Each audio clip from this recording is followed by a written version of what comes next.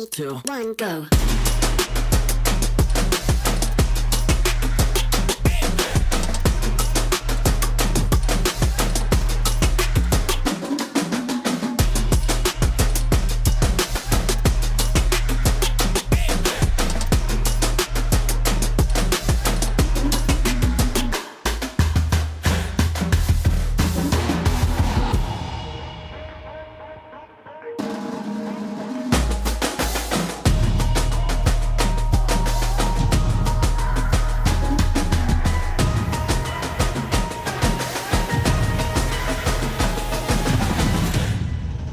Three, two, one, go.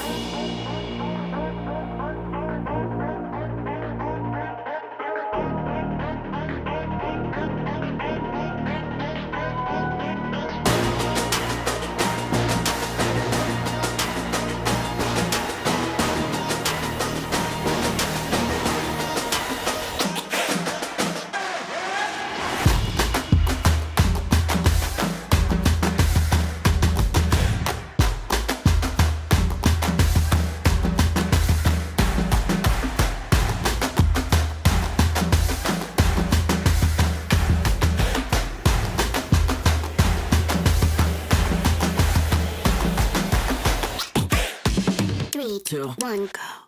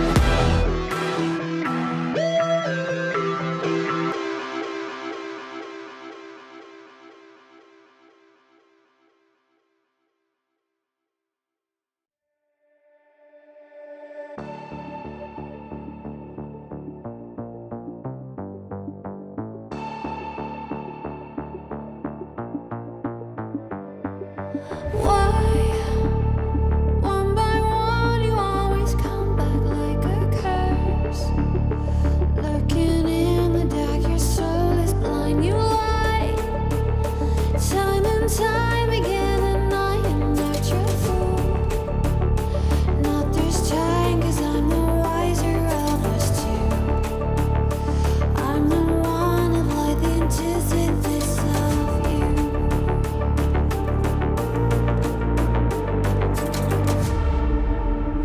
If you shoot, I'll take you. If you run, I'll chase you. If you scream, I'll whisper la di da di da da.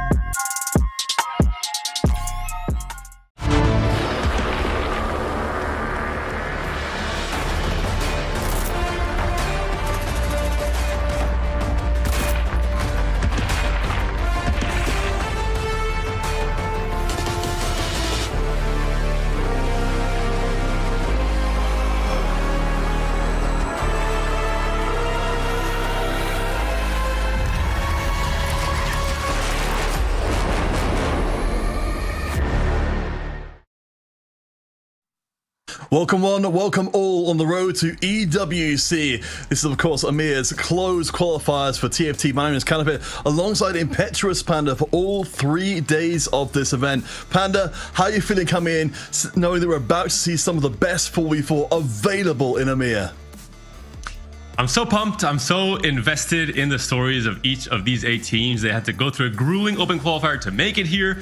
There is so much at stake. EWC has quickly become, I think, one of the most important tournaments of the year for TFT. So missing out is hopefully not on the minds of any of these teams. They all want to make it. Only 3 will lock in their spot after this weekend, with 2 having the chance to make it to the global qualifiers, that last chance qualifier later on this month. Yeah, as I said, this road leads, of course, to the EWC itself, starting in August. But you're right, the steps being taken on the way, very, very important as well. But let's start to get into a little bit of what we're going to have on the menu for you guys. So across these next 3 days, we're running through this bracket coming up here in a second. Of course, we can see our teams competing here. This is a double elimination, David. So, of course, the shortest way to EWC is through this upper bracket, win every game and get that one spot for the team that wins every single thing. It's best of 3 all the way through, and teams will have 2 chances, as you mentioned. After today, there will already be 2 teams eliminated, with only 6 teams still advancing to day 2. So we'll see what shakes up. But we're going to start things off with Aegis versus Movistar Koi. This is a hot matchup, France versus Spain. With Aegis, we have some of the best French players in the world competing together in a team for the first time, with Opal, Padebol, Lires, and Gobo. And for the Spanish team, it'll be some of the best Spanish players in the world, with Alesom, Odessa, and Safo, alongside Reven, who is an ex-League of Legends player, has competed in TFT before and found success, but that was all the way back in set 7. Does he still have what it takes to play at this high level? And who will be facing off against the winner of that in the quarterfinals, were a member of either Mouse Esports or Team Secret. Of course, Mouse Esports will be familiar, across all of esports. In this case, they're fielding the German team of Salvi, Lusher, Wet Jungler, and Sologa Sang. Certainly, from last time round, we saw some of our teams with the German players on not doing so well, but as a full German squad here, I think we've got a huge amount of experience and I'm very excited to see them. Team Secret, definitely an underdog team coming to this one from the Netherlands, but one of the best performing teams coming out of the open qualifier. But David, as we were talking about before, Mouse Esports and Team Secret, they've already managed to make a pretty big accomplishment, even making it here to the closed qualifier. They do have one thing in common. In the open bracket qualifiers, they both ran into and defeated one of the strongest, maybe favorite teams in Navi coming into that open qualifier, and that made it so Navi was completely knocked out, with Team Secret winning against them in the upper bracket, and then Mouse closing it out in the lower bracket, and one of the biggest surprises of the open qualifier as a whole. So they've already proven they can defeat some of the favorites and still come out ahead. Of course, up we have GameX Esports and Fnatic up next. Now, of course, if you were here for the previous EWC as we would note that Fnatic here in the EMEA side of things, David, rather than bringing the North America or the Americas team that they did last time. We're back in our home region for Fnatic. They've picked up Clemu, Yoroi, Armatruck, and Bensac, also an incredibly strong French team with a lot of amateur 4v4 experience. And for Gamax is one of these surprises as well, similar to Team Secret, where it's a team of Polish players. Not necessarily the strongest Polish players when it comes to individual results in the past, but these are some of the rising stars in Polish TFT, especially looking at 2 of their players, Sova and Zertex, have been doing really well in the Polish TRC across the last 2 sets, and they have some of the more experienced players with Spotty and Tribal. And last of all, of course, Alcancia up against Mercy at the bottom there. Again, all of these teams with the same amount of chance of making it through. Alcancia, definitely a team that a lot of people have their eyes on as well, because, of course, branching out, the most successful EMEA team in the last EWC.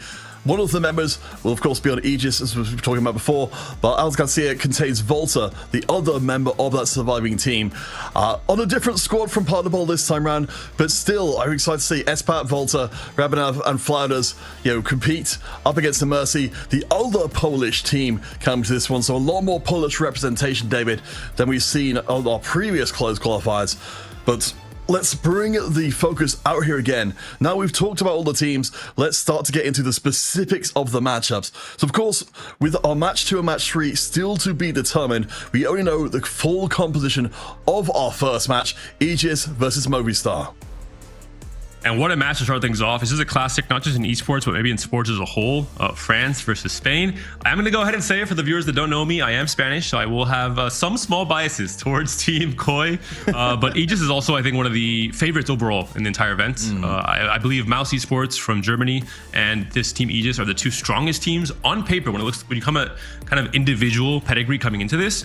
4v4 is a whole different beast though, Counterfeit. It's not all about individual performance, it's about gelling as a team, it's about communication, it's about knowing how to adapt to entirely different strategies. TFT in 4v4 format is, I think, the height of TFT when it comes to complexity and when it comes to different strategies.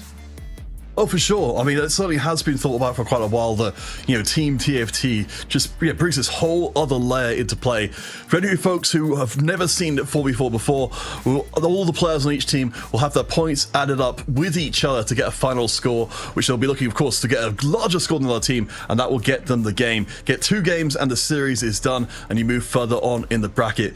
But David, to get into a little bit more of the detail about how that actually plays out in reality, what are the most kind of common ways a game of 4v4 can generally go? Really, what matters most is stage 4, because stage 4, you start to really understand what position your teammates are in. This is a free-for-all game mode. It's not like Double Up where you're in a team and it's a different matchups, etc. This is a completely normal free-for-all 1v7 game mode, except you can communicate with your teammates. Hey, you're in my matchmaking pool. I can make myself weaker. I can position in a certain way. I can remove some items to try and give you an extra life and not deal HP to you. And then in the flip side, if you're facing only the opposing team of players, you make yourself stronger. You roll down, you level up, you try and find ways to deal more damage to the opponent as a whole, not as an individuals. And that's what really matters, looking at the total HP in your team and adapting in stage 4. Well, I mean, of course, you were at the DigiDuos event just past. Of course, the final day was played on the 4v4 format. Certainly watching, from here, you can see that there were teams who were sort of more or less engaging with the, with the format of it being 4v4 specifically versus individual skill. Kind of where do you feel like the balance is between, could a team that's much lower skilled but great at teamwork be a team that had relatively poor teamwork but were individually very powerful? I think definitely. Really, skill at this level where every player, the floor of skill is obviously very high. These are all competitive TFT players who have played and succeeded a lot individually. It's more about, as long as you have one player in your team who's purposely a win-out player, who's a player who can navigate very tough games and very kind of first or eighth type playstyle games. Think of like Trait Tracker, think of Cypher Cash Outs, think of these very skill testing games. You just need one player that can play this way and succeed. Whereas you can even have a player he knows his limitations. He knows he might be a weaker player in terms of individual skill, but because of this, he plays into more of a griefing role. He purposely plays for a 6th place position, which in 4v4 can sometimes be a very good thing. If you're going 6th and not 8th, this could be the deciding outcome of winning the match or not as a team as a whole. So it's really about not having ego. It's about communicating. It's about knowing your role, and it's about knowing when to sack for your teammates, knowing when to let your teammate be the star and win out the game for you, for your team as a whole, and not for you individually. And I think that's certainly one of the things as we were first approaching the 4v4 thing of trying to figure out for ourselves is the idea of kind of role players on a team, whether or not you'd have people who are sort of in a team to do a specific thing in a way which you might have in League of Legends. In this case, it seems more like certainly people have perhaps a more of a bias towards a certain role on the team, like the winning out talking before, but ultimately that's going to be changing game by game and situation by situation. Exactly, because you can't always choose which augments you get offered. Some augments allow you to become the win-out player, a 2-1 or a 3-2 with Trait Tracker, and sometimes you have to adapt to that and say, this is the test where I have to become the win-out player now. Generally, if players have a chance to, they should usually have designated roles. I think it's very clear in, for example, Koi, that I've been someone who hasn't played at the highest level across the last few sets. He had to catch up basically to the level of his teammates. He is usually not going to be playing into the riskiest spots because there are better players on that team with more experience to handle those situations of high pressure. He'll be playing more a supportive role. But if he gets given the spot to, he's going to be forced to, he has to be able to show up. And that's what they've been working on and prepping and scrimming the last few weeks. Well, something which, we do want to bring it into the conversation before we kind of get into the nitty-gritty with more of the meta here. Again, remembering we are not playing on the current patch, we're playing on 14.4 because our teams wanted, a little bit more time to make sure they weren't having to adjust to what has been quite a big patch on live. In terms of something which we won't be hearing ourselves today, but will still be a factor: team communication. Now in DigiDuos, you guys got to actually listen into the team comms.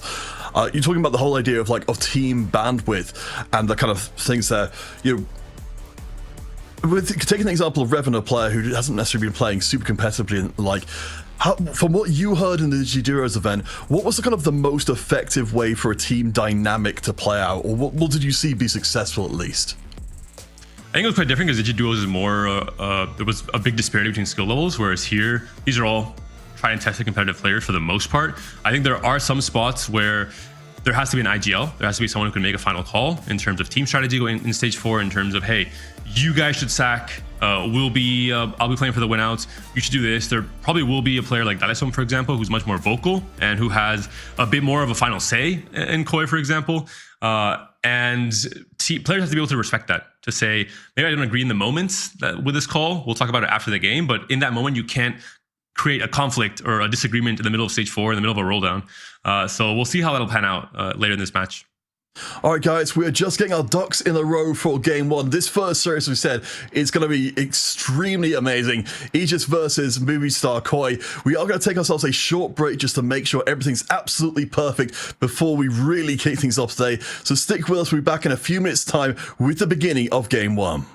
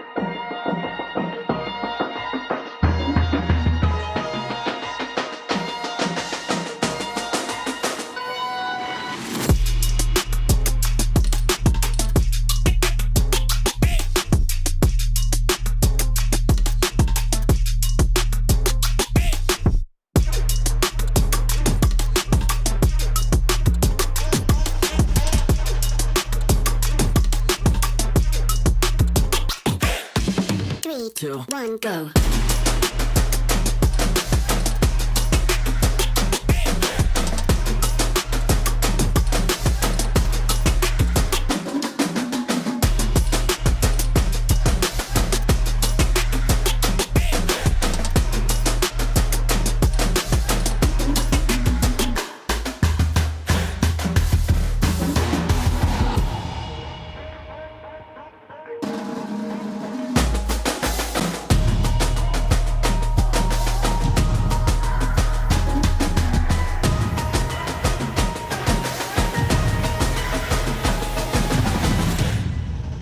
3, 2, 1, go.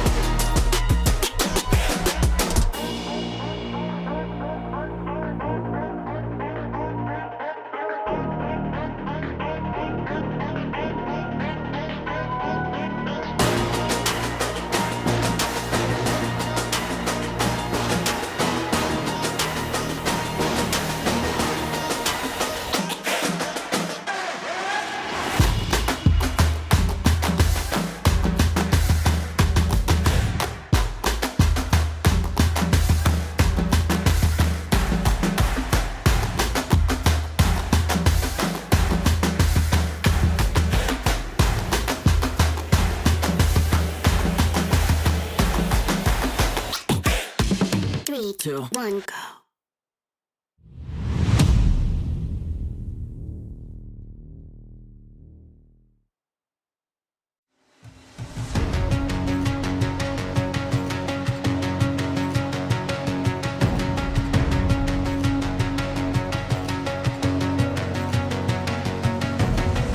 There's something in his eyes. There's a storm within, but it's written in the skies. Let it break me till it's over. Don't let it shake me, no.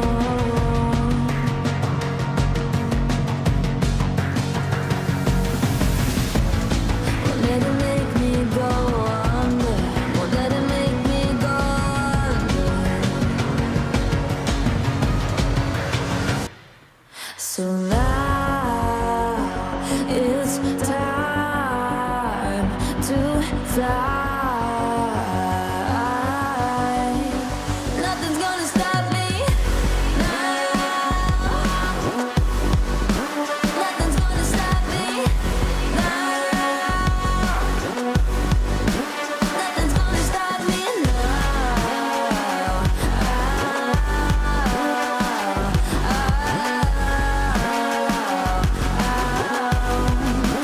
Nothing's gonna stop me. No one will ever get left behind. A million more before I've tried. Won't let it break me till it's over. Won't let it shake me, no.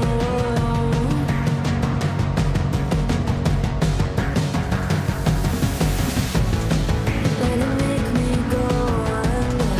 Let it make me go under. So now it's time to fly.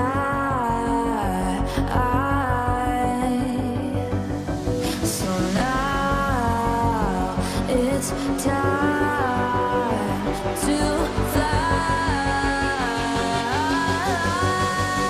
Nothing's gonna stop me now. Nothing's gonna stop me now. Nothing's gonna stop me now. Nothing's gonna stop me.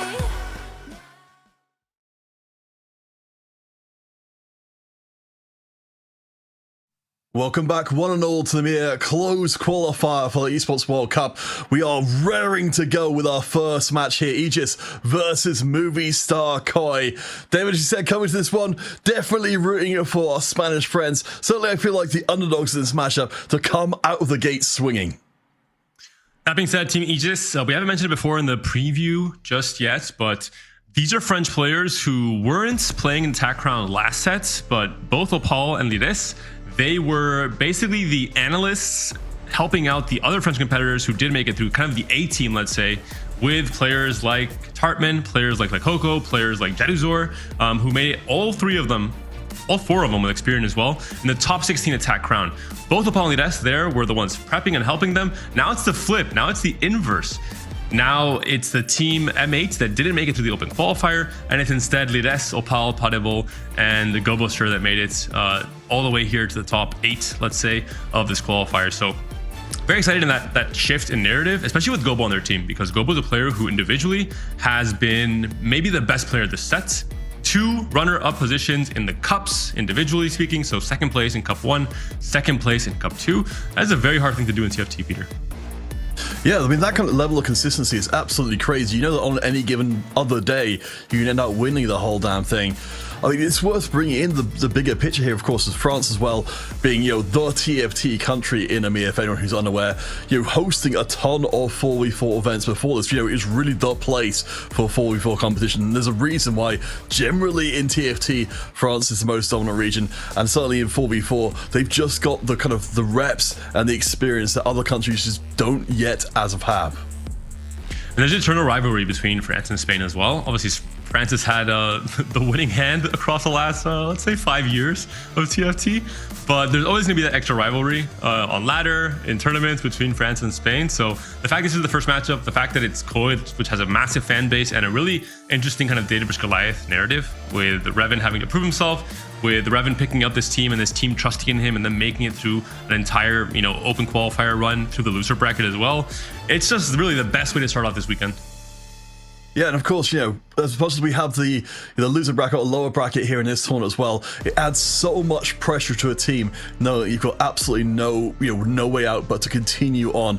Of course, it's worth mentioning with the way which this tournament works overall that if you lose, if you do lose the first game, as long as you can win a series before you get knocked out, you're in with a chance to get to the last chance qualifier, the global qualifier coming up next week. So it's definitely we want to be in the kind of mindset of Movistar Koya here that even if they do get knocked down in this first game or indeed this first series, they'll keep on fighting with everything they have. And today already, in the very last stream match we'll be streaming at the end of the day, it will be the round in which 4 teams are already put against the wall. They have that last chance to continue on to day 2, and 2 of those teams, of course, will be eliminated, as you mentioned, and going to the LCQ. And the LCQ will be equally tough. It'll be teams from CN, teams from APAC, teams from EMEA, and teams from the Americas as well. So it'll be the first taste of international 4v4 TFT in this calendar year and in this set. So equally exciting for viewers as well, but I think a bit daunting for players to have to prepare for very different matchups. Whereas in EMEA, at least you know the players you're competing against for the most part. Yeah, and I mean, that's going to be one of the really fascinating ones to watch, I think, next week as well, to see, how over the course of the last year, the 4v4 style has developed, diverged, and where it has come together. But it looks like we're in. Let's go. So Treasure Armory here in game number 1. Let's see which one of Aegis or Movistar will come out of the gate swinging. And the teams will be easy to follow. On the right, we'll be seeing AEG for Team Aegis from France and MKOI for Movistar Koi, the Spanish team. Starting things off right away with the encounter here, Peter. One of the big things to make note of is this encounter has a chance to give you a spatula or a pot or a pan rather if you roll enough gold, which means that players have to keep this in the back of their mind in terms of reaching certain verticals, in terms of finding the right emblem, in terms of like Divinicore vertical, for example, in terms of Rapid Fire Renekton, for example. So that's something that players are already considering coming to this game. Well, let's kind of bring us out to the big picture then. So if we take it, with the 4v4 format, I think it's reasonable to say that in the broadest terms, your kind of 2 big objectives as a team is to avoid having someone go 8th and have somebody go first overall in the lobby, with being the main, most important thing. Given that we're playing on 14.4 rather than the live patch, in terms of the win outcome positions, what are you feeling like the teams will have their eyes most on coming into game 1?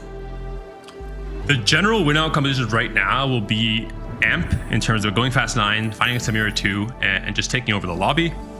Bastion Morgana to be incredibly strong as well, especially with a chance of maybe finding a Bastion +1 later into the game. Overall, the 1-cost rerolls are very, very strong. Shaco being more dependent and more top 4 oriented, but especially the Bastion Morgana has a chance to definitely win out. And then we have things like Rapid Fire Renekton that are also going to be very, very scary. Bombardino Cocodrilo, as some like to call him. He becomes an absolute menace when you have a Rapid Fire emblem on the 5-cost. Well, we do see as we get through, we've got a couple of the more interesting silver ornaments coming out. One thing I did notice, one of our players, I didn't quite catch who it was, but I'm sure we'll find out in a second, picking up the Cypher board early on. I know certainly from watching the games you're covering in the Digiduros event, Cypher, potentially extremely powerful, but in the 4v4 format, a strategy laced with danger as well. Yeah, you can't have two players on one team trying to play for Cypher, obviously, because you guys cannot both lose streak. That should be evident. But also, there's 4 players that are opposing your strategy. Usually in a normal game of TFT, free-for-all, you only have the agency of one player. You can hold someone's units, but you can't really impact the overall strategy too much. In 4v4, there's 4 players working in unison. They can really grief someone if they want to in terms of breaking a lose streak, in terms of holding a certain forecast, in terms of denying a reroll strategy. So you have a lot more power as a team of 4 than you do individually as just one player. We'll see these two go up against each other. So Sappho with the Pandora's Bench. On the other side, we've got Odessa bringing out the branching out and hitting Dynamo. That's something which we haven't mentioned as yet, but another composition that can have a very good high end with some of the more expensive units. Yeah, at least not just as a reroll option with Braum, but as a tempo option has become one of these standout carries and strategies in this patch. Dynamo Emblem, though, with the changes that it got, makes it very, very strong to play into Vex if you have the right exo items, if you're looking at Hyper Fangs or Hollow Bow, for example, on the offensive side, and Repulsor and Chassis on the defensive side. Especially on the Varus itself, the Dynamo Emblem is extremely strong. So here's to see if Odessa goes for this strategy or just tries to go for a more tempo-oriented Elite style. I think we caught a glimpse of over on the other side that Dalasam and Odessa, I think both have got Dynamo Emblems coming to this one. Yes, so we've got 2 players on the same team as each other, taking at least some elements of each other's strategy. It looks like Dalasam will be going for presumably the more lower end version of this composition, reeling out the Nitros and bringing in the Dynamos as we go, whereas Odessa will hopefully be more skewed towards the higher end. The magic of it is that at least 2-star is pretty much comparable to a 4-cost on this patch, and you can play almost anything with Elise. All you need is a Dynamo backline, hopefully with an Aurora cap, but you can play a Bruiser frontline, you can play Bashes, you can play Vanguards, you can play 2 and 2, playing around Braum and Syndicate with MF, and then just the Divinity Core with Rost and Gragas, and you can play the Nitro variant, where you're trying to reroll Elise and hopefully some of those Nitro units and find a T-Hex as your stabilizing frontline in the late game. Yeah, I mean, I've definitely admired the sort of place we've ended up with this set, where there is so much flexibility. What can be played there? See, getting the early going, obviously on the right-hand side, we've got an even spread of Movistar Koi and Aegis members doing well so far. Gomez has done some pretty nice stuff with the delayed start here to get some early 2-star units out to the field, but we'll see if we can hold on. I think the Dynamo Emblem and this early start managed to get the 2-star Zyra might, just creeping out, on which will leave Koi members, if Dalasam wins here, both in the 2 top spots. It's really important in TFT, and probably for TFT rather, preserving HP is way more impactful than it is in individual TFT. That being said, if you are lose streak, you have Carousel Priority, which allows you to maybe access something like a Spatula we're seeing here for Lides, and the most important components in the game, which I think for this meta will likely be Tier. It's just so important. Blue buff is a really good item on Elise, on Morgana, on Annie, on Zed even, some of the AD carries. So, and of course, on tanks like Sejuani, having extra cast with Vow and Adaptive is super important. So Tier and Spatulas and Pans are going to be the prio components most of the time in these carousels. Yes, I don't know if we can check out what Opal's got going on at the moment, because that was the player who ended up with the Spatula. Just for confirmation for some people asking chat, we're on a 3-minute delay, as is everybody covering this event, to make sure that there isn't any additional strategic advantage gained from watching the stream. But as we check in with, let's see, so we've got Dalasam, we've got Odessa, Gomez managed to keep mostly head above water. I mean, this early start has been at least solid enough, but Polygon Ball goes level 5. It doesn't look like the Aegis side of things have gone for more of the delayed start, trying to get in the early power. It's just a very strong augment overall. It gives you tempo and it gives you econ in terms of giving you units that you can sell later on as well if you need to. And just having 2 stars in stage 2 is incredibly important because of the extra HP you get when you upgrade a unit. So not surprising that if players are offered this, they go for it. And you're not locking into anything, right? You just get a few random upgraded units and you can then decide off of your items and off of what your teammates are doing, what strategies to go for in stage 3 and 4. But based on what we've seen so far, we've got, several of the Aegis members currently in, mostly decent, part of the ball going in decent position. Lyris and Opal keeping things nice and toasty towards the bottom side. Thank you very much to our observer as we check around the place. See Lyris here with the good for something. Does seem to be locked in pretty hard as Aegis' lost streak player who's going to be trying to build up for that big econ boom. And we're seeing here the battle between the loose streakers, both Revan and Lides trying to go for the 5 loss streak. Revan is not playing for anything, so he's probably happy to entirely open sell his board or keep only the buy. Whereas Lides is angling towards Morgana reroll. We see a Gunblade pretty much already ready to go on his item bench, plus a tier for the blue buff. And he's holding these Poppies and these Morganas, looking for a big roll down. So let's stick with Lides now for this PvE round and the subsequent round to see what his roll down looks like coming to stage 3. We also saw from Opal, it was a Marksman emblem and Cypher, so most likely angling towards the 4-4 Vanguard Marksman line, but could be angling towards MF Zarya as well, with the Marksman emblem being so strong on MF, considering she reduces armor. Whoa, what is this shop? 3 Elises, the strongest unit in the game right now. Oh boy, that's the French special. If only this was a 4v4 version of Double Up, you could be shipping that across to your teammates post-haste.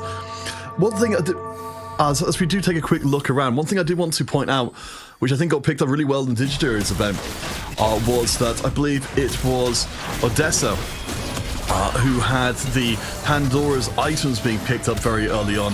With the whole idea of people, we're seeing a little bit of contesting going across here, that there's the element as well of trying to deny items to the opposing team, particularly their core items. And if you've got that kind of independence or something like Pandora's items there already, that's just not something you have to worry about. Let's check out Lides if we can. We see a Vex here very early on from Dalisom. He could move into the Vex line. He has what a shop, a Vex, a Varus, and a Jhin ready to go if he has the right XL items. Let's check out Lides though if we can from our observers, just to check out what his roll down looks like on the Morgana. Hopefully we'll grab across there in a sec, as you said. The bottom end is right now between Aegis and Koi, almost dead even, 72-71. We haven't seen them, I presume at least, playing up against each other to break the streak one way or the other. But let's see, Paladbot on the other side does seem to be building up more as a powerhouse. As we check out Odessa is on the win streak. On the other side, you can see Sappho, again, with that Pandora's items we mentioned before, the item set on the Morgana looking very, very good indeed. It looks like Sappho will be trying to contest Lides to make his life a little bit more difficult. It makes sense. Morgana reroll is one of the strongest comps in the game right now as a 1-cost reroll. And if you play uncontested, you're likely to hit on tempo and you'll become an absolute menace in stage 4. So in TFT, even if you don't have the best spot for a comp, you can't allow one of the S tier comps to go unchecked. You have to contest it and kind of fight that player to just outplace him, basically, even if it's a 6th place. It really reminds me of kind of the situation with Brand before, in that, with getting nerfs actually still became a viable composition just because less people were going after the line when previously it was all over absolutely everything. As our second augment will be coming in, you can take a little bit of stock of where we are overall. You can see that Odessa for Koi is still looking very good. So far undefeated, with Dalisum lurking down there in 3rd place overall so far. Again, one of the big things is trying to make sure you've got that strong HP you mentioned before as we head deeper into game 1. One of the big changes in 14.4 is the fact that there were changes to the items and the amount of items you get, item components you get per game. So augments that give you full-on items like this Thornmail, like Crown Guarded, are that much more valuable in terms of getting you ahead of the item tempo of the lobby and allowing you to have a 3-item tank and a 3-item carry a little bit earlier, as well as allowing you to itemize a second carry earlier than your opponents.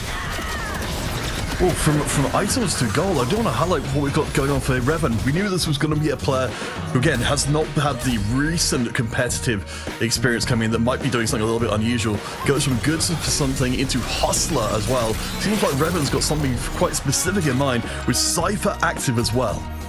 Into forward thinking. Forward thinking, no, my bad. And the strategy, the fact is that he lost streak early, which means he had a lot of gold. He probably pre-leveled and pumped some gold into leveling. Maybe thinking about getting that option of forward thinking in the 3-2 augment round. It's a really good augment if you've already pumped gold into going level 6, basically. And that's probably the case for Revan, considering he is 6 there. I do like that we've got the plots and plans being put together. Couldn't go Mr. Golemnifying up the board to try and make sure. Again, I really like the combination of the delayed start, taking those upgraded units, turning them into the Golem, and as you were talking about before, giving that kind of flexibility to just be able to build out anything that's free at the moment as a backline behind that big stack of HP. And it is one of the strongest augments in the game. At 3-1, players are usually holding extra units on their bench if they're not breaking econ, just in case they get this offered, because you get that much more HP. Having Bruiser in, for example, gives you more HP on the Golem as well. And it just buys you so much time. When you have traits like Marksman that are just scaling the longer the fight goes, when you have items like Archangels and Rageblade, having Golemnify in stage 4 solves all of your frontline issues. So we head to the mid part of stage 3. Lyris and Revan both down on the HP. Looks like Revan has at least managed to win out the face-to-face. You said, brewing up for something a little bit later on. We don't have the win-streaking player anymore, but we've still got a good amount of HP being shared between Gobester, who's moved into first place. We saw again with that Golemnify board from before, Odessa dipping down a little bit below, but so far it doesn't seem like we're seeing the big separation out. You know, either team taking a massive lead, at least so far. And for Gobo, a lot of HP, a decent amount of gold. One of the things with Golemnify is obviously you lose a lot of gold from the units it kind of absorbs. So having some amount of extra econ is going to be important. And that is the case for Gobo with the delayed start and the extra gold there. Lides looks like he has not rolled heavily yet. He has a Morgana 3, yes, but he's still fairly far away from the Poppy and the Jax. And he's still holding on to 50 gold, so hasn't had a massive roll down just yet. I believe Sappho has quite the opposite. I think Sappho has rolled down a bit. We saw the pop-ups earlier on. We saw a 3-star Poppy and a 3-star Jax on his board already. So he did roll down to probably 10 gold on a certain turn to try and outpace Lides for that race. Yeah, it didn't end up working out. I mean, the Starry Night definitely is going to be a good investment in making sure this board does come together, but yeah, a little bit economically downturn up against the Pal in this round. I think even with the amazing item set, the front line not quite there for Sappho to allow for that to fully scale up. That's the variance of Starry Night. He hit a lot of the Poppies and Jaxes, but no items for the frontline really just yet. And he has a 3-item Morgana, but he didn't really find any of those extra copies on that roll down. So overall, it looks like Lides, despite having less HP, is in a better spot in terms of his total game. And there's so many 1 costs compared to 2 and 3 costs that it's definitely you're definitely able to have 2 players playing the same reroll. It's gonna be a lot harder for Sappho to hit the Morgana now. Yeah, and unfortunately without the gold to be able to get those extra rerolls in, going to be sitting around for a while to wait for that economy to come back online. So we do check around the place. Of course, yeah, Lyris, I think, is starting to turn the things around. Certainly, yeah, Revan with a much lower HP pool. I mean, you know, it's generally a bad situation in 4v4 if your team does grab that 8th place themselves, just because it's limiting your options going forward and potentially putting your team into a position where you'll need to get 1st and 2nd to win out the game. And Revan will likely be the win-out player just from a gold standpoint. I'm curious what comp he decides to go into as well. He could just look for stability with Marksman Vanguards. He has a Leona already on his board. And then just roll on level 8 a ton of gold to make sure he hits Aphelios and Zaya and all of his upgrades on level 8. And I think Potable might have a similar strategy.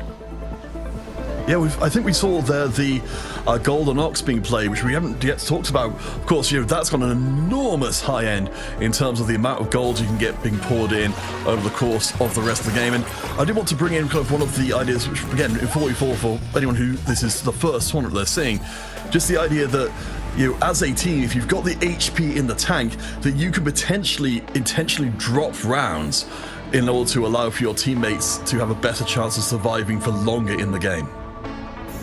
Yeah, exactly. You can remove removers are just that much more important in 4v4, because if you see that you have 2 out of 3 players in your pool in matchmaking in stage 4, or maybe even all 3 players, you can purposely remove items from your carry to guarantee you have a loss, and you essentially give lives or give HP to a weaker player, so he's able to then greed longer and spike harder coming into stage 5.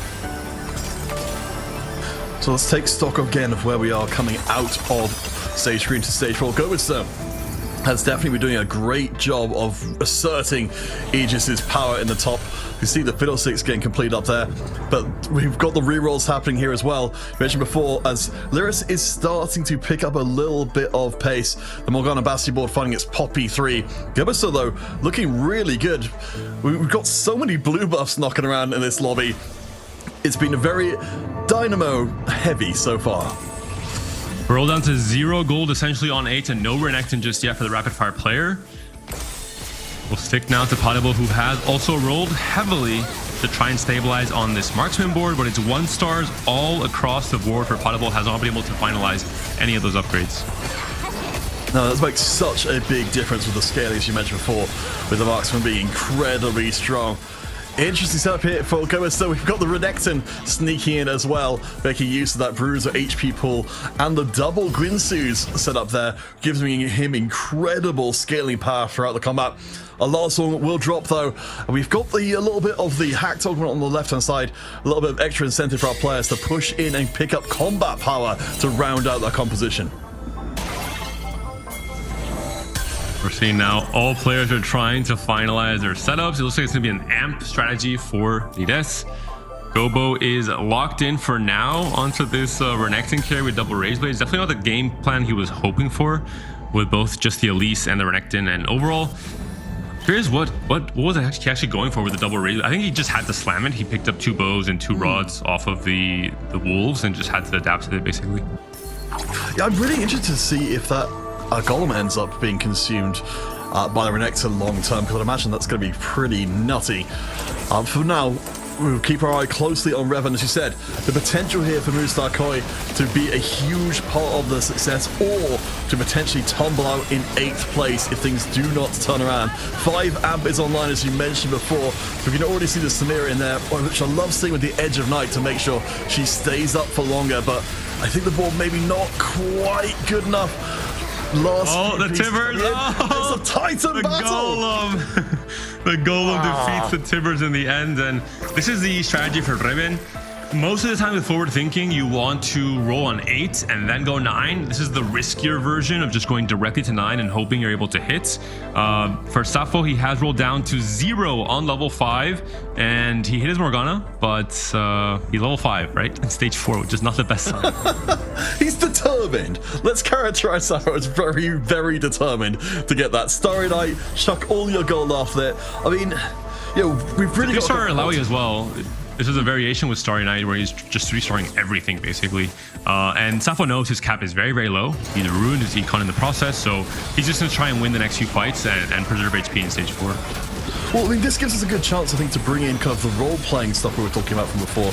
You said if we take into account all the stuff in the situation, you know, low HP, low econ, low cost board overall, at least compared to some of the boards we'll be seeing coming together here. You know, what kind of role is Sappho taking on at this point? Is it just trying to stay out of 8th? Yep, that's basically it. You know, this game is kind of doomed, but as long as another player from Aegis goes out before him, that means he's done what he had to do. Especially considering he was facing off against Lides, right, in the battle for Morgana reroll. He was just trying to grief him, so if Lides outperforms Sappho, that means Lides has won that battle, and that's a big win for Team Aegis. For Reven, he's at 12 HP. That should only be 1 life in this stage 4, maybe 2 lives, but stage 5 definitely only 1 life, which means that he's very close to capping out, and this comp and hitting a Samira 2, he's already on level 9, so players from Koi will have to make themselves weaker if they're facing Reven in their matchmaking pool to make sure he can survive and get that much stronger. It's difficult when you're in Sappho's position as well, where he's also low on HP, so you know you can end up trading one for the other. But I can definitely see the reasoning that at this point Reven's got the potential to go much, much further than Sappho does. So And he has Odessa in his pool, so Odessa has to make himself weaker. We're one Samira off from hitting a really high cap. We have a Zac 2 already. We have items on the Zac. We have a perfectly itemized Annie as well. We have items on all of our main units, right? The main tank and our 2 damage dealers. So we're one Samira away from becoming very, very strong here. Yeah, we've even got a chance to build out Viego to be a major tank as well. So we'll see on the other side, the other version of the Morgana board. You see, I think at this point we've reached the point with Revan where there's so much stuff on the board. The Morgana is just dropping off. She can't focus her damage down well enough. So Revan gets the win. Sappho takes the loss. So they move to almost the same HP as each other with Lyris on 15 as well. Oh, there it is. Huge upgrade for Revan.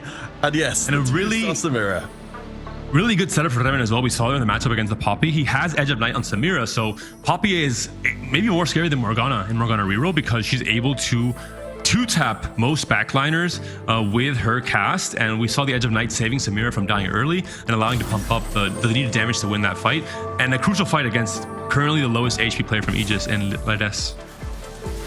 Let's see. Yeah, up against her teammate. You've got, I mean, at this point, you've got to be able to, to give it over at Sappho and say, okay, my work in this game is done so far. Revan's looking amazing right now, and given that we've got the Treasure Dragon coming right up as well, we're fully expecting to see that Viego be able to pick up some decent itemization and start contributing as Sappho signs out of game 1, hoping that he's done enough. That being said, I think Revan now is definitely one of the win-out players. It depends on how many strong combat augments the team Aegis has, but Revan can definitely slingshot his way up in the HP standings. Lides is now on 4 HP, and this is a strategist emblem and climb the ladder right here. This could be an insta-pick for Revan. He has an extra 11 gold to work with as well. Oh yeah, that's absolutely fantastic. Well, we get to see for ourselves whether Revan has got what it takes to shake off that ring rust and go face to face, but yeah, I really like what we're seeing there, especially with the, of course, the strategist emblem as of this set. Those emblems giving those extra effects, so front and backline effects for that Viego means it's going to be even better with the treasure pit, or with, as we go further on to see that Viego really starting to contribute majorly.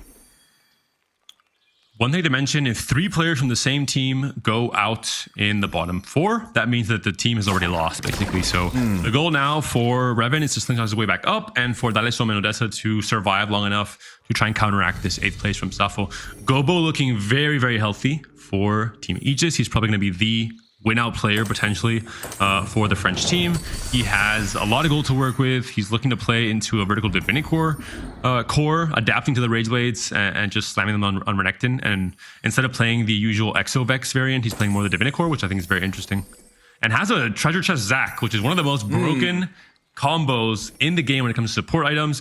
This Zac will blow up when he dies. You want to keep him at 1 star with few blobs if possible, and he will give items to your to the rest of the units on the board, and then the 2 copies will also give more items. So it's just everything will be itemized by the middle of the fight here for Gobo. Yeah, I really like what Gobo has got going on. We can see it from the other side. And we do get to see what we were talking about before as well. The Renekton is now siphoning off a chunk of the health from our Golem friend there. Unfortunately, as we can see on the other side though, even with all that HP, it's still getting chewed through pretty harshly by the marksman. And it seems like actually Gobo is running into more than he can handle here. So that's going to be a little bit disappointing. Gobo's suddenly got enough HP to hang on for a while, as Lyris will go out in 7th place. We're down to 6 players, but both teams staying even in numbers. And that will be a small advantage for Aegis, with Lides winning essentially that 1v1 on the reroll against Sappho and being able to outplace him. The losses from Dalesom and Odessa are more concerning. We'll have to see if they can preserve their HP as Revan starts winning out. And like we said, this is still a free-for-all game of TFT. Revan can face Dalesom and Odessa, and they will take damage from now the strongest player on Koi as well. So it's going to be hard to try and balance both of these things. We see Revan holding the Renektons here, not allowing the rapid-fire player to find the Renekton himself, as he is the best holder for this rapid-fire emblem, and it's really the entire comp centered around this 5 cost. Oh yeah, he's absolutely nightmarish. We'll see. So Revan has a chance here to hold on, as you mentioned, down to a single life. So this is a proving ground for Revan. Yeah, we just didn't know what we were going to get here today. don't believe the Edge of Night being procced as of yet. Gomaso has so much HP on the other side. Edge of Night is procced, and I think Reven's going to take the L. That's the teeth of Movistar Koi being knocked out here. Dalasom is almost dead as well, and we're on the steps of going into the most definitive loss a team can take. She said 3 players in the bottom 4.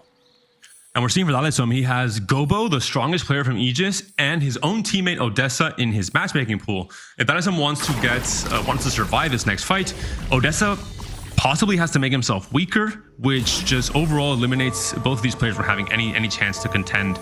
They have to obviously survive not having 3 in the bot 4, but also they have to try and perform well in the top 4. So it's looking pretty doomed for Koi, considering the Revan was their win-out player. Yeah, and even if Koi manage to get further than this, they're still going to need to basically win out the lobby to make up for the points differential that's already in place. We see Dalasom on the other side holding on. I think at least he's going to be able to survive through this round as Odessa does take the L, but they're both down to a single life. So again, best case scenario, they face each other. It's not going to work through. Dalasom is still fighting off screen. Let's show our friends. And it's not over yet, but it is pretty much mathematically over with the HP buffer that Aegis has, and the fact that Opal has last stand still, and he's streaking, and he has a very strong setup without the Renekton even. Gobo has so much HP to work with and a very strong setup as well. Overall, I think just Aegis has outperformed Koi all throughout their setups in stage 2 and 3. Sappho lost the battle in the reroll. Revan was not able to really become that win-out player, so things have not gone right for Koi in this game 1. Yeah, it did feel like a very aggressive step out here into the tournament from the Spanish team. As you said, they came through and were doing very well from a disadvantaged position in the open qualifier. I guess maybe wanted to try and keep that momentum up by really, handing out a big loss to Aegis straight away, but they do seem to have stepped too far too quickly. In fact, the last 2 Koi members might even end up facing each other in this round to make this a very swift game 1. We're seeing Dalasom had wanted to play for Boomba, or no, I think this is a reforge of the Dynamo emblem, understanding that Odessa and Sappho, his teammates, are both playing for Dynamo, but in the end ended up in a fairly weak comp with MF Zeri not really being a win-out comp, more of a top 4 comp, facing off against Padabo, who's the other kind of consistent top 4 player, playing around Vanguard Marksman and doing his job. His job was to preserve HP in stage 4. He's currently 3rd in the HP, and this could be the defining moment in this match. If Dalasom goes down here, if Odessa goes down here, that would be GG in this game 1. It'll be a close one. The MF does cast, Dalasom survives, but Odessa unfortunately gets eliminated, and that locks it in. Aegis, with 3 players in the top 4, is the victor in this game 1. Oh, okay. Yes, and we can see the Koi members getting out of there. So, as you said, this game is officially done in terms of competitive things. We'll see if the players want to run out the clock here. Certainly, I'd imagine this, the reason for Aegis want to do this is it does give them a little bit more strategic time to work with there. But it looks like, yes, we're getting the confirmation. The game is done and dusted. So there's no possible way, even were Dalasom to go first place, it would still not be enough points individually to get across the line. So as we start here, David, certainly as a fan of Spanish TFT, not the start you would have hoped for, but what's your kind of general feeling on Movistar Koi coming out of game 1? The game plans were not bad. I think it's just the results didn't accompany them, but it was clear the roles that each player had. We had Dalasom and Odessa playing more of a tempo role, playing more for top 4ing, or preserving HP in stage 4, playing around comps that spike heavily on level 8, with MF Zeri for Dalasom and Odessa playing around the tempo dynamo game plan. We had a player like Revan who purposely lost a lot of HP early, had a very high-risk game plan. It worked to some extent, but he had lost too much HP at that point, and just one misfortunate matchup against a stronger player from Team Aegis knocked him out when he was at 12 HP. And for Sappho, he lost the 1v1, right? The matchup in terms of rerolls. We saw a massive roll down with Starry Knight on level 5, hit 4 Morganas while down to 10 gold, and that pretty much doomed his game from that spot on. Yeah, I mean, I think for me, David, the big question is whether or not from the Spanish side of things, because certainly, from Aegis, it felt like more or less what they were doing was working in that game. So there's not really a huge amount of incentive for them to change up what they're doing. From the Spanish side, though, it feels like the question is open. Do you continue to play a more risky style like we saw in that game, or do you try and fall back in and say, you know what, we're going to try and play standard 4v4 and try and earn our way back into this series piece by piece? I think the game plan was good. It just came down to the fact that some of the augment combinations for Aegis were just too strong to deal with. We saw an insane setup from Opal with both a marksman emblem and a rapid fire emblem. No Renekton, and he was still win streaking all of stage 4. And just in case, he had Last Stand, which is one of the best win out augments in 4v4 as well, with the chance for an extra life in stage 4 or 5. And Gobo, similar position. A very high win streak, a lot of upgrades, picks Galemify, has a huge golem, continues to streak all of stage 3, has 91 HP going into stage 4. What can you do against players that have such a big HP lead against your team? It's just really, really difficult. Well, I mean, as is being discussed in the chat as well, you know, it did definitely feel like the game had swung significantly early on. I mean, you know, again, we'll be going to break in a little... Oh, no, sorry. I think actually we'll be able to bring you the second game hopefully quite quickly as well. So if that's the case, we'll stay with you guys. But, you know, in terms of the initial moves from the Spanish squad, you know, what would you like to most see them do to at least make sure that as we get further into Game 2, that there remains remains in there with a solid chance for the Spanish squad? I think in the end, the fact that Revan was the win-out player is a little bit scary for Koi, because someone like Dalisom has a lot of, and Safo especially, they have a lot of experience on playing this fast 9, very risky strategy. They do it on ladder, they've done it in tournaments as well. They have the most experience when it comes to competing in TFT in these high-pressure tournaments. Whereas if you're the one that has the Cypher opener, if you're the one that has forward thinking, you go for that, and in that case, Revan couldn't quite pull it off. All right, guys, it looks like teams will need a little bit more time to get ready for game number 2. So stick with us. We'll take a short 5-minute break while we get all the players ready and roaring to go. Remember, at the end of this next game, we might see Movistar Koi going down to the lower bracket and Aegis getting through their first series undefeated. Or we could see the fight back, which will bring us through to a game 3. So stay tuned. We'll be back as soon as possible as the road to EWC continues.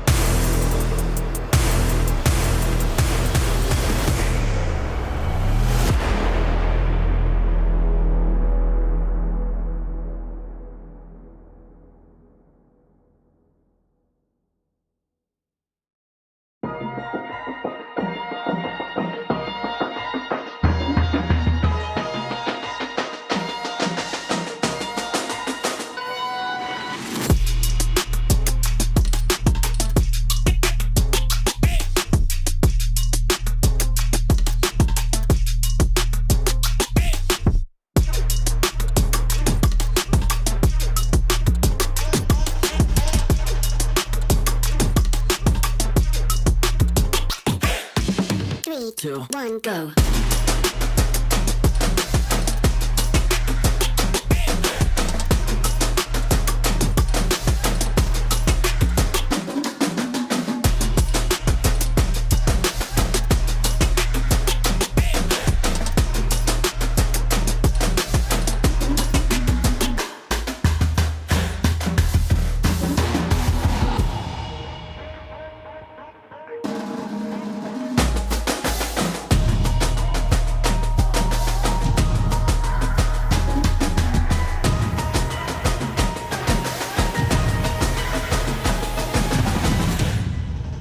3, 2, 1, go.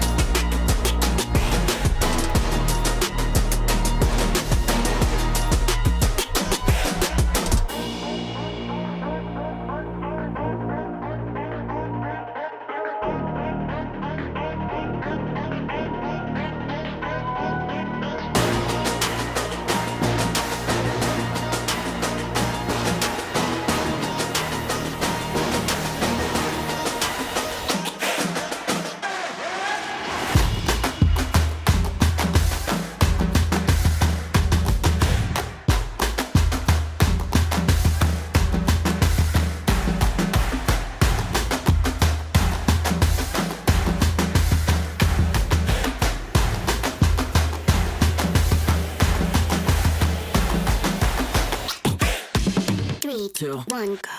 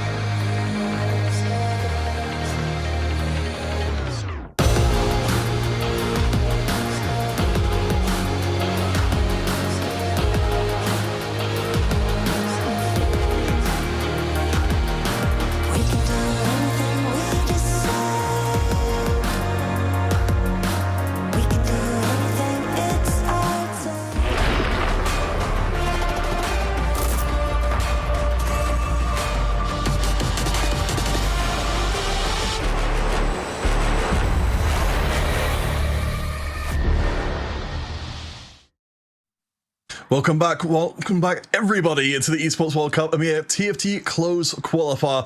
Our very first game is done across the board, David. Of course, you know, for anyone who is just tuning in, you will have missed a dominating first game victory from Aegis against Movistar Koi. But there is at least one more game for Movistar to turn things around and make this a 3-game series. And it was maybe a bit disappointing in terms of how lopsided it was coming into that end of stage 4 because of some of the setups were just so insane and the HP difference was so big between both teams as a collective of 4. Hopefully for this game too, it'll be much more even parity, because I think the magic of 4v4 is how close it ends up being in most cases, because players have, you know, these spots that they're playing for specifically, and then at the end you have it where the winning player is the player that wins it for their team as well. Hopefully you get some of that in game 2.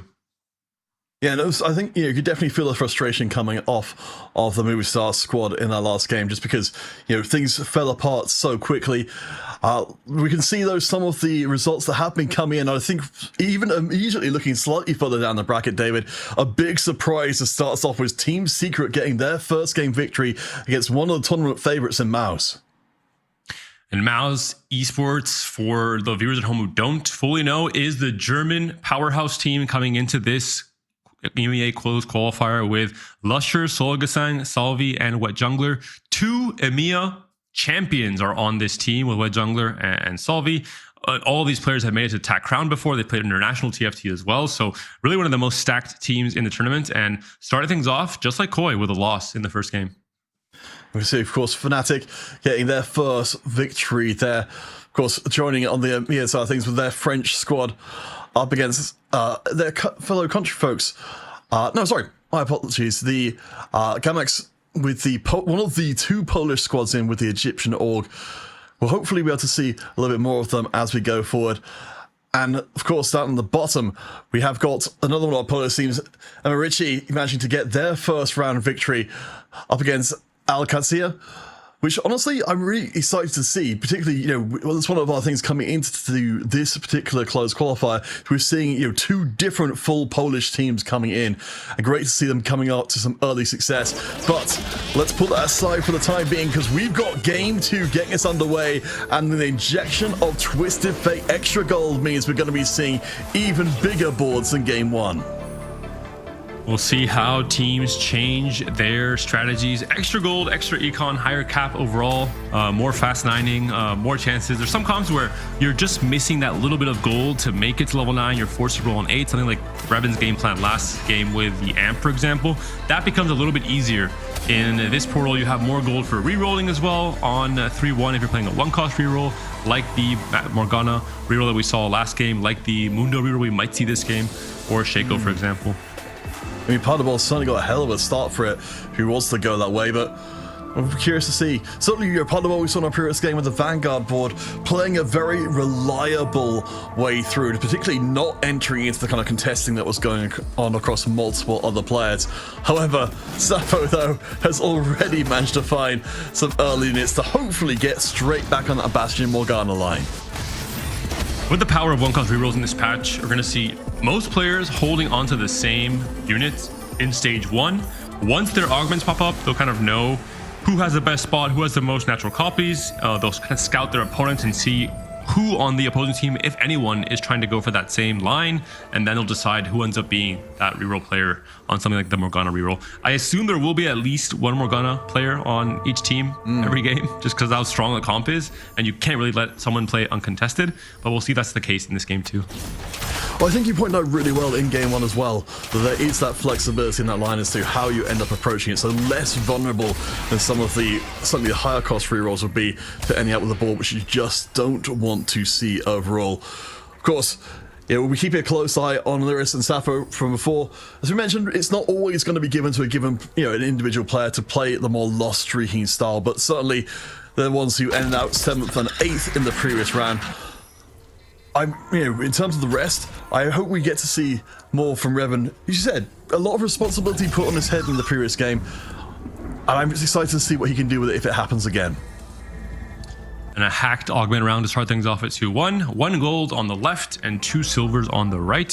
For the most part, double silver is going to be more interesting and a better option for most players, especially double silver econ is just so strong in terms of the econ lead you get and how much that will scale into even more econ in the late game. That being said, with Twisted Fate and counter, it's maybe going to matter a little bit less where you have a lot of extra gold already. Interesting from part of Bold. But yeah, it looks like we are seeing silver augments across, and a decent amount of these augments giving some delayed power here. So even though we've got gold being inserted in Our players are hedging their bets. Revan picking up the Pandoras as well, for I imagine the same reasons we were talking about in the game one, keeping that item ingenuity alive for as long as possible. Gobo, of course, we did see it become a major force for his team in game one pretty quickly. We'll go up against Apal in this round with, let's see, Gobster has gone for the immediate power, getting in 2 extra items for his early board. We're seeing there's not many slams right away on 2-1 because if you face an opponent, or a teammate rather, you don't want to deal extra damage to them if they're weaker than you anyway. So you want to have, basically the closer a fight is in stage 2 and in general, if you're trying to win and you win anyway, the better. You want to deal less accumulated HP to your own teammates, let's say. So from part of the side of things, it looks like, David, we've got the, presumably, at least the contesting player part of Ball now, with as well having the component ambuls, that he should be able to at least get his Morgana items online, if not necessarily the units at speed. He does have 4 Zyras and an Alistar, but maybe just going to be fully locked in here to the Poppy Morgana. He has a Gunblade that he can slam now, but this is one of the unstable components, so it will be switching over if he doesn't stop it from doing so by equipping it on a unit, and has half a blue buff as well. I like what we're seeing from the other side as well. The Kingslayer and the army building coming in to give you the long-term potential. Certainly, we know this is a big factor, of course, of 44 in general, is the ability to swing around the sun, take those early losses, and then come back very strongly. When you've got the Kingslayer goal coming in, that's a little bit easier, but Apal, unfortunately for him, is going to be taking a win against his teammate and keeping his HP a little higher than perhaps he would like. With those upgrades, I think he's fine to be the win-streaking player if he can. It looks like Opal is going to be leaning towards the Mundo reroll for now. He has an upgraded Mundo and an upgraded Alistar plus a team building. It's an option. It does make a lot more sense in this format to have multiple players on your team playing for the same reroll type, because if someone's playing for Morgana reroll and trying to reroll Jax, Poppy, Morgana, they're taking a lot of one cost out of the pool, and that makes it easier for their teammates to reroll for the same cost with the Mundo, the Zyra, the Alistar, and the Seraphine. So we could see that be a pattern in a lot of the games today. Oh, for sure. I mean, we've talked about that as a kind of a little bit there. See Sappho more or less open 40 to make sure that he stays exactly where he wants to be. But yeah, the power of 4 different players who just make influence upon the game. I mean, it's a factor in double up, as we mentioned before, it's the closest comparison mode, but having 4 players, or even just a portion of your team, all pointed in the same direction can be hugely warping compared to a regular game of TFT. Gobo could hold to the LeBlanc here to have the Cypher possibility, but he's win streaking now, so probably not going to be the best of game plans for the French player. First carousel coming up, we'll see if there's going to be any interesting Cypher units like the Galio here. Tier will continue to be probably the most sought after component for our reroll players, and there's a Pan as well, which maybe Revan's going to be forced to pick it, and he might become the win-out player again. Pan opens up a Bastion emblem for Morgana. It opens up the Rapid Fire emblem for the Rapid Fire Renekton that we saw Paul going for last game. It opens up the Marksman emblem for MF or for Zeri to carry. So a lot of options. Bear in mind, Revan was the player with the Pandora's items as well, so we'll be able to re-roll that into pretty much anything of his choosing. Might well be able to hold off on that final choice for a little bit longer. I do like we're seeing, I think as a result from what we saw in our previous game, the Marksman Vanguard comp seems to have picked up a little bit more popularity across multiple different players. We know that certainly it kind of built its reputation as being a very safe top 4 comp. So Padabospa we're seeing locked in with Titanic Titan and a 3 loss streak as the Morgana player with a little bit extra time to hit, but he is holding down all of these units for now. For Dalesom, we're looking at a pretty tempo-heavy game plan, it looks like. I like to get him playing to Dynamo again. He can play for, he can play for anything really at the moment, right? He just has a Stone Play and a Gunblade, which are 2 very generic items for a tank and any carry really. But I'd love to see him play into like a immediate upgrade on an Elise or a Braum when he finds one, and playing for tempo in stage 3. Well, this is an interesting matchup though, because Gobster and Dalesom they're the 2 players who are win streak on their respective teams. It looks like Gobster is going to be the one who'll be able to keep that momentum, potentially heading out of stage 2 with the most goal available. He certainly ended up being one of the top 3, but he just, after being very dominant in the previous game, so Dalesom will step back instead. Curious to see where he goes longer term. As we check back in with Potterball, he seems like he's quietly picking up the units he needs. We're going to stay with Potable now just to see his roll down, and we'll find out very soon if he is going to be committing to Morgana reroll, or if he will be just playing for a loss streak now and then eventually for some kind of different comp. But yeah, he's trapping his units. He's trying to make sure he's as weak as possible in case he faces off against one of the Koi players and they're trying to become weak as well, just to guarantee the 5 loss and the extra gold from it. I mean, up against Gobitzer, of course, is going to be one of the easier matchups against your teammate there. Gobitzer, of course, as mentioned before, picking up the early item moments, the guarantee that he will be strong early on and put down pressure on the rest of the field. I think it's kind of interesting with the... This confirms that we see a few rolls here on level 4 already, because you're above 50 gold anyway from Potable. So locked in as the Morgana reroll player here.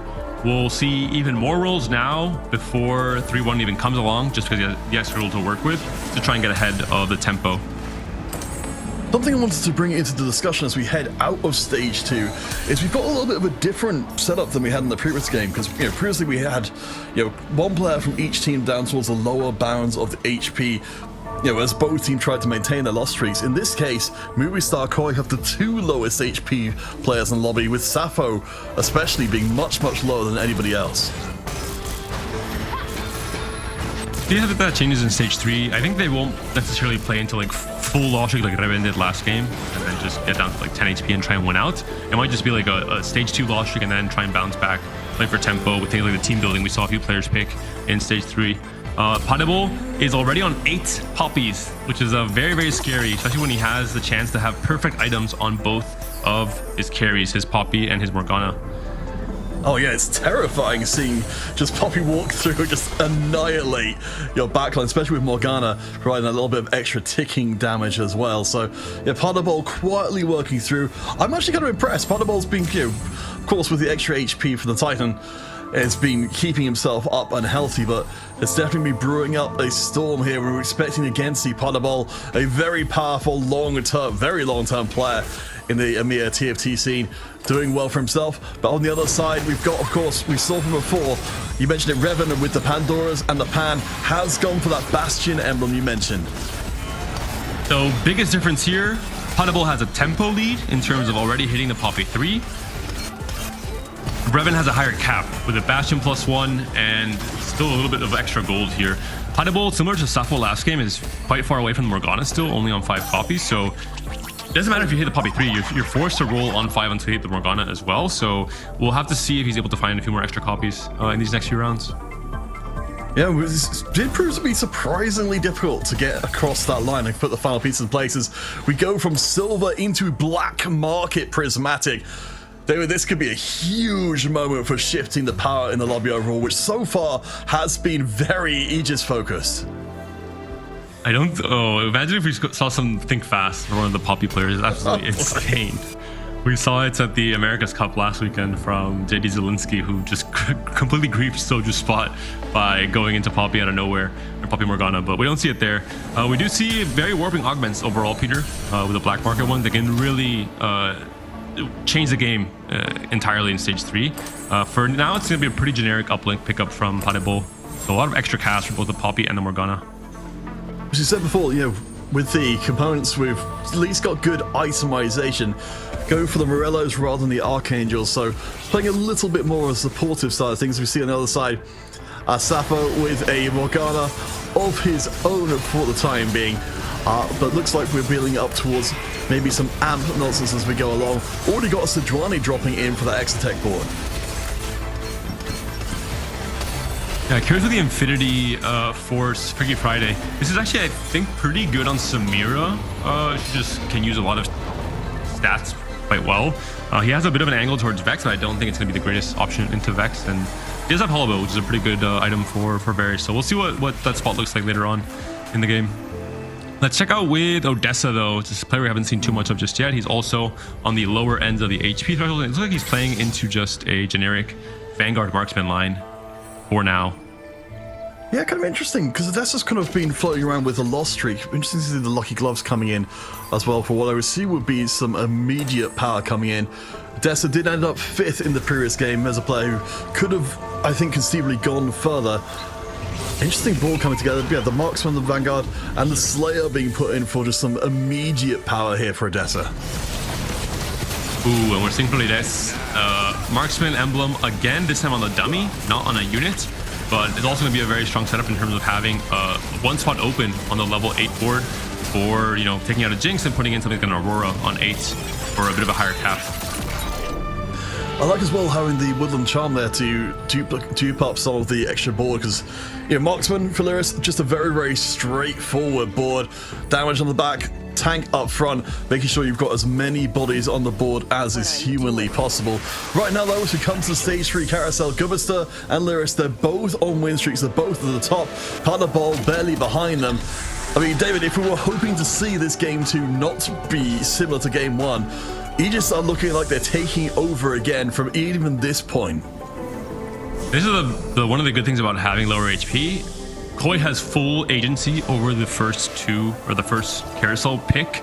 And we saw Odessa forced to pick the glove and not the Aphelios because he has lucky gloves. So he's just going to try and have as many lucky gloves as possible, or thief gloves as possible going into stage 4. But Dalisson was there as the third pick or player in the pick order to pick up the Aphelios and deny it from any of the opposing players on Aegis. I was checking with Gobus briefly to see again, he's the role player he's playing for the squad is to keep them very strong early on.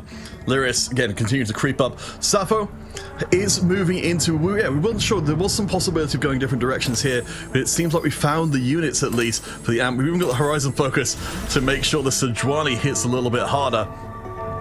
I'd like at least, David, to see, you know, from the Spanish side, we're seeing more signs of more of a late game focus rather than just trying to keep their heads above water.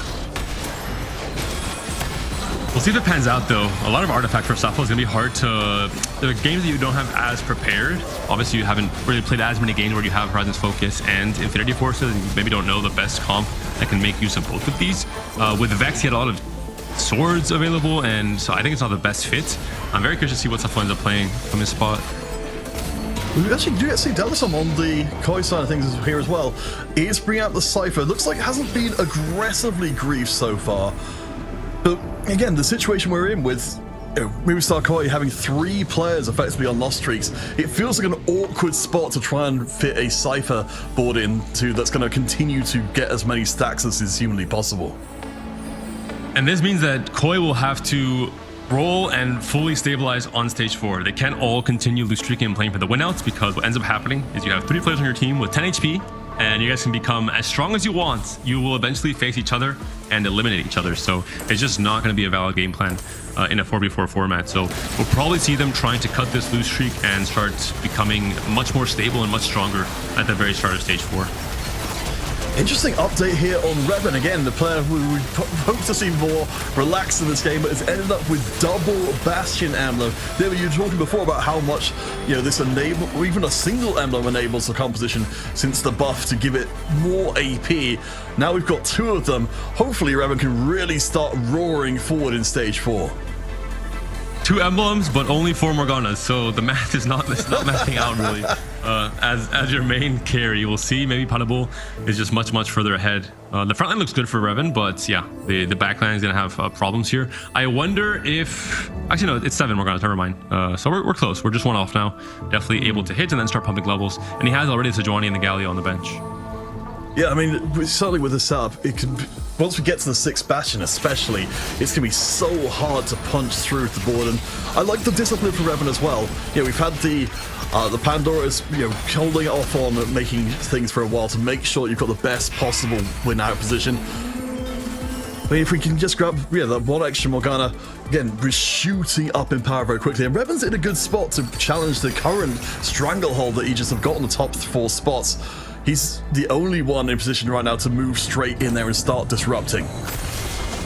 There's a Morgana. Now we're going to pump levels and start trying to race towards 6 Bastion. You can even go for it right now, depending on what your matchmaking pool looks like. You can level to 7 right now in 4-1, lose some econ, but hit a much harder spike if you're not facing off against too many of your teammates. Oh, interesting. There it is. Levels to 6. Yeah, no, he's still on 6. He just had, yeah, he has 2 emblems, that's why. Yes, it's not very common that this will end up being takes out the Elise. I think he had too many players from his team in his pool, which is why he's not trying to spike too much harder just yet. No, I think that's totally fair. I mean, we can see Sap on the other side. Again, it does feel like we've got this whole situation here where, sure, Revan should be the one stepping forward, but I guess the big question is, who's going to be allowed to step forward alongside him? Certainly one of the in-game scenarios we can end up with is a team having 2 players in the bottom 2 and then needing the rest of their team to get a top 2 to actually swing the match. I think that was incorrect from Revan. He should have taken off the flux capacitor until the fight started, and then when he saw it was Safo he was facing, not equipped it, just to deal less damage to his teammates and make his board a little bit weaker for free, essentially. So minor mistake from the Spanish player. I really do like that. The magic, of Exotech that you can essentially not slam items every single round, just in case. Well, I mean, I really love seeing that in the DigiJoes event as well, as you're saying. You know, just everyone finding these literal extra edges that they can bring in the game to show that a team is very, not just well practiced as a team, but very well versed in where they can find those 5-10% advantages that can make a huge difference longer going forwards. But as we look across on the right-hand side, Delasom and Safo both very low. I think we're seeing both of them starting to step up. Apollo with the 5 amp board. You can see Safo not terribly pleased to be behind the curve and getting the amp online. That being said, Safo is going 9 and he has reinforcement. So he is 1 round away, maybe 2 rounds away from a very big spike. He is risking a lot though, and he's taking a very, very big loss here, unfortunately. So we'll see if it pans out for the Spanish player. And for Apollo, we saw a very good spot. He was level 850 with already a copy of Samira, a Zac, and two Annies, an Annie pair already. So he will likely be a very strong player coming to end of stage 4, start of stage 5. Oh, I'm just so curious as to which one of Dalasom and Safo who will inevitably have to be the one heading out. I mean, Safo does feel like, absolutely as you said, has the potential to get really, really huge. 50 gold in the bank, 15 HP left. There's not a lot of wriggle room here for Safo to really make this game sing, especially considering so much of the board is 1 star. Yeah, Dalasomi's playing towards Vex, hits the Vex 2, is on 0 gold, so is playing to preserve HP, but he's down to 22 HP, couldn't find the Sejuani upgrade, and is 1 off the Mordekaiser 3. This could be a really big spike, so Revan again not removing the flux. If he wins this fight against Dalasom, it's not looking good for Koi yet again. No, it just doesn't seem the coordination is quite there. I suspect as the tournament goes on, as we get closer and closer to the Esports World Cup, you've got more and more teams who've got the team aspect of this game completely down pat, that they'll take every single edge they can. This time though, Revan will take the L. Delasom survives. Safo is out in 8th place. So Safo was on 15 HP thinking, there's no way that I lose by enough units to get eliminated in this next fight. He had he had Gobo in his pool, once again the strongest player from Aegis, and he was waiting to go fast 9. He had 50 gold, reinforcement yet to proc, and he took 15 HP in the loss, and he's down in 8th. So this is maybe impossible to recover from mentally in terms of what just happened here for Koi. We'll see what Dalasom, Odessa, and Revan can do though. Yeah, I mean, it's tough. Safo 8th in the pre-risk game as well. I mean, I suppose you've got the satisfaction, no, you were playing a risky game and you just did get unlucky, but for players like Dalasom, Odessa, and Revan, the remaining players, they really need a strong finish. If they can push a couple of Aegis members out in the bottom 4, they can maybe reset the game and make it a run to the end zone, but I don't know. Revan is still building up. We've got the Fire Dynamo online, David, so at least we've got... At least, while we don't have anything from the bench necessarily that's huge to bring in, the pieces are coming together for Revan. The biggest issue was that Safo was contesting the amp line from Opal. His idea was to spike in one crazy turn after this carousel, try and remove as many Samiras and Zacs and Annies and Nikos from the pool as possible, and not allow Opal to end up capping out his board and finding his own upgrades once his roll down came through on level 9. Now that Safo's out, there's no one contesting the amp line, and it makes it that much easier for Opal to become one of the strongest players in this lobby coming into stage 5. And he has so much HP to work with as well, so there's a massive buffer. Yeah, and honestly, if anyone who's watching who's not seen 4v4 before, you can be more or less in the right area of just thinking that if a team can get a player into first place, then in most situations they are very likely to be getting the win. There's only a few, more edge situations where that can end up not being the case. Delasom, though, down to 13 HP, has got 1 gold in the bank and really not too much more. The Mordekaiser 3 you called out from before is online, but I don't know how much further Delasom can take this. We'll stay with Delasom now just to see this fight, to see what ends up happening. 13 HP could be 1 life in stage 4 if he loses by enough. And he is going to be facing off against Potable, against the other Morgana reroll player outside of Revan. It's going to be on how long the front line can hold up. It looks like with the Gunblade in place and the Archangel stacking, the 3-star Mordekaiser certainly gets Morgana more, we've got more of a trickle damage board than a burst board. That extra, that extra time that Delasom needs to get online is being allowed to him, so he stays alive. Odessa on 30 HP. It's still a very tough situation for the Spanish squad. Movistar Koi, they are down a game in the series. If they lose here, then they will be going straight to the lower bracket. On 5 Zaya's may be playing for a Zaya 3 WinCon, but still only Leona 1 has not found the upgrade just yet. Let's check out with Lides's board to check out what his strategy looks like now coming into stage 5. We haven't seen his board for a while. And he'll be on also Vanguard Marksman, so the Zaya's being held is more so to deny the Zaya's here from Lides. He's not able to find an upgrade on either of his backline carries just yet. I mean, Lyris is still, even if we don't have the chance of pushing this massively further, I mean, the Felios is a little short. The only upgrade is absolutely massive. And the Felios as well. That's a hell of a roll down for Lyris. That's a huge amount of power being inserted into the comp.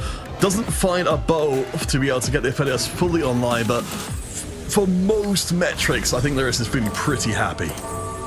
And the Aurora fits on 8 thanks to the Marksman emblem on the dummy as well. So a strong setup. We're going to see now what could be a very, very important matchup here. Delasom with the Vectotech versus the Vanguard Marksman from Lides. We can see at least the Mordekaiser, he's going to hold up pretty well. He's got the shield coming in continuously.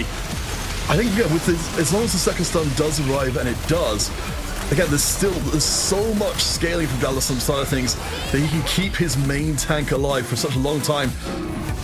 And Odessa still losing though, that's the bigger problem. Just lose. Yeah, Delasom looks quite strong right now in this current meta. Vexotech caps around finding 3-star of Mordekaiser or Varus. If you play just the normal Vexotech, it's not really on par with some of the stronger strategies like Amp, for example. But Delasom looks like a strong player for now, but Odessa has to stop the bleeding. He's finally found the Leona. You can finally swap the items, but it's only a stone plate on the Leona. Is it tanky enough? Yes, that's my concern as well. I mean, when you've got boards like Revan knocking around the place who are going to be, chewing out an enormous amount of damage. I love seeing the, we've now got even the Bastion there. Of course, the double Bastion emblem, meaning the board is so much stronger than it should be otherwise. But Delasom fighting again, up against Odessa. Really, the Movistar Koi team need a perfect round at this point to take the loss here, ideally onto Odessa. It's the win, but not by much. Yeah. And it should be good enough. I mean, 18 HP is good enough for stage 5. You will be alive here still. So both MKOI players do survive. Potable and Lides now taken down a notch. Lides on 1 life at 14 HP and Potable still on 2. Yeah, it stopped. 6 Zayas for Odessa. If Lides goes down in this next fight and the Zayas are back in the pool, yeah, you're just rolling now. So not gonna find enough time. Trying to find any upgrade really. Yeah, I mean, we're starting to get into the world where Movistar Koi, in what, maybe even in 1 round's time, the world could look massively different for them. But if they have a player go out now, they're forced into getting top 2 overall to be able to survive any further. We'll see how this one does. The Marksman Vanguard board is looking pretty decent. We've got 3 different Vanguards wise on the backline, so that is a good amount of damage coming through. And against the Bastion board, we've got a little bit of trickle healing coming in from Hextech Gunblades on both sides. But the Poppy 3, I'm just watching for those shields to come through because they are chewing down units. And the positioning was good from Odessa, but not good enough. That's gonna be it. Koi is down in this game too as well. 3 players in the bottom 4, with Dales and Odessa both being eliminated, and 3 players from Aegis guaranteed in the top 4, which means that this is a wrap. It's a 2-0 win for Aegis in this series. Oh boy. So, I mean, of course, with this being a double elimination tournament overall, yeah, we've got the victory lap in here for Aegis, just again for them to use this analysis time as well. What kind of lessons do you feel like were learnt by Movistar Koi between games 1 and 2? Do you feel like they kind of executed on the overall game plan better? The entire game plan crumbled to the floor the moment Safa went down in 8th. He was the player who was about to spike to a massive degree, in theory. He had a ton of gold saved up. He had reinforcement ready to go. He would be playing one of the strongest comps in the game with the Amp. And he died right before he was going to spike with 50 gold in his coffer, not thinking he would be taking 15 HP. Probably Aegis identified this and they purposely rolled or spiked a little bit to try and get the maximum damage on Safa as possible, seeing that he was greeting out. And Aegis, or Koi, maybe did not expect this. So really tough outcome for Koi. And the moment Safa went down, I said it. Mentally, I think the game was already over. It definitely did feel like overall in terms of approach to things, you know, we've got the Aegis side who seem to have a very methodical approach to what's going on, and that, you know, they're just taking things time by time. But in both of the games so far, it's felt like the Movistar Koi squad, you know, they've had much bigger risks being taken. I don't know if that was just, you know, ultimately there was no other option but to go for those risks, but to have them not pay off 2 games in a row is pretty painful. I mean, Odessa and Dales, they played their game plans, I think, as they had to, right? They played for the stable top 4. You can hit or not hit in TFT, but they played their games as they should have. Revan as well. He found a way to play for a win-out line with the Bastion, +1 or +2 in this case, and he hit, you know, pretty on par in tempo. And he's doing a good job, right? He could still be the win-out player, as we're seeing here. We have got some updates across the other matches going on right now. Galaxy Esports losing their series against Fnatic.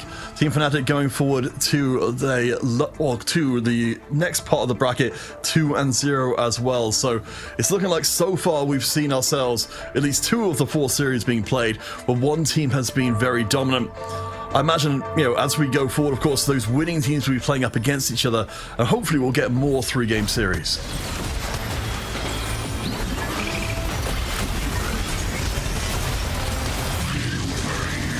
Paul is also going to be a very scary coming into the later part of this stage 6. He's had a Zakin from stage 4 onwards. I imagine it has, you know, infinite blocks at this point in time. And like I mentioned earlier, when Safa went down in 8th, it means that no one was contesting or holding the key units like Samira and Annie. And he just had a very stable time, still sitting at 57 HP. All right, well, while we've got the time to check this out, I believe we will be able to check out the Mao's Team Secret series once this one is done, which we're being told has gone to a 3rd game, so we'll be able to bring you that one and hopefully get to see see who Aegis will be going up against in their next round of play. Because again, right now Aegis, they've been doing a hell of a job of getting everything online. I do, you know, for the side of Movistar Koi, I do like that it's Revan of all players who's the one who's left alive to at least, you know, get a little bit more warm up for a lower bracket here in the top 4. Get some confidence going into the next few rounds. Of course, Koi is not out. Despite the loss here, they still have the lower bracket to fight through, and they're lower bracket kings, right? It's the way they made it through the open qualifiers. They lost the very first round of the tournament, and then they won every single round after that. I think it was 8 series in a row to make it to this close qualifier. So maybe that's where they're comfortable. Just a nice little wake-up call to start things off, and then they can make the comeback story, the David versus Goliath, they're so good at. Well, I mean, that's the thing as well. You know, it's going to be very tough here at the beginning of the tournament. As much as, you know, you can go into this first series, take the loss, and come back through the lower bracket, I think it speaks well of Movistar Koi that they have got that kind of resilience to be able to bring themselves back, because I think it's tough, particularly in this kind of format where you're playing as a team, especially if you're playing against opponents that you haven't played against before. You can suddenly realize that the kind of strategies that have brought you through something like the Open Qualifier may just not serve you as well here in the closed qualifier, and you will need to make some more serious changes heading forwards. It's a different patch. These teams knew they were facing off against each other from a few days or up to a week ago, so they haven't been scrimming each other. Koi has only been scrimming other teams that are not Aegis, so there could have been things that they were saving up for this series, and in the end, a big wake-up call for Koi, and we'll see how they fare after this and what their matchups look like, right? This is not maybe the only... I wouldn't say it's a surprise because Koi, I think, is the less experienced team coming into this, but there could be more surprises across the board, and then it's going to be big shakeups in the bracket. We'll take a little bit of a look at, certainly, while in this particular case, it's not going to make a difference as to the result overall. These are the kind of boards I think we should be expecting going forward. So Revan on level 9 on one side, I believe Apal on level 10 on the other. The kind of boards that fight for those first places that we've talked about already are incredibly important in the 4v4 format. They are, in this case, we see that Bastion board, a reroll board from a base run and 1 cost, is still able to hang with some of the highest end boards. That being said, it's double Bastion emblem, 6 Bastion. The emblem itself also gives a lot of AP. It converts the armor and MR into AP. So it's incredibly strong on AP. Users like the Morgana, plus just giving the defensive stats as well. And because Pandora's items, you have perfect items on this Poppy. Poppy's damage on her ult scales off of the armor. So when you see something like a Stoneplate, double Bramble, Poppy, she's going to be one-shotting squishy backliners on the opposing side and sometimes two-shotting pretty much everything in the game, basically. Yes, it's one of those things I think that's really easy to miss if you're not keeping a close eye out for it. Paolo mentioned we've got the 5 amp in place for quite a while, managed to get way ahead of a curve in this one. I think the Kingslayer having done some work there to try and get the economy, boost in there, just to get in and get up to those higher units faster than, especially your opponent in a contested situation.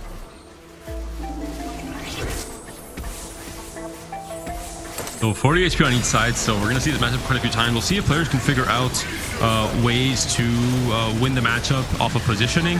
The biggest thing is really just dodging the diagonals ults from Poppy. Poppy targets the same way that Zed does, so in a 4-hex diagonal basically. If she's positioned 3 hexes from the sides in that front row, she'll target the backline diagonals and also kind of the middle side as well. So ideally you want to keep your main carries out of those back corners if you recall.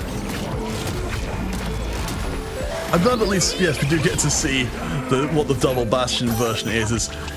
See, pal, just being pushed around a little bit by Revan.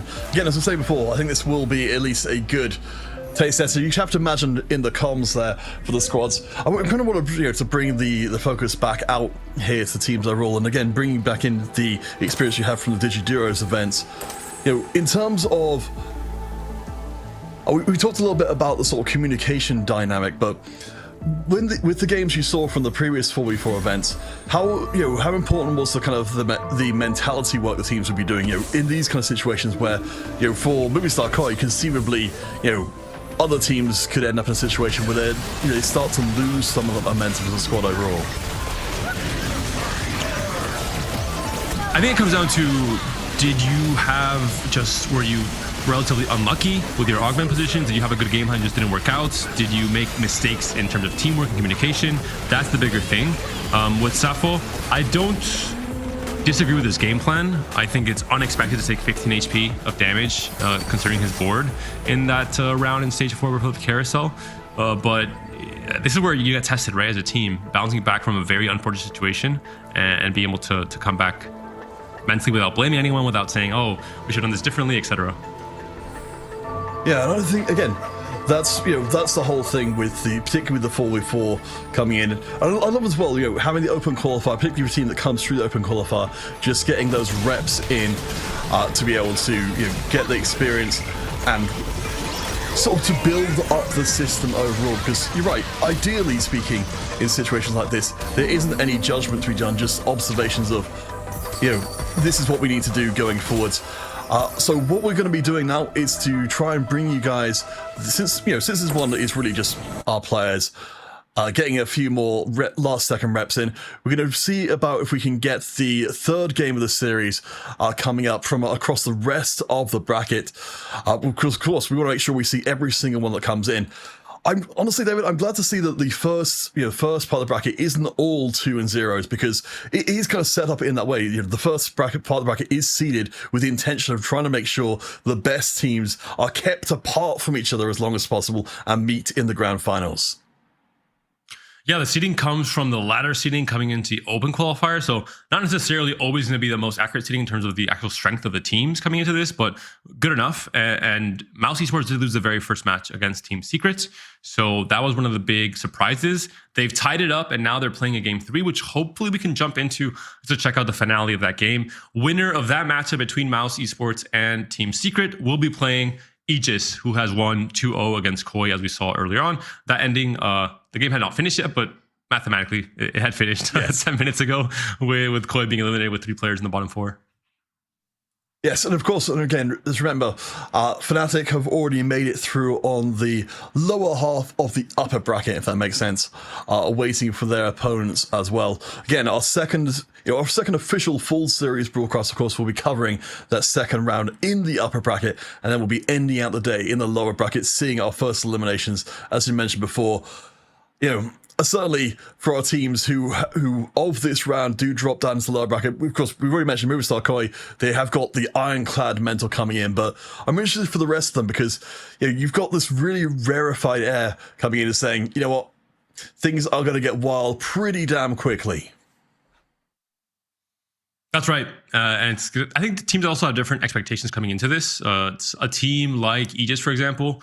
They want to win it all. They know the French fans expect them to win it all because they're just very, very strong, a very strong team individually. So teams like Team Secret, when they're facing off against Mouse Esports, I think they have a little bit less pressure. Obviously, they want to do well, but they're not considered the favorites. They're not considered the team that will maybe win that matchup outright or win out every matchup, every series in this day one. The fact that they won the first game, I think, give them a big momentum boost and a big mental boost in terms of maybe trying to win out the series in the end. Well, since we've got a little bit of time before we do jump into that last game for the deciding of that series, let's talk a little bit more about some of the kind of the individual nuances of the 4v4, because so far the games we've seen have mostly been decided a little bit earlier on, but I want to kind of to bring us back out and talk to more about kind of what other aspects can potentially come in overall. So, if we do start to get down towards the more even 4v4 situations later on, what kind of aspects should we expect seeing to come into the game? Say if the teams come into the top 4 completely dead even.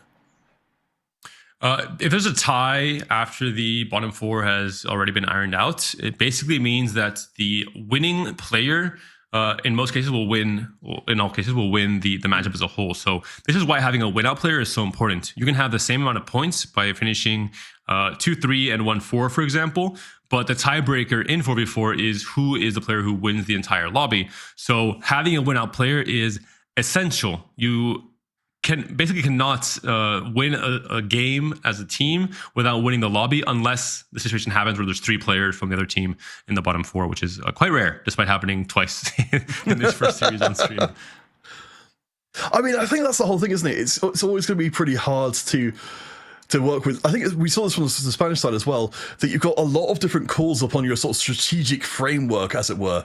Because I think something that I'm really fascinated with DigiDuos was seeing that, I think it was Dish Soap who kind of made the point of saying that there's only so much a player can do for the team in terms of, you've got your own game to play, and then, in terms of strategic play, in terms of, you need to be playing differently than what you would normally be doing because this is what the team needs, doesn't necessarily, I guess what I'm trying to say is, it's not necessarily the best performing player who has the mental bandwidth to be able to make that kind of decision for the team and be trusted that this is the right move to make in the right situation. It's mostly that the scope of your result is very different in 4v4. In playing, normal TFT on ladder or in tournaments, no matter what the stakes are, the pressure, you are always playing for a very kind of best case scenario, greedy, at least top 4, ideally win out, etc. Whereas in 4v4, sometimes 7th place and someone going on your team going 7th place is the most important result of the match. If we're seeing with the Morgana rerolls, if Lires goes 7th and Safa goes 8th, this is a big deal in terms of the total team placements and what everyone else has to do as well. So that's really the biggest difference. Players have to know, identify when to go for certain spots and when to just play for HP and play for their life. All right, general friends, we're going to be going to a little bit of an extended break. So again, do stay with us. It looks like we unfortunately won't be able to bring you the Mouse Team Secret game from what we can tell at the moment. So we will update you guys as to how the whole bracket looks once we are back from that break and into our second round of the competition overall. Again, we'll be staying in the upper bracket and checking out 2 teams who have won their first games, going up against each other with the chance to move into the prime position to get that first seed through to the EWC in a maximum record time. So stay with us again. We'll be back as soon as we can as round 2 continues.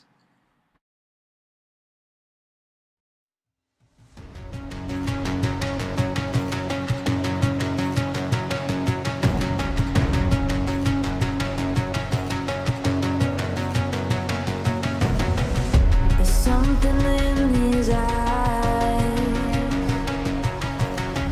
There's a storm thing, but it's written in the skies. Let it break me till it's over. Don't let it shake me, no.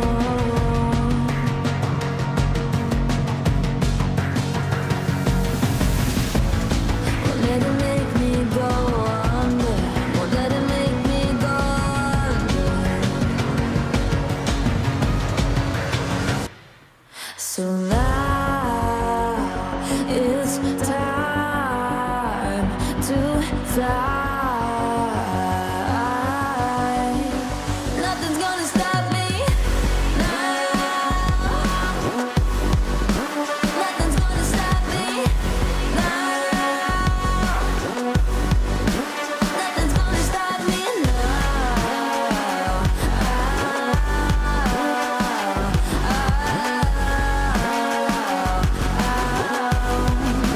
Nothing's gonna stop me. No one will ever get left behind. A million more before I've tried. Won't let it break me till it's over. Won't let it shake me, no.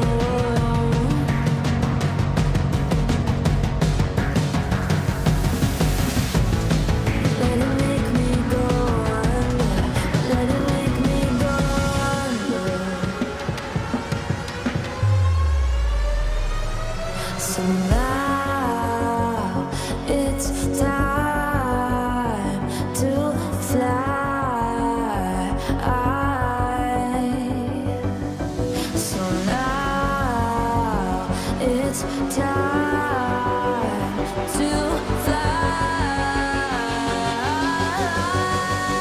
Nothing's gonna stop me now. Nothing's gonna stop me now. Nothing's gonna stop me now. Nothing's gonna stop me now. Nothing's gonna stop me now.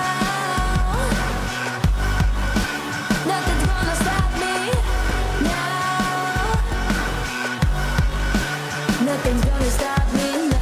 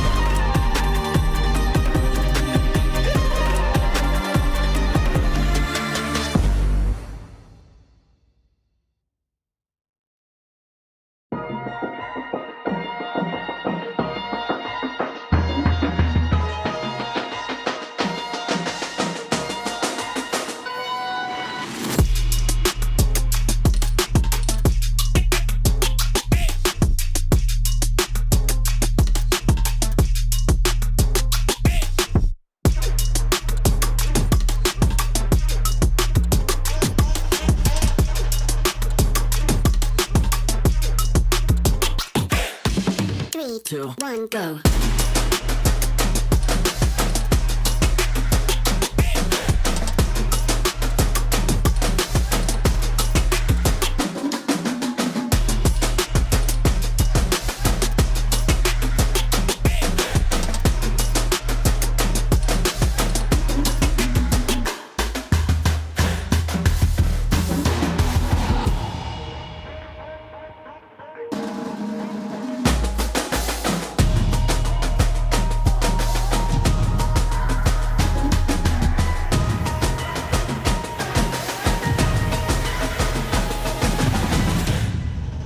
Three, two, one, go.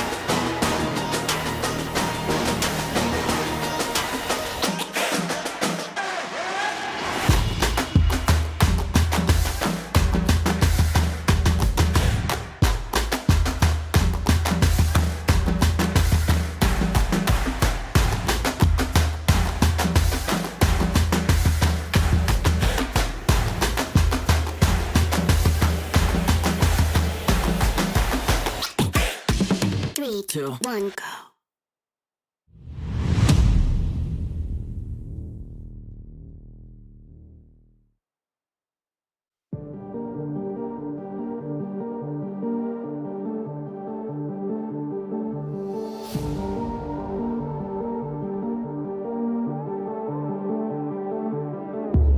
Come into my world if you wanna see some action. Enter my zone, shut down the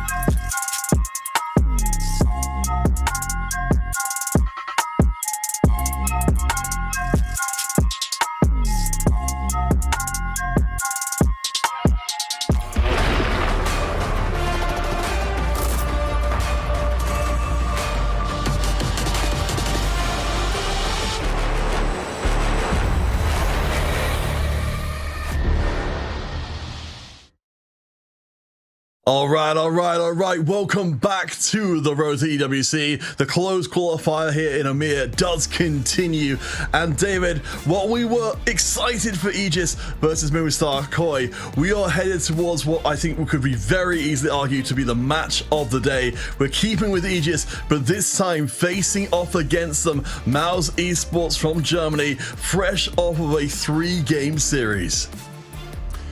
In theory, this should be the anticipated final of the entire events. On paper, from individual pedigree of the different players on these teams, these are the two strongest teams in the tournament. Aegis, we just saw why, right? The 2-0 clean sweep of Koi, very just clean gameplay and really good strategy from the team as a whole.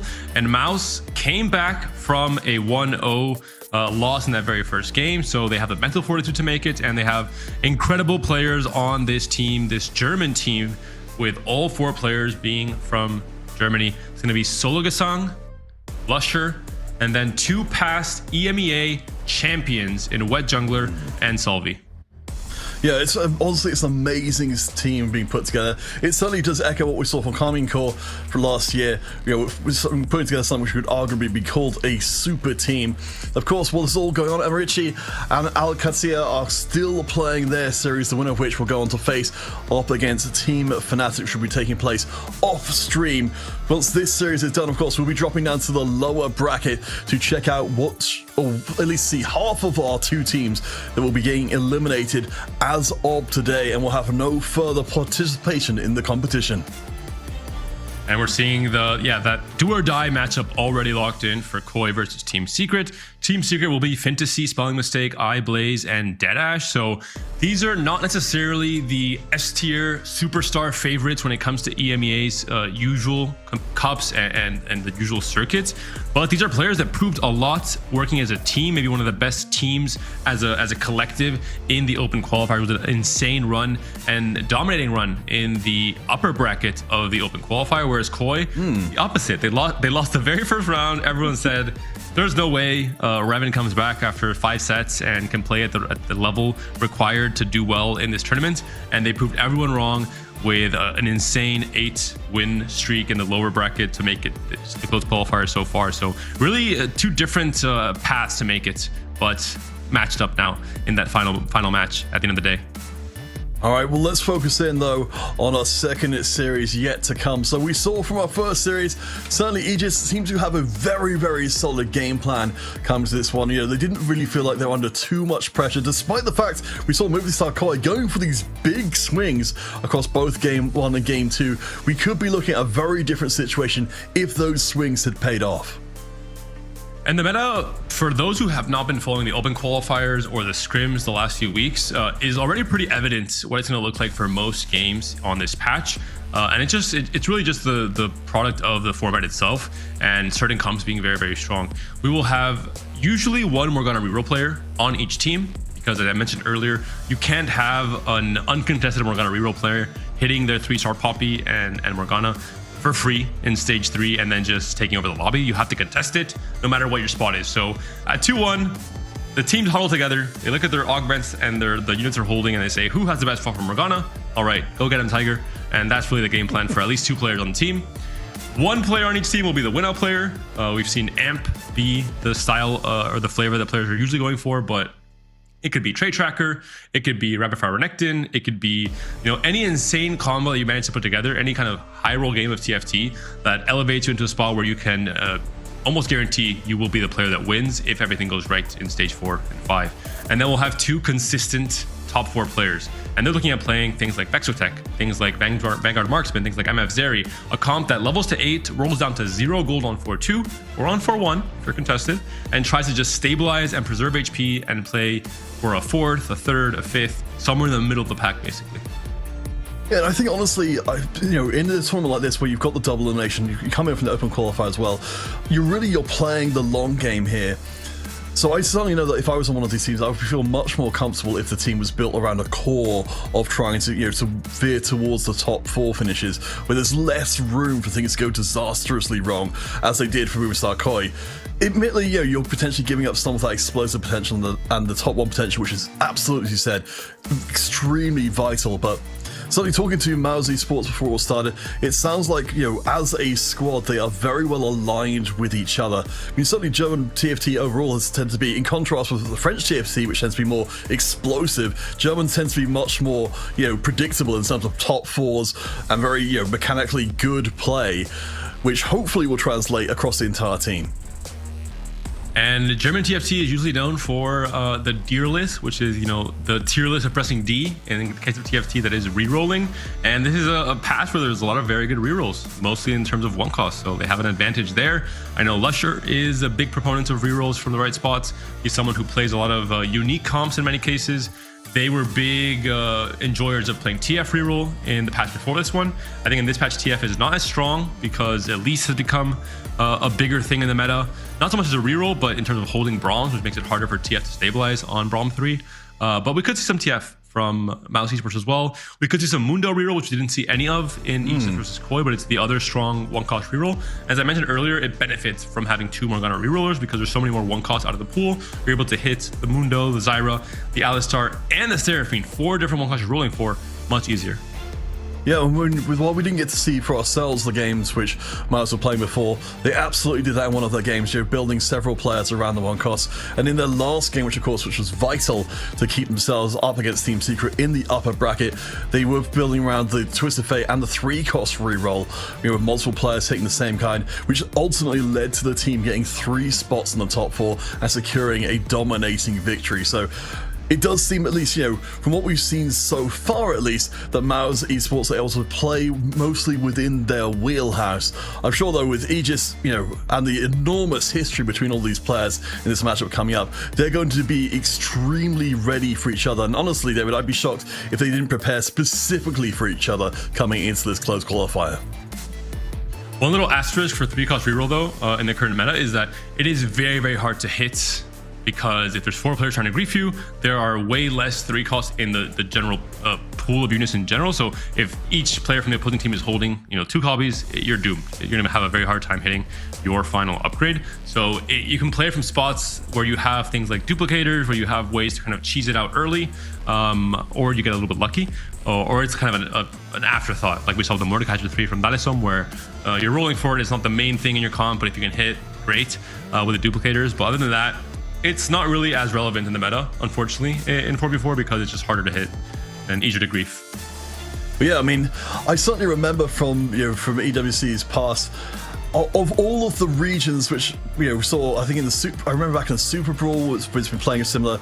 The French teams were known for being ahead of the curve in that kind of play, and honestly being brutal to teams who weren't playing that kind of level, where you would just see a player floundering in the game because their entire unit pool had just been taken by the opposing team, and suddenly they were a complete non-factor. If you couldn't fire back with something like that yourself, then you've just immediately had a player deleted from your team, going 8th, and you're fighting an uphill battle for the rest of the game. And 4v4, it really amplifies the importance of just the percentages, right? In terms of griefing and just make it harder to hit. A lot of players who don't play at a very high level think TFT is all luck. You either hit or you don't, 50-50. Not actually the case. It depends on who's contesting you, how many units are out of the pool. And 4v4 really amplifies this because there's 4 different players that can have agency over the shot odds that you see as well. So most of the comms in stage 4 for every team competing here is around: who am I playing in my pool? Should I use my removers or not? How many lives do you have, etc. And what units are we griefing? If a Vanguard Marksman player has hit their Leona 2, they should shout out, hey, I hit Leona, start holding Leona. Then everyone will hold Leona so the opposing Vanguard Marksman player cannot hit. And communication around specifically selling a certain unit at a certain point in time, and that being the green light for someone else to roll and to be able to try and hit that those few extra units that are in the pool now.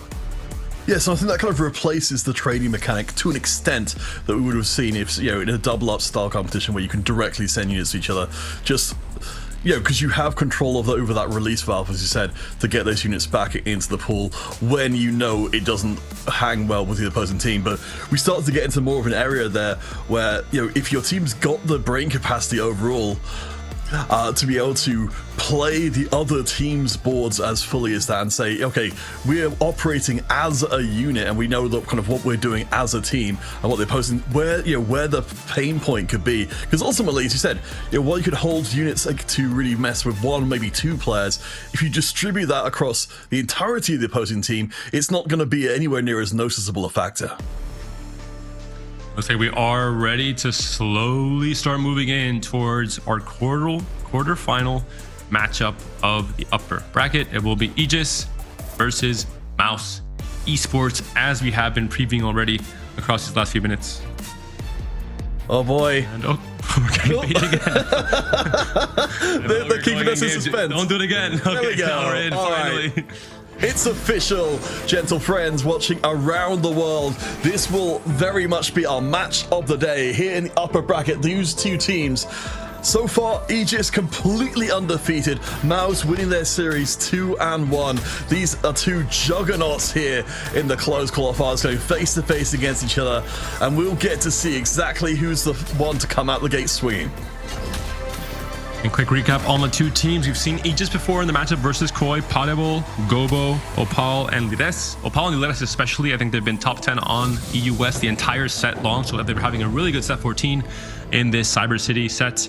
And then for the new team that we haven't seen just yet, Mouse Esports. Solo Gasang, Lusher, Salvi, and White Jungler, all incredibly talented players who have done already incredible things in their career, and they're hoping to do more now as a team of 4.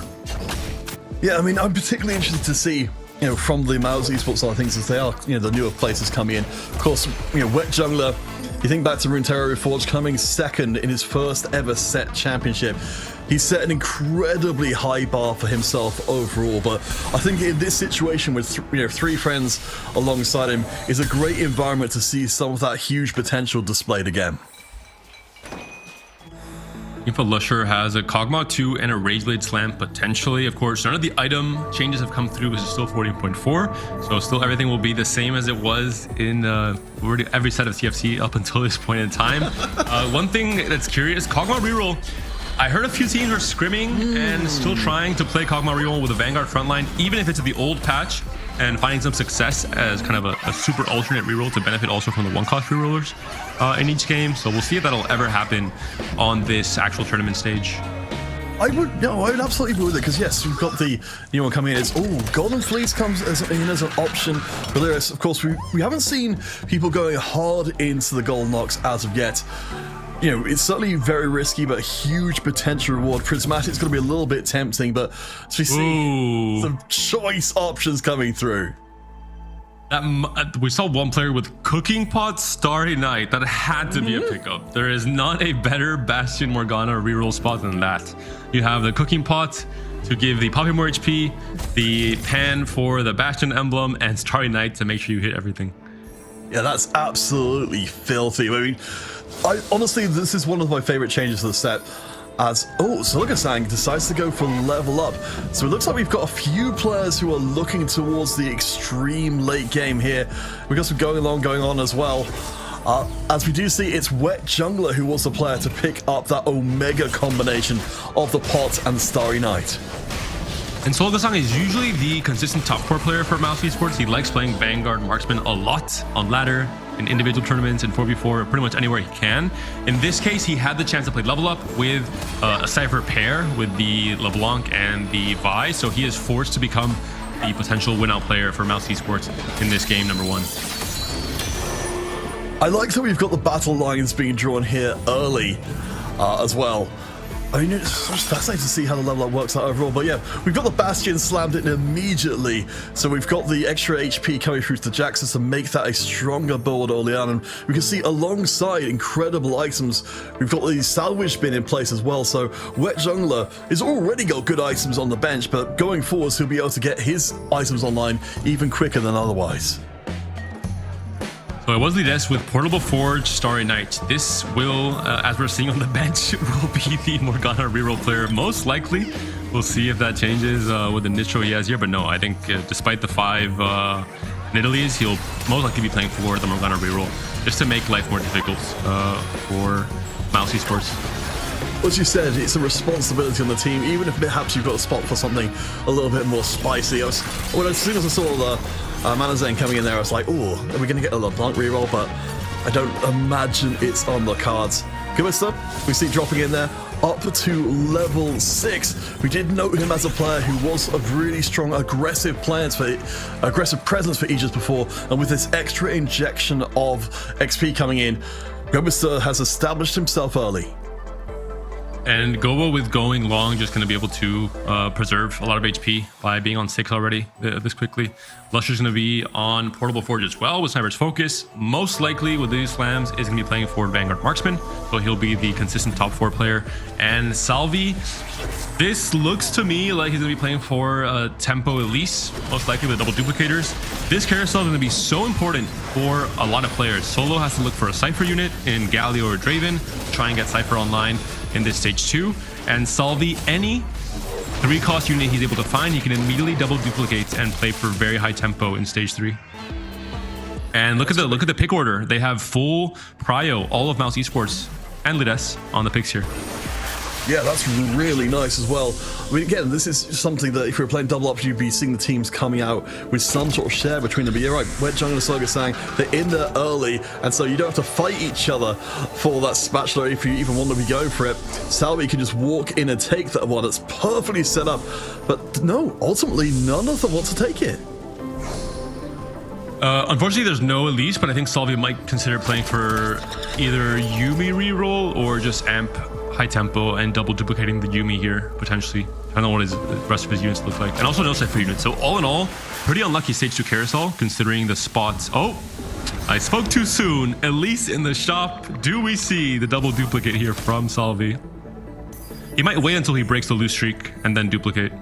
But he has an angle for amp as well. Yeah, with a lost streak in place at the moment. I mean, the thing is, he's certainly advantaged by trying to draw these rounds out, and at least 2 will be much better at making it happen. We do see some item slams coming in, so I think Salvi's going to hold off maybe to the last second to make it happen. Or just he has item slams. I mean, until he wins, it doesn't matter, right? If he's loose streaking now, he might as well continue loose streaking, and he has 2 Mouse Esports players in his player pool, so there's no interest in getting so much stronger that you don't need to. What if you find an Elise in your shop naturally, right? Then you'd be wasting a duplicator essentially. Yeah, well, I think that's very reasonable. Up against Wet Jungler, his teammate on the other side, of course, slowly working things up, only 1 tier away from having that Molgar up to full power. Though, as we work our way through stage 2, he just did profit immensely in our first series by being aggressive and being dominant from early on. As we will be seeing the gold split happening, Aegis are currently in number 1 and number 2 spots with 2 players undefeated. And of course, you have pretty much full agency over who gets more money, because you send 1 player from each team towards the bigger split, and the rest of the players on both teams do not split. So you can decide as a team when the comm comes up, or sometimes you want to split it over 2 players as well. It really depends. But it's much more contained than it is in individual free-for-all TFT. Oh, I really like, yeah, that's been something I haven't personally had a chance to come across yet, but the ability to control those votes will be fascinating to see going forward. Gilbert's though, to check back in with him, the going long player did eventually pick up a very late spatula from the carousel, so looking to build up to something else later on. Right now, he's just been slamming in every single trait he can get hold of to make sure this win streak remains intact. To get through stage 2, looks like we didn't see the dupes on the Elise on the other side, so Gobo keeps himself ahead of water. Opal might even be able to maintain his streak as well. This is the game plan for Gobo. Try and streak for as long as possible with going long, eventually make it to level 8, assemble a humble board and preserve HP in stage 4, and then eventually, oh my goodness, he finds a Xayah already in stage 2, so he is locked into Vanguard Marksman. If he finds a Reforger, he can even reforge this spatula and go for a Marksman emblem to find on MF or on Zeri. Wow. So Gobo and Opal both maintained their streaks. Mouse keeping their HP a little bit more humble towards the bottom. So you see it, Wet Jungler hoping to find at least the last tier to bring the board a little bit more in line. We are seeing a few echoes of before, David, that we're not perhaps seeing as many Morganas on the bench for Wet Jungler as he would like. We're gonna see a big roll down now from a jungler, so we're gonna stay on his board and see. He doesn't find a tier, unfortunately. He also doesn't find any chain, which is not really ideal. A little bit too early for. Oh, gonna make the Galio anyway. So we're gonna try and win streak all of his stage 3. Oh, A few Morganas there as well, and gonna be holding the Dr. Mundos. I assume that means that someone on Aegis is playing for Mundo reroll. yeah, and it worked very well in the off-stream lobbies as the Morganas seem to be cooperating this time round. We'll keep our eye out closely for the Gorilla Comp. Part of the ball hits Zyra 3, so I suspect that's going to be our candidate for the 3 stars, but good contested play. As we move further through the bracket, of course, we are expecting to see much more pointed play from our players and our teams trying to contest each other more fiercely. And we're seeing, yeah, Potable Spot has a Zyra 3, is sitting on not too many Mundos, but 7 Alistars, I assume it looks like in this case. So a lot of players playing for 1-cost reroll. Lides with Starry Night has a lot of agency over how to deny players because he can slow roll on 5 for his Nitro units, and if he finds any upgraded Starry Night units or like Morgana, Poppy, he can just pick them up and hold them on his bench to make life more difficult for the White Jungler. Yeah, and you know, when you're a dominant team, as Aegis at least has been, goes taking a loss off the previous round, it definitely gives you a lot more room to spend, you know, some time, maybe not getting your borderline quite as quickly, but spending more time griefing the other squad. Apollo does remain in commanding position. Lusher moving up into 2nd place means we are seeing a more spread field than we might have otherwise. And this is our win out player in Solo Gasong. He has a Golden Duplicator, so he can play for a very, very strong spot. He has an early Aphelios as well. I wonder if he considers playing into Golden Ox from this position. It's a more popular comp on the current patch on live at 14.5, not so much in 14.4, but maybe it's a consideration from this spot. He's pumping already. He's on, you know, slowly going to pump. This could be the win out spot from Solo if he's comfortable on the line. Yeah, and of course, for anyone unfamiliar, Solo, extremely good player. Who we've seen again and again and again. I'm really excited to see how he does in the 4v4 context. Solo definitely has a huge amount of potential here. I think as you pointed out really well before, you know, as we see the blue buff being dropped in place, something doesn't keep us from moving into a more Annie-centric area if we do stay in the Golden Ox. And we're seeing the LeBlanc and the Vi on the bench. I assume he just never found Cypher. We don't see the counter with any amount of Cypher ticks on the left side of the board. So unfortunately, didn't find him in the carousel, didn't find him in stage 2 naturally, and now has a massive loss streak and a lot of HP loss without any real Cypher cash out to play for. So I think Golden Ox might be the best next deal to go for.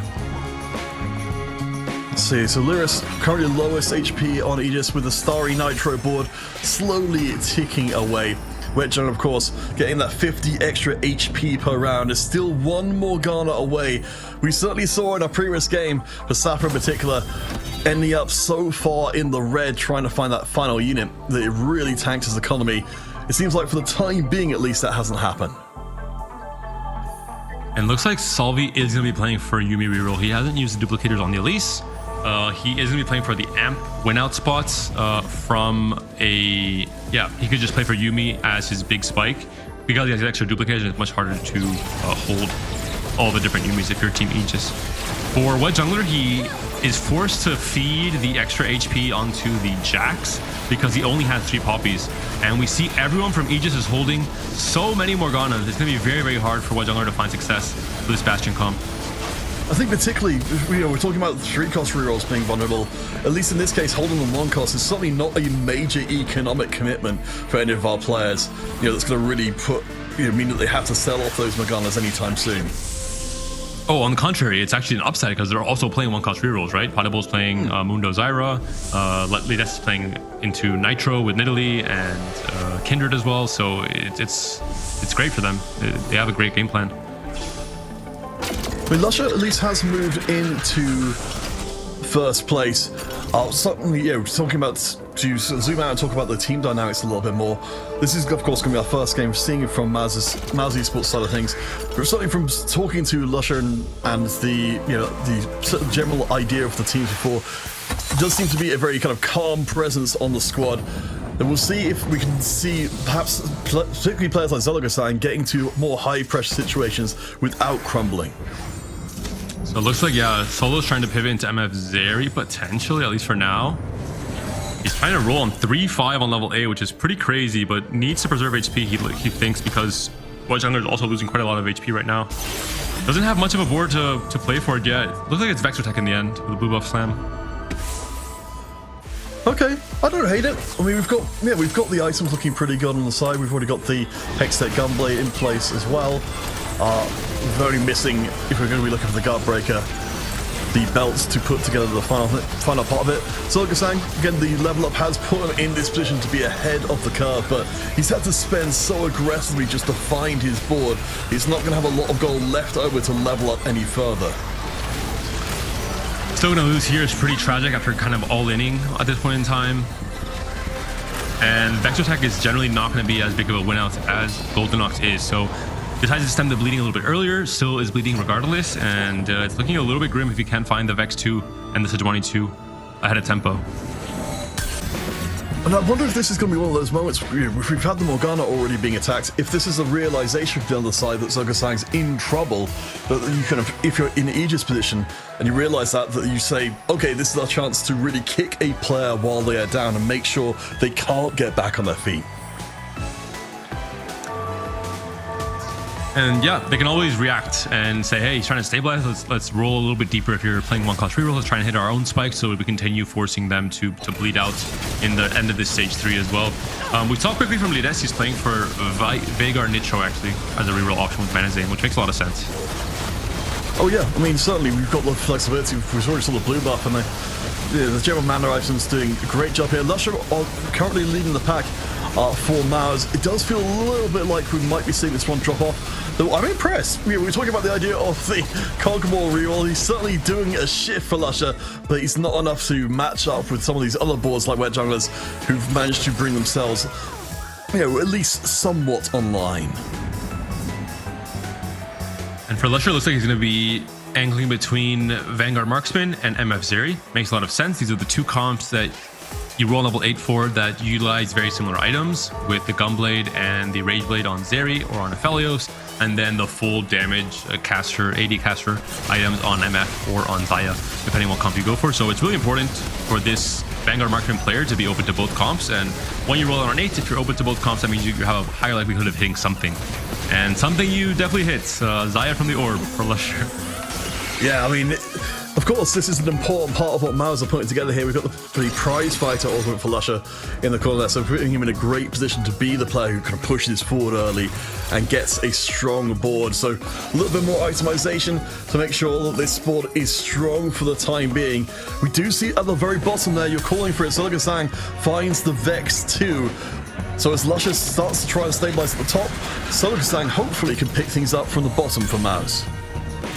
And everyone is rolling down to essentially 0 on 4-1. It's the race to stabilize and to stop bleeding HP if you're on the lower half of the HP standings. Wedge Jungler has hit Morgana 3, has the Jax now, has changed off his items with Salvage Bin.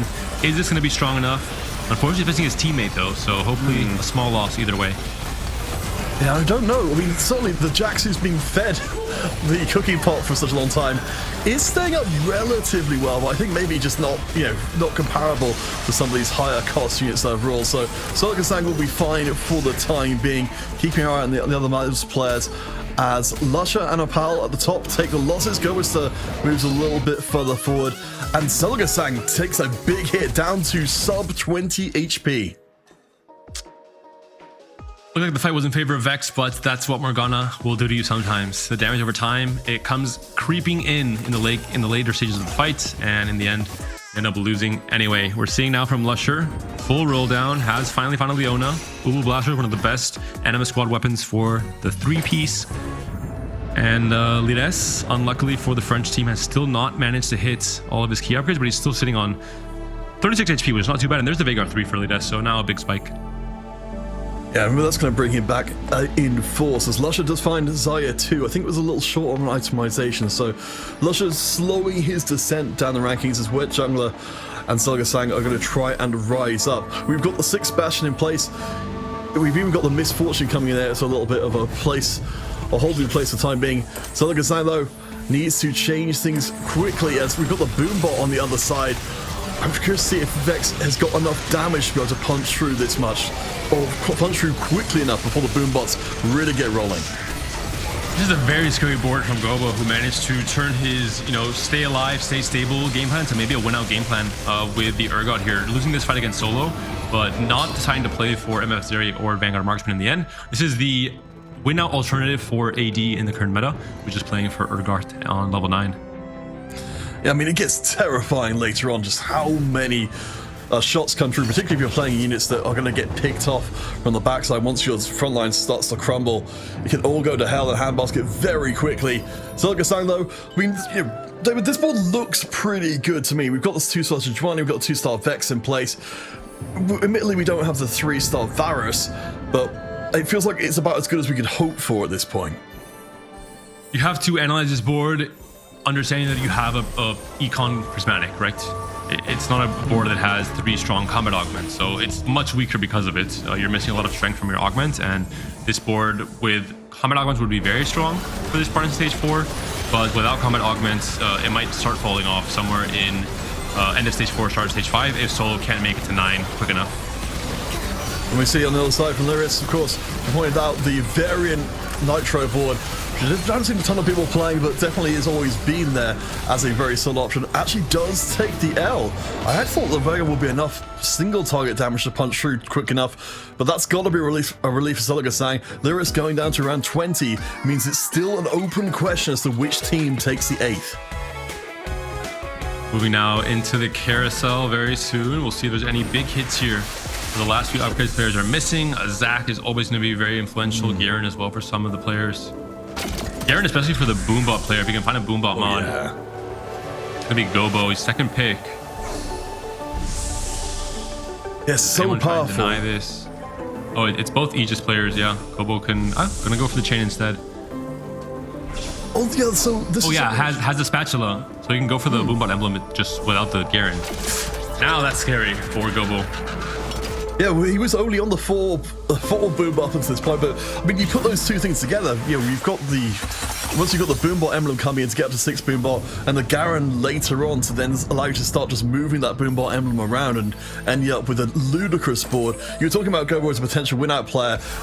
I mean, the whole setup here seems to be set up so well for him to dominate the lobby. And third game we're watching from Aegis, third game where Gobo is going to be the star of this team yet again. We talked about him individually being a player who has 2 runner-up finishes in the first 2 cups of the set, and yet again carrying his team with a perfect game plan, playing into a super high cap with a magic roll, getting extra HP on all of his units, and he's still 50 gold, level 8, so has a chance to go 9 and roll for Zac 2, roll for Urgot 2, roll for a lot of upgrades.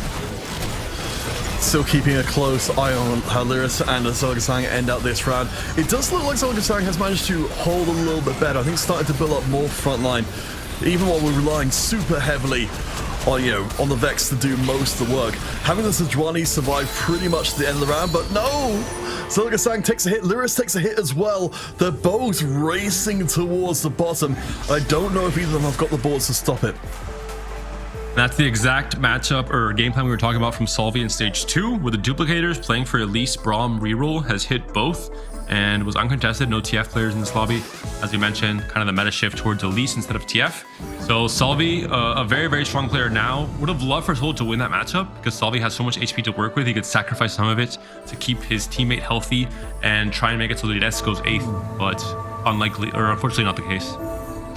Yeah, I mean, the Daredevil was looking real scary. And right now, we have got 3 Mouse players in the top 4. Of course, which comes. Oh, look at this, Sejuani. Oh, Sejuani's infiltrated onto the backline carries, the anti-positioning. Cutlass. And she's just soloed the Xayah. She 1v1 that Xayah. Someone's got to write in to that team fight coach there. Holy crap. I mean, that's amazing stuff. I mean, it's like Zolgasang is able to move up and keep alive, but Lyris as well winning his round, so that doesn't fundamentally change the situation. Apart from Gobo taking a loss, Partnerball takes a loss as well. Aegis look like they might actually be starting to bleed towards the point we might actually see 3 of them go out in the bottom 4 if they don't course correct. And it comes down to Solo not just playing for his own life, but if he's facing off against an Aegis player, trying to tax them on HP. It's just so important. He is right now the most important player on this Mouse team. He has to find a way to spike a little bit more on this level 9. He has a Zac already. He has to try and find an Aurora to try and have the extra dynamo in and then pull in the Zac instead. So something which I wanted to bring up, which I don't think we've talked about as of yet, which I presume might well have been the case there, though I didn't quite catch the player who was playing against, was certainly the idea that if a team wants to, we're talking about using removers as a way to kind of grief your own board against your teammates. I was, certainly something which I'm sure we've both seen is the idea that if you set up your formation with an intentional weak point that only your teammates know about, and you can switch around to that at the last second, you can weaken yourself against only your teammates a little bit more reliably. It is an option, but it's much trickier because, as we know, all our competitors have incredibly high scouting APM, so they're able to quickly realize certain mismatches in positioning and try and also benefit from them last second. But it's a way to try and weaken your board if you don't have any more removers, if you're trying to save removers for later in the game. But we're gonna see now maybe the test of who is the stronger team right now. Gobo versus Solvi, the two win-out players potentially on each of the teams. Boombot versus Elise reroll. This Braum is hanging on for so long with his Bramble, and the Zac is just not quite doing enough for Gobo here. It should be a win for Solvi, it looks like. Yeah, I mean, it feels like this Dynamo setup is so well set up to deal with what's going on there. There's so much AoE sweep, the Misfortune, the MF as well. And yeah, the Braum, you mentioned much earlier on about the power of the Braum 3. He's holding on incredibly well to make sure that the damage doesn't, as we're talking about the Boombot, once your front line starts to disappear, your back line starts getting hit by Boombot rockets and they're dead in an instant. But with the front line that strong, that's just not happening. And Potable, he is kind of similar to Morgana reroll. This is the X factor, where if you hit and you have some crazy things happen with your augments, one cost can elevate it to a win-out comp, but it can also elevate to an 8th place comp, and that might be the case here for Potable. We saw it from Safo in the first series against when they were playing against Koi, and now we're seeing it from Potable. We'll see what this brand can do, and if his Alistar can hold on for long enough. The biggest thing is that no Mudo 3, right? That's a huge detractor in the game plan, and Gobo might eliminate his teammate here. Well, you pointed out really well before, this was what was specifically being done by Maus, is that they did have the, you point out that the Mundos on the bench just has worked. I mean, it's not always guaranteed to do anything to Grease on, but it's not just slow down Potable, but made him a lot weaker. His teammate able to provide him another lease of life, but that puts Potable, it puts Lyris out, Goba's still on 1 HP, and Potable barely alive as well. And this is excellent 4v4 from Mouse Esports. We're seeing each player perfectly committing to their role. Solo was the win-out player who turned into a more stable player, just trying to stabilize a little bit earlier with Vexotech and not lose more HP. Lusher equally so, to hit his board with a Vanguard Marksman, has preserved a lot of HP in stage 4 and most of stage 5. And when you're preserving HP, that means you're dealing HP, right? You're not losing it yourself, you're dealing it to the opponents. And that's why we're seeing Aegis so low with 3 players in the bottom 4. And it's quite a thing based on what we saw in our first series to see Aegis being put into a corner. I mean, Zolgasang is still vulnerable. Luscious and Wet Jungler, they've not got a ton of HP left in tank, but it could be that Opal, who's doing really well here, it may become irrelevant that he's up at 50 HP if the rest of his team falls down too quickly. Gobo wins. Parabol, Zolgasang still playing, might even be playing against each other. They are. The last brand cast doesn't do enough. Vex is still alive. It's too much damage coming through. Potable's taken down. 7th and 8th for Aegis, which means that Gobo has to do a miracle comeback into the top 2 positions, and Opal has to try and maybe win the game, which is going to be very difficult with the current HP totals. Oh boy. Yeah, I mean, Gobo is going to have every eye on him. I mean, he's got up to 6 Boombot, we've got the Golonets, we've got the Garen in place as well. Gobo just needs time to become the unstoppable onslaught of a board. And at least Opal does have enough HP to absorb taking some losses to Gobo, but you've got the entire might of Maus. Every single Maus member is still alive here in game 1. Oh, do have the upgrade for Ogot 2 though. Wait a minute. We found an Anima Visage as well for this Cho'Gath to tank even more. This is the problem. You don't have removers because you need to use the removers to sack for your teammates on the 4v4, so it's harder to get your BIS items in place. So can have the Anima Visage on the Zac. So anvils all around. Solgasang picks up a Seeker's Arm Guard for the Aurora. Oh boy. Urgot 2 is the spike that Gobo was looking for. I mean, yeah, this is absolutely massive. We see the item rearranging going on there. On the other side of the board, the Dynamo board, we saw a relief from Salvi. We've got the 3 item MF now. We can see this board did do well in the matchup, but the Urgot 2 should be a lot of damage. We see the Boombot shots. They start to punch through to the back line, and we see Braum left all on his lonesome. Gobister gets the win, a big win, and the HP totals are starting to plummet. Opal winning this matchup as well is so important. All of a sudden, I think Aegis might be able to do it. Gobo's looking very strong. He has a scaling Zac with a Boombot mod. He has an Urgot 2 upgrade now as well. It's all about Opal. If Opal can hang on for long enough to guarantee the second place. Yeah, well, I mean, Opal's still ticking away, getting slightly stronger round by round as well. He's done really well. If we talk about the kind of the matrix of decisions that have led us up to this point, having Opal up there as the reliable kind of anchor for the team to make sure that he stays alive and keeps these possibilities open. But we're still looking out here. If anybody can deal with the Boombot, we'll see if Wet Jungler, the Bastion board, the 3 stars, the cookie pot that's been ticking all game long. This is going to be an absolute ton of damage. Sejuani's really big here. You don't have the Poppy dealing a lot of damage though with her ult because Jax is the main carry here. Sejuani's down, hasn't done enough to stop the Urgot. And I think it's not going to be enough from the Morgana here. Jungler's down. Gobo's still fighting. Opal won as well. And Solo's also going to be down. It's only Salvi left alive. He has to try and finish second place to stop this from happening. He has to beat Gobo. Renekton 2 for Opal. Oh my goodness. This might be a miracle comeback from Aegis. I think that's a really well made point. It has to be first and second from Aegis. So maybe, yeah, that's got to be the game plan for Salvi. Maybe you can't beat Gobister, but you're on pretty much the same HP as Opal right now, so it's still possible, but it's going to be down to the wire here on a match we promised would be one to watch.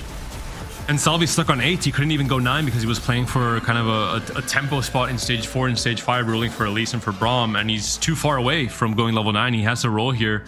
Doesn't have a Zac to pull in, has a Kabuko now at least. Doesn't have an Aurora is the biggest problem here for this Dynamo board. He still has a Jin 1 on the board. This is not ideal, and Gobo's hitting more and more spikes. Just hit a Kabuko 2, and they're probably both holding Auroras as well to deny Salvi his next big spike. And now we're so close to the end as well. Opal's got room to work with to allow for, well, I mean, Gobister definitely doesn't need any help to get even further than this, so we'll see. On the other side, yeah, we've got all of the upgrades, which I imagine that Salvi would be very happy to have for himself. We've got the itemized Aurora just standing there with such a good setup. And Salvi win this matchup is the big question.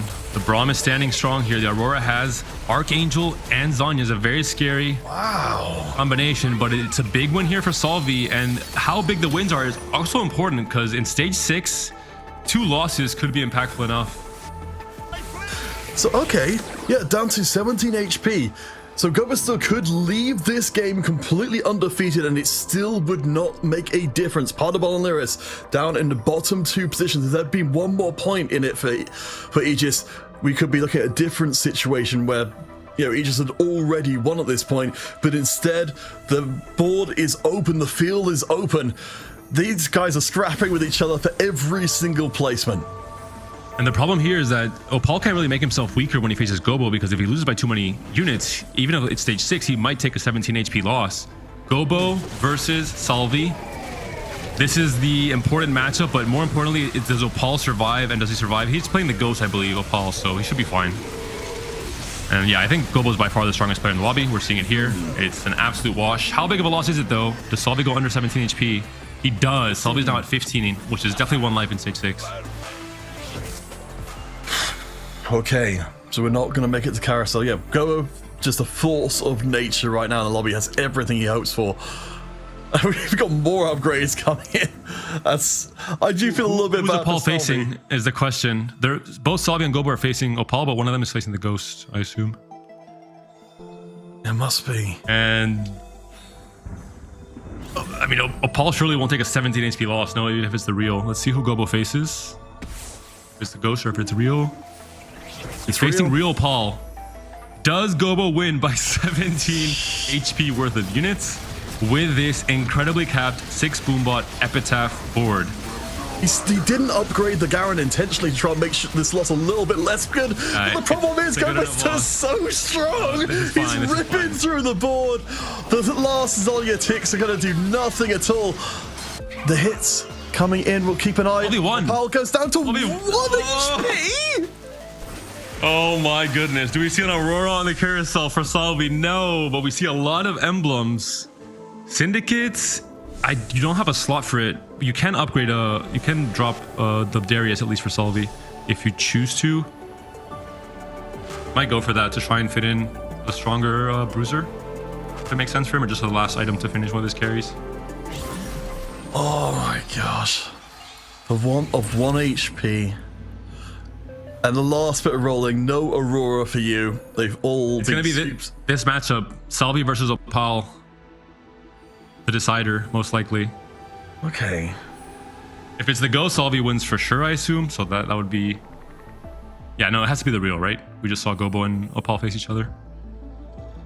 So again, you just need the top 2 positions to finish. Gobestar can end this one out completely undefeated and still not win overall in this 4v4 format. It is the real deal, as you said. Last few pieces coming in. Salvi, I don't think his board has really been seriously upgraded from before. We're still stuck on the Jhin, the Death Blade. It's not going to make any difference at all, but the rest of the board is good. Brom's going down.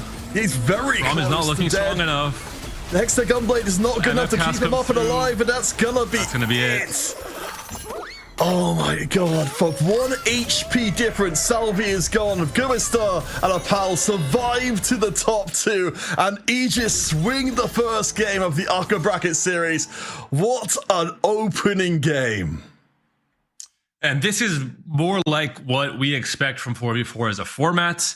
Gobo was on his last ropes. He hit the Urgot 2 and became the win-out player that was promised for Team Aegis. Once again, we saw him already in the first 2 games against Koi, becoming that win-out player from a much more comfortable position. This time had to go down to his very last life, hit his final upgrade, and then take over the lobby. Salvi did what he could. He did his job. He preserved a ton of HP on level 8. He hit his upgrades for Elise and for Braum. Was on 60 HP coming to the end of stage 5. And that still wasn't enough because Opal perfectly survived that fight against Gobo on 1 HP and managed to sneak in that 1-2 for Team Aegis. I mean, yeah, absolutely.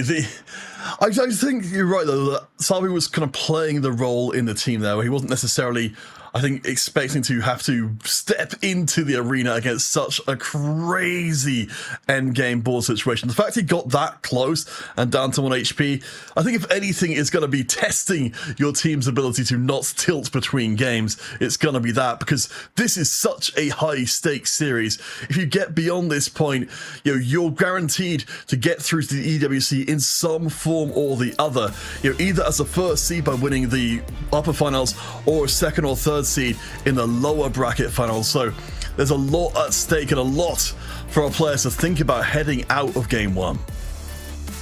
All in all, I think a little bit unfortunate in the end for Mouse Esports. What Jungler not hitting his Poppy 3 or any semblance of Poppy 3 means that the comp cap's way lower. Salvi being on Braum 3, Elise 3, and no Aurora the entire game. We were halfway through stage 6. Is definitely a low roll, and Aurora is impactful, obviously, as a 5 cost, and bringing Kabuko and bringing in CC in the late game. And the fact that Gobo found his upgrade right when he needed it most, right? That final Urgot to get to Urgot 2. All in all, what a game from Aegis. Really a crazy comeback in the end. Yeah, and I mean, I think, if you were going to stereotype the kind of TFT play we see normally, Germany known for its top 4 play, gets all of the places in the middle. France known for its first or 8th, particularly for players like Double 61 and the like, getting the 1st, 2nd, 7th and 8th in this lobby is almost perfect storytelling from our 2 teams here. But honestly, David, personally speaking, I think, in terms of overall performance, I liked what we were seeing from Maz. As you said, a little bit of unluckiness from there. I still think that the overall kind of approach to the game felt, more reliable over a long-term tournament than, anything more wild. I personally would have liked Solo to maybe try and go for Golden Ox as a game plan and take more risks. I think it doesn't really suit him as a player. We mentioned that he likes playing more for a stable top 4, but with level up, he had the chance with a lot of gold to make it to the Golden Ox board, try and play for a really high cap. He had the early Aphelios, the blue buff for Annie, and he had a lot of players on his team who had preserved HP, right? With Lusher on Vanguard Marksman, with Solvi with a Tempo Elise, even with Jungler pretty stable on the Morgana reroll. Going to on 3-5 to level 8 and playing for Vexotech, I think was lower cap than he could have probably attained playing for Golden Ox, although riskier, of course. Oh boy. So of course, looking forward to the next game, you know, I have to admire from the Aegis side of things as well that they knew they were getting into a situation where they could only make that whole work out by getting it first and second again. They still managed to make it happen. As we were talking about during the game, it could very easily have just been a little bit different there, but getting one more placement for Aegis puts you in a massively stronger position to come through and say, you know what, we can commit in all of our resources to one player, get to a position where, you know, we've drawn things even in the first half, and then go on to a much less heart-stopping conclusion. But of course, that's not what we want at all. We want to see the best action, and that's yet to come. General friends, we'll be taking ourselves a short break where we get set up for the second game between Maus and Aegis. Of course, there may be only one more game of these two teams to come, so make sure you stay tuned, and we'll be back as soon as possible as we continue here in the upper bracket.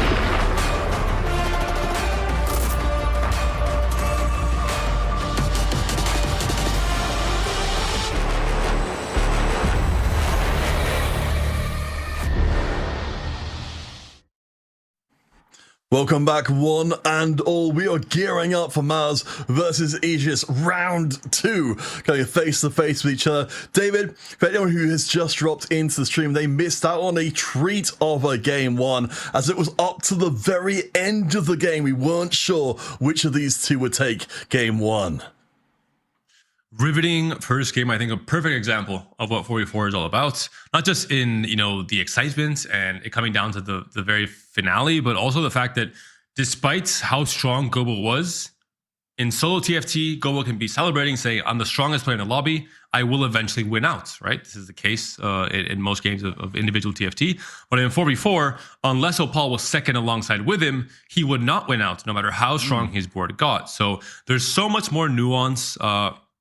I think I mentioned at the end of stage 5, in that final round where we saw a lot of mouse players goes down, the fact that Opal won, despite not being the strongest player, I mentioned that could be the most important part of the game, because he preserved enough HP to then eventually bleed out to exactly 1 HP to win the 1v1 in the end against Solvi. So this is just a perfect example of why 4v4 is that much more, has that much more depth in terms of strategy, and it has that much more complexity, and why I think every single pro player I've talked to said that they love 4v4 more than anything else, because it allows them to flex their brains in ways that no other game mode in TFT can.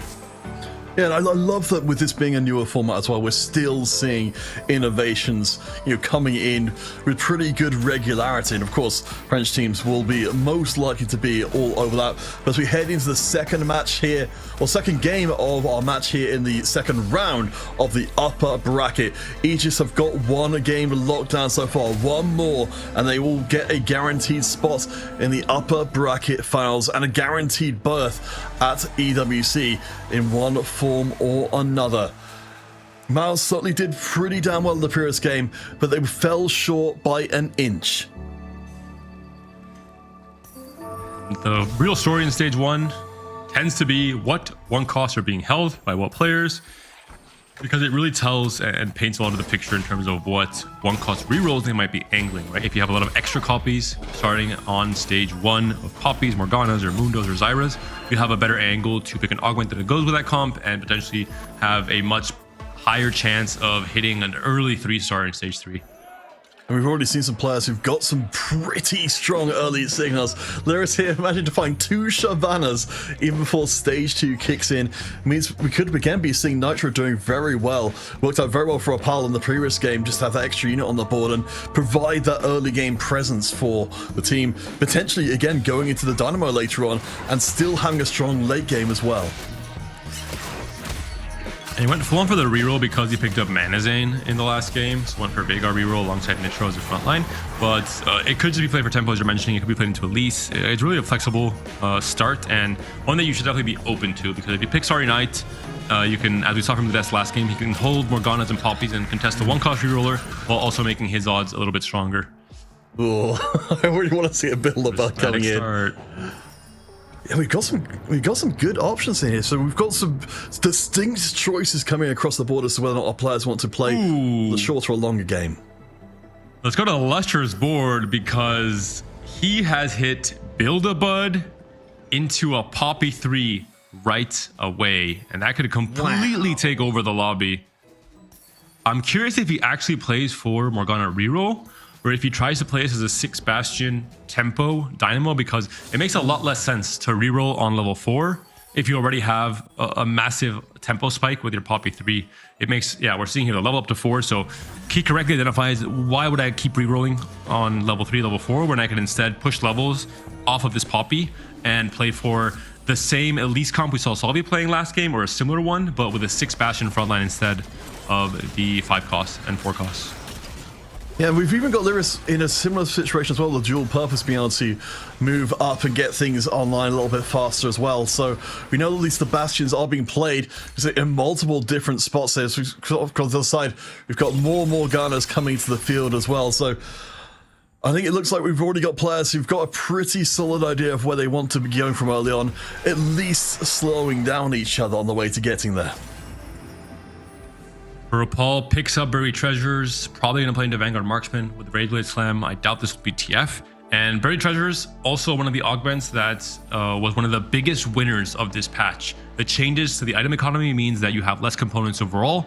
You are slower to end up with 3 items on your tank, 3 items on your carry. You can't really sustain a second carrier for the most part. You don't have enough components to make full items to make them really shine.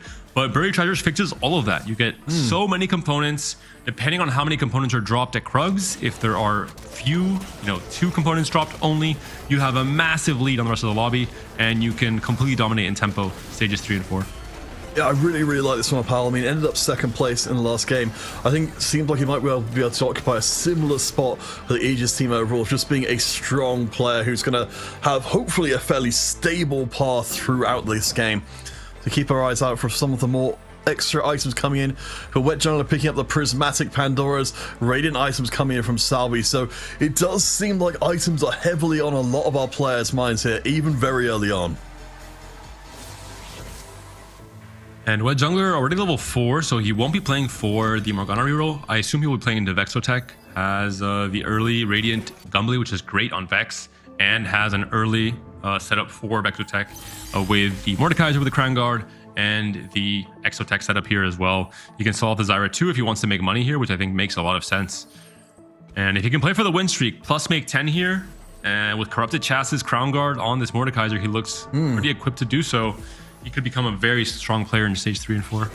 I love seeing all of the traits of Meows have come together very early on. See, on the other side, Gomasaur, though, certainly had a statement game last time round and has been slamming in those buried treasure items pretty damn aggressively. So, we've definitely got the beginnings there of the Vanguard Marksman comp. I think this will be a big difference maker. Wet Jungler is currently on the win streak, but I don't think he hasn't got the scaling power of the Guinsoo's to see him through this early round. Just rely on the pure burst and the Hextech Gunblade, or rather Radiant Hextech Gunblade going down means that our pal will break through.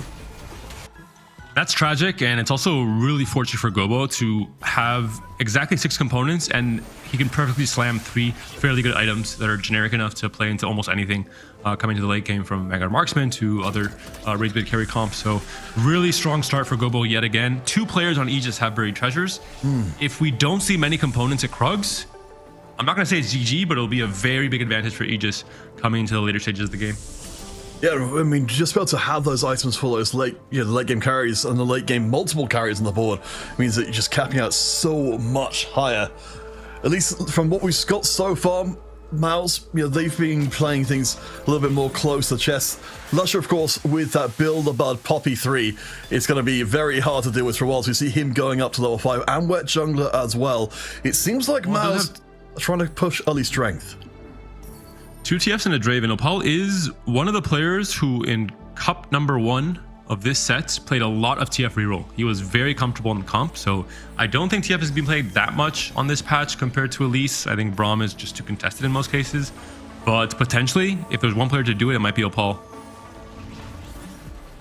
It certainly seems to be working for the time being. I mean, we've got the Infinity Edge there to be able to slap on the Draven as well for a little bit more punch behind the board, and we're keeping Vanguards on the bench, so I guess we're at least to keep your options very mildly open, but at least in this game, it doesn't look like our pal's going to be a major force early on.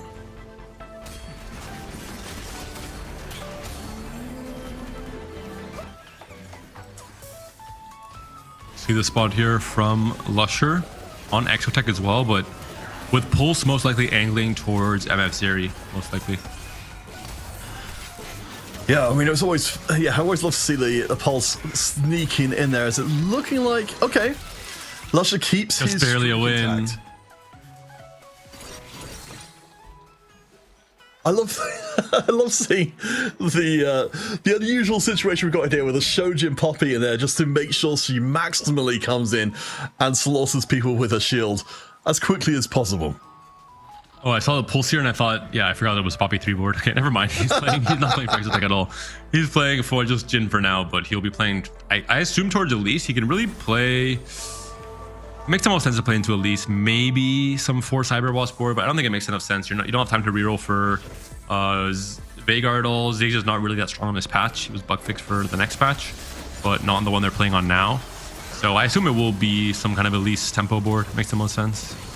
Yeah, no, we could absolutely see that. And checking with Pod Ball, the shopping spree being brought in. So we've got the rerolls being tanked for the time, or being banked for the time being rather, tanking the HP losses instead. Looks to be that Cypher is being made in the attempt. Certainly Paddleball has kept his loss streak up until this point, but as of yet has not found that third Cypher to start things rolling. And shopping spree is an augment where you are loose streaking most of the early game and mid game, and you're having this big spike. Historically on level 7, it's really good for 3-cost rerolls. I don't think it's going to be the case right now for Potable. He could be playing towards Cypher in terms of Drave and Galio and rolling with all the extra rolls to try and find it on level 8. But we'll see what his game plan looks like.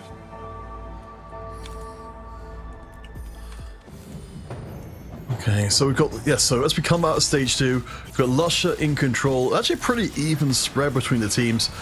The 2 lowest HP members will be from Aegis, but otherwise everything's being maintained more or less even keel. I mean, Lusher certainly has been able to be a massive presence early on. You have to imagine this is going to eventually be dropping off, but we actually are seeing some items getting slammed in to give us a little step of extra direction. But it's 4 components in the end, so still a pretty, I'd say average to high amount, so good enough, I think, to compensate for some players having buried treasures. We see for Potable there, a Vex in the shop very early on. Let's have the setup for now. This is, I'm wondering what his EXO item is. If he wants to hold his Various or if he wants to play for Amp, it looks like. Might be the angle. He's holding his 2 game plans on the left and the right side of the bench. It's the left and the right side of the brain that's coming in there to try and make these tough decisions. The Thunderbolt at least has got the Cypher online now, as we do see a lot of the AP itemization being put in. Note as well we've got the re-rolling components as well, so we can get ourselves even closer to the perfect setup once Potterball eventually turns the corner.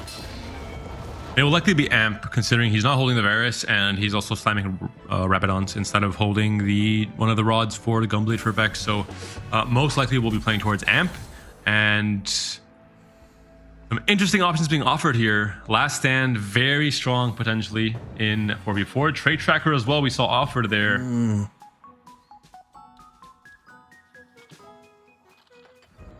I guess, yeah, it's interesting with this being in the midpoint of seeing if anyone is willing to make more of a change. Let's see, so Lusher has loaded up that Poppy for the time being. Going to be getting a little bit of extra support as well. Just pouring in power to the board. And I do like the Virtue coming in here as another way to make sure this Poppy stays up and does some decent work. But you know, we've got to be seeing Lusher moving off this eventually. Maybe Zolga-san could be the one to step into the gap once he eventually, you know, this 3-star Poppy stops being the force of nature it has been. I like the Vagar in here for Cyber Boss, just making sure he's accentuating the Poppy as his strongest unit on the board, who's winning in most of these fights. Bordeles, a late gold collector here, angling towards either MF Zeri or the Vanguard Marksman with the gold collector on Zaya or on the MF, depending what comp he goes for. They just played a lot of MF Zeri also in the cups, in the individual cups of TFT outside of 4v4, so he's definitely comfortable on the line.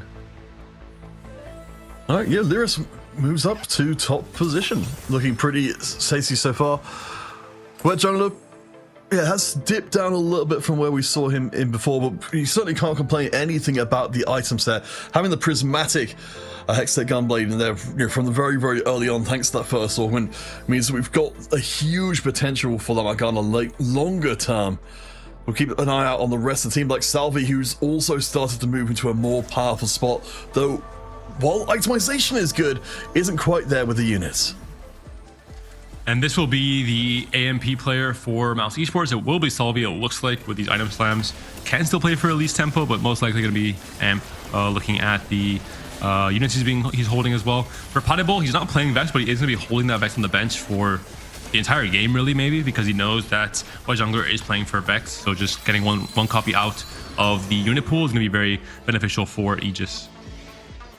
Keeping an eye out on Lyris to see if he's managed to keep his streak going.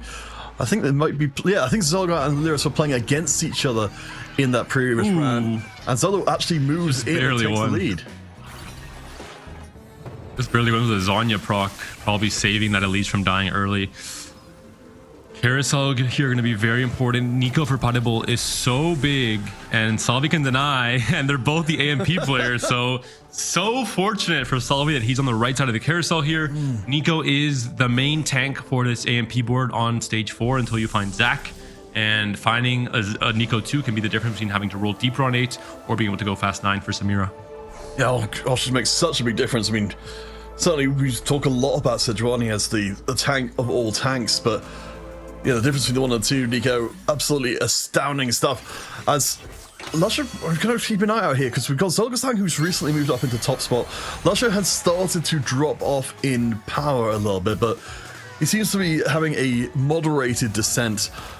Whereas when we look on the other end of the score, with Potterball, the Cypher player, down to sub 50, moves up to level 7. So it looks like we might be getting things together a little bit sooner than anticipated. That being said, a very, very strong setup for the eventual Annie. Mana Zane, blue buff, Rabidons. You can slam a Raise Blade now, or a red buff as well now, depending who you're facing. And yeah, you're going to slam it because you're facing one jungler. And the defense is being played. 2 Vexes being held here. One jungler not happy to see that bench once this fight loads in.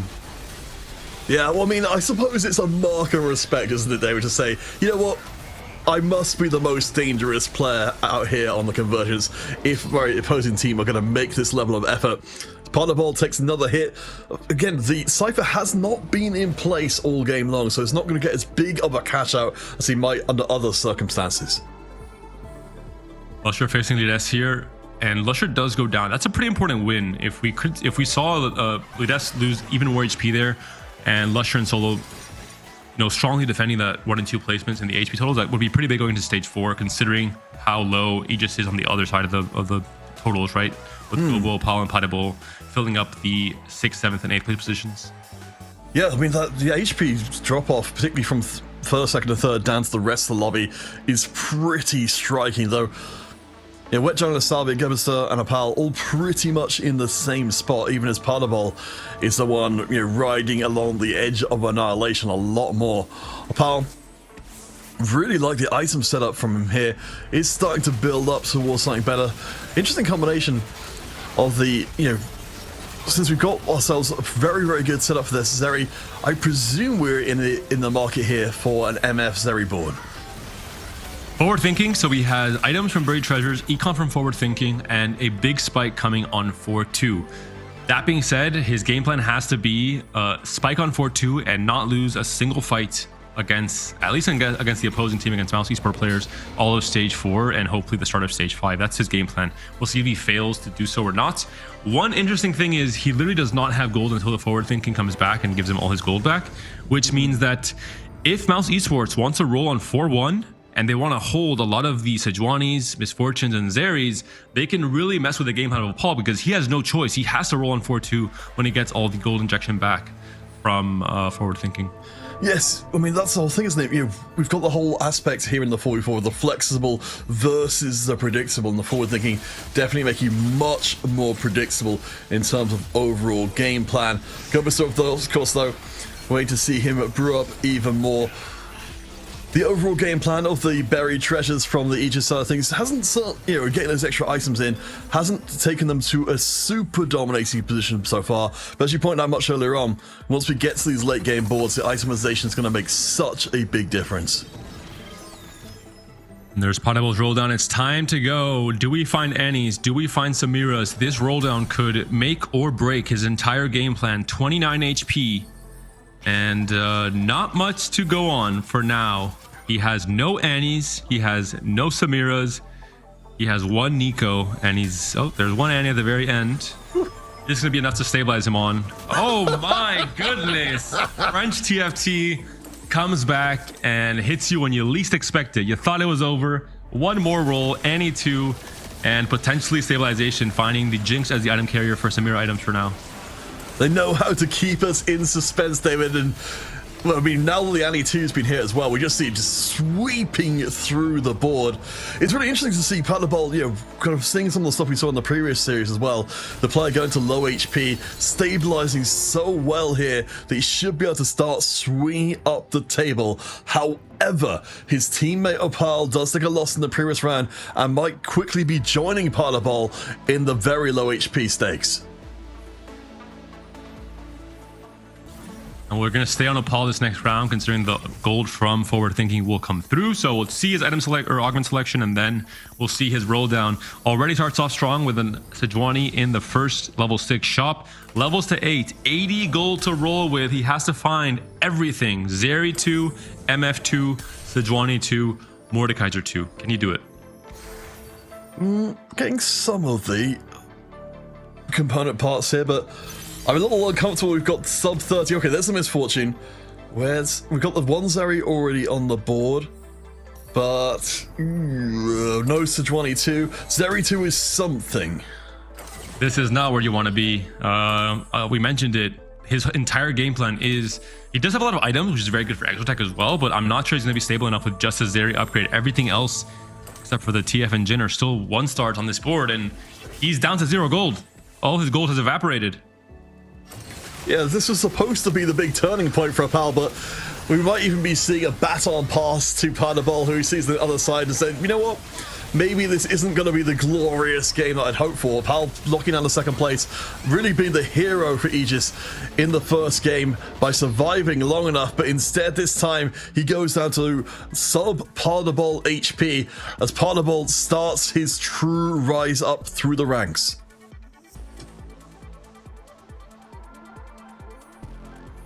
We'll see now. It's going to be Lusher versus Solo, so teammates fighting it off. We'll go through every board now to just see the general spots these players are going to be in. Lusher again playing into some kind of oh yeah, he was playing to Veigar, Poppy for now. We'll see what it ends up being later on. And it's once again Nitro for the Des, this time around Dynamo backline instead of the Veigar. Yeah, I mean, we know it's very, very good. Zelga Sang. Still building up the power. We've got this, I think we've just seen so much of the Dynamo side of things. Interesting to see from Salvi. He's the mouse player who is stepping forward, has managed to get the Yumi board up and running in a more serious fashion. Oh, I think this spot is doomed. I mean, he has the Zac, sure, but he missed on the Annies. He's level 8-0. We saw that Potable hit the Annie too, and then I think we saw Lides holding an Annie, so it's what I mentioned earlier, right? The moment one of the players from that are playing AMP hit their 2-star upgrade, green light for everyone else on the team to hold Annies on their roll downs, and that's the case now. Yeah, we can even still see the Vexes on the bench for Wet Jungle as well, so there's still very much a contested part of this going forward, but you're right, Salvi's board just not being good enough and not having the gas to be able to get out of this corner as well. Mouse again, they're down 1 game in this series. They cannot afford to lose here or they will be going down to the lower bracket. Full agency for Aegis on this carousel. The Nico now is picked up by Padebo, so getting his revenge from the stage 3 carousel. It's his turn now to pick up one of the Nikos. The Vex is left up for the first round, but in the second round, Gobu picks it up, denies it from What Jungler. He cannot hit Vex 2 off of that carousel round as well. So a lot of politics happening on this carousel in terms of denying big spikes for everyone. Yeah, I mean, that's, again, the big difference for us being in the 4v4 rather than the double up. Just making sure that you can set up in such a way you can get a lot done. Pal does hit Misfortune too, as a couple of important upgrades come through. Salvi fighting the Leona 2 is interesting. There's a Nico, but we're still missing the Annie. It's truly tragic to roll down to 0 all of stage 4 and not find even a single copy of Annie here. And for on Lusher's side of things, he's definitely dropped off from being a force of nature before. Pick up the little buddies, you can see him on the other side of the board. He's definitely trying to build up to a stronger late game board, but hasn't found it as of yet. I mean, we've got the little buddies operating just right now on the, I believe the Sejuani and the unitemized Sejuani, unitemized Ziggs. They're the beneficiary of an entire augment, and Lusher really needs to get this board together quickly. Up against a Pal, I don't think he's got enough left. It's going to be tight. It's just a huge item advantage for Rapal now that he's hit the MF2. He is much more stable. He has buried treasures into big grab bag on 4-2. So many items to work with. And especially for extra tech, it's kind of like scrap last set, right? You get a lot of benefit from those extra items. You get a lot more stats, kind of half of what you got from scrap last set. So very, very impactful. And we're seeing from Gobo, trait tracker into Boombah yet again. Let's run it back with the Urgot for Gobo here. Oh my gosh, I mean, if we're talking about item setups, from Aegis, I think went out really well. Having so many buried treasures and the light coming in, you've got so many powerful items. The 4 marksmen being admittedly, being fronted by a more unusual setup from before, the Bastion and the Vanguard being put together, but maybe it's not quite good enough as of yet. Thunderbolt on the other side, I mean, he is still going to be unstoppable, so perhaps it's unfair to compare him against what Gobo's got going on. Thunderbolt on a 5-round streak continues to claw away at everybody's HP. And Lusher falling off, this could be really bad news for Mouse Esports. They're 1-0 down in the series. Big win for Lusher there, but both Opal and Potable have both stabilized. They look fairly strong. Opal should be able to lock in a 4th or a 5th with his upgrades on MF and on Zeri and all the item economy he has. Potable is in contention for that first place off of his very, very strong setup with Amp, especially if he finds the Samira 2 and a Zac somewhere in the early parts of stage 5.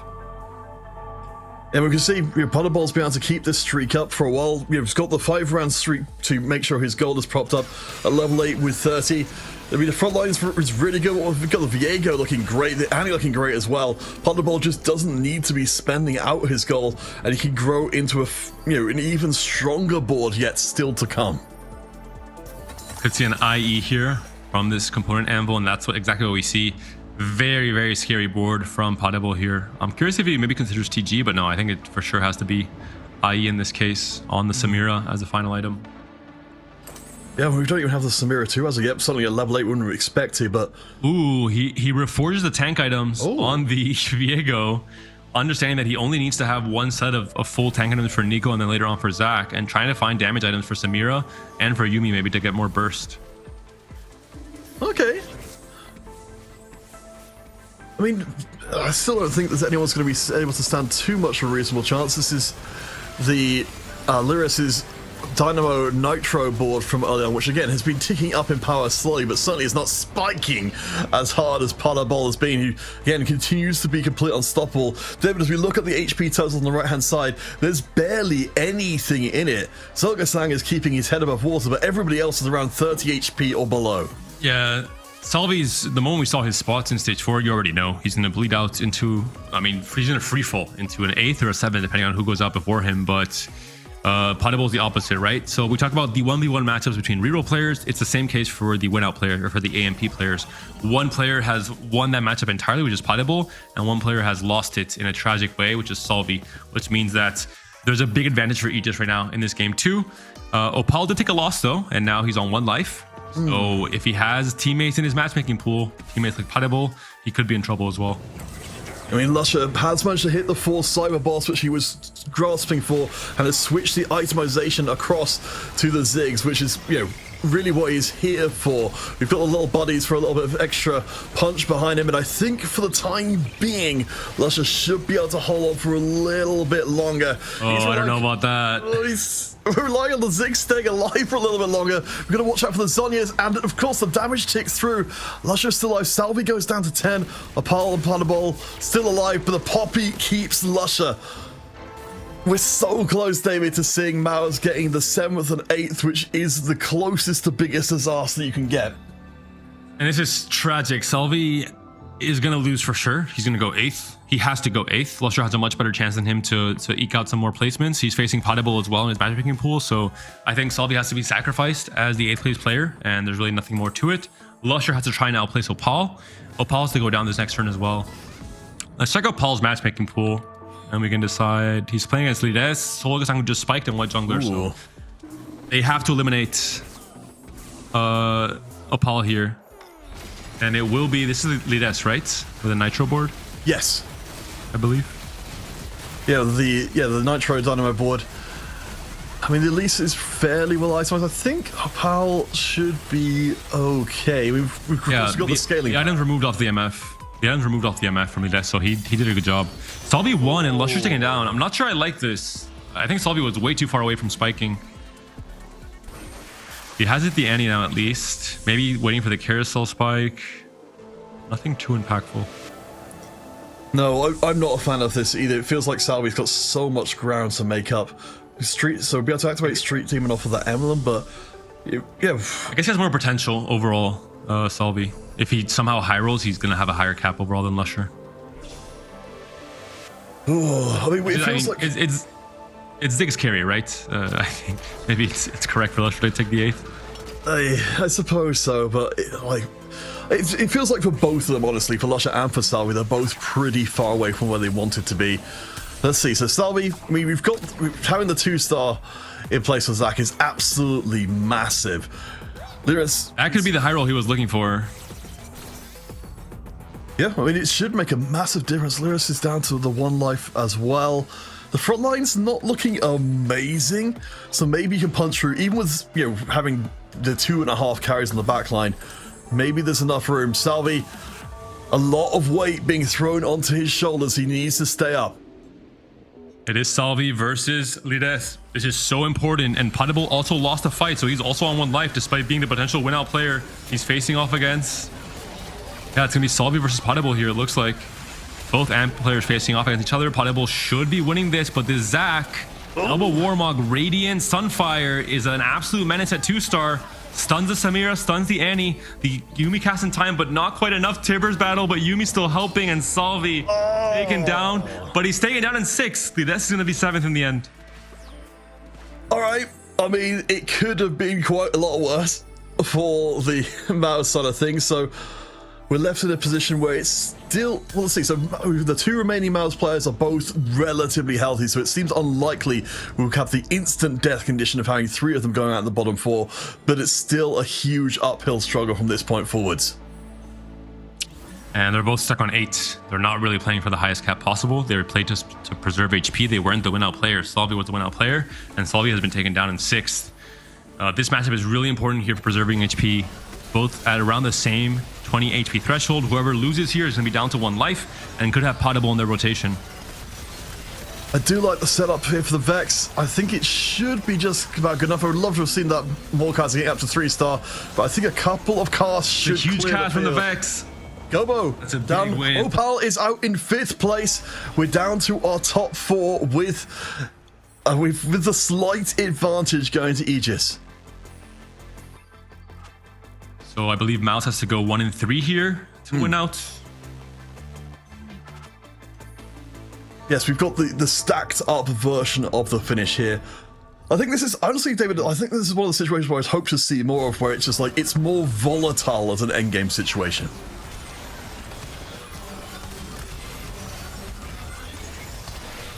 My only concern is, can someone beat Potable here?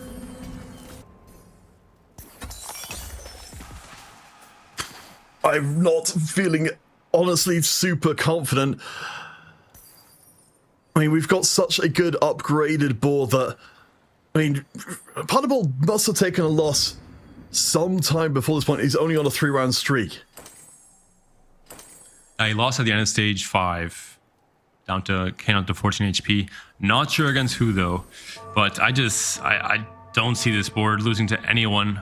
On the Samira upgrade is holding, at least it's deny the, and yeah, Gobo knows he is not winning this, so he sacrifices his position and he says, Potable, take it from here. Potable has to win out to win this game for Aegis. Gobo, he's out of here. He went to the bathroom, get a snack, take a chill pill, and let Potable take over with his win-out game plan with the MP.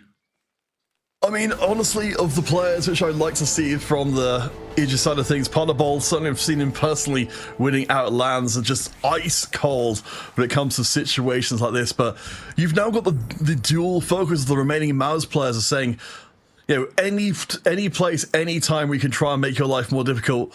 I mean, this board for Potable admittedly is, incredibly strong, but there's got to be some point, or at least Mouse got to hope there's some point of weakness you can exploit. We'll check the other boards as well before getting to the fights, or maybe after this next fight, to see if they're close to any big spikes. But someone, either Wedge Jungler or Solo, doesn't matter how much HP you have, one of the 2 players has to defeat Potable. Doesn't matter who it is. It's all about just getting that 1 win. We're in stage 6, so 14 HP, that should just be just 1 loss. No at least 3, unfortunately, for Solo, and they're being held by Potable here as well. Lasagnas, is it going to be big enough? I think it's Let's not. out. Yeah, it's looking doomed. Oh boy, the path to the 2-0 seems to be laid bare. Potable just can't be stopped. So you can see Soga-sang searching desperately for everything. Will fall Two elites ever is so off. short. Potable is holding two of them. He has been holding for an entire stage. So calculated in the efforts to deny any big spikes coming from Solo. The final 1v1, it's Aurora 1 as well for Solo. He's stuck on level 8, and this board is just 2 caps. This is why we see the win out player trying to go for amp most of these games in this tournament today. I don't think there's enough here. The Viego as well going to move into that top left corner. Going to deny a lot of the damage coming in from the MF and from the Elise. And Elise too, I think she won't be able to cut it here. No, I don't think it's too much of a question. Partner Ball leading the charge here for Aegis. Looking to close the last few moments. No. And he drops in. Soga-sang eliminated. Partner Ball, he had all of the responsibility put onto his head, and he proved more than capable of taking it on. For the second time, Aegis go 2-0, putting themselves into the upper bracket finals. And everything went exactly as predicted. I think you could see the writing on the wall very early in stage 4. Opal played his game plan, forward thinking, stabilized, rolled to 0, tried to just preserve HP. He succeeded in that. And Potable played his game plan, went for the win out. That one roll where he found 2 Annies in one shop. He still had a lot of rolls left from Shopping Spree, but despite this, that was a turning point. He stabilized off of Annie 2.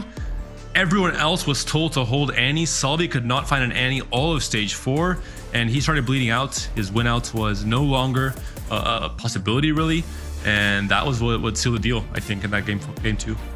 Oh boy. And yes, ultimately we end up in a similar position to before. I honestly, that game will be so fascinating to watch back again.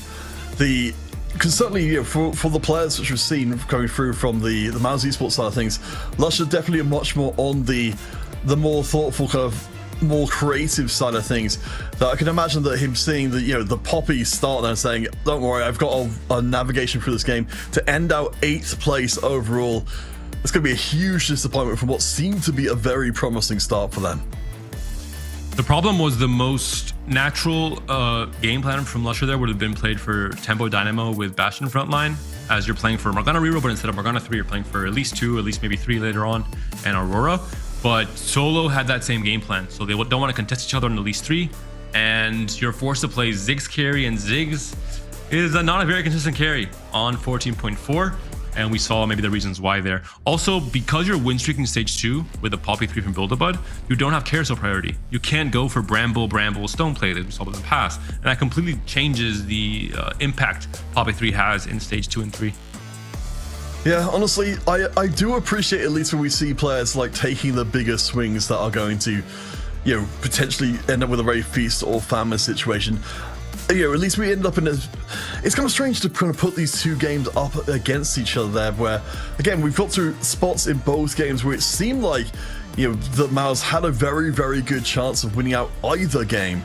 But, you know, ultimately, admittedly, the end was a lot less close than it was in game 1, but it still felt like a lot was going right for Mouse, even if it wasn't perhaps enough individual things to tip the balance far enough.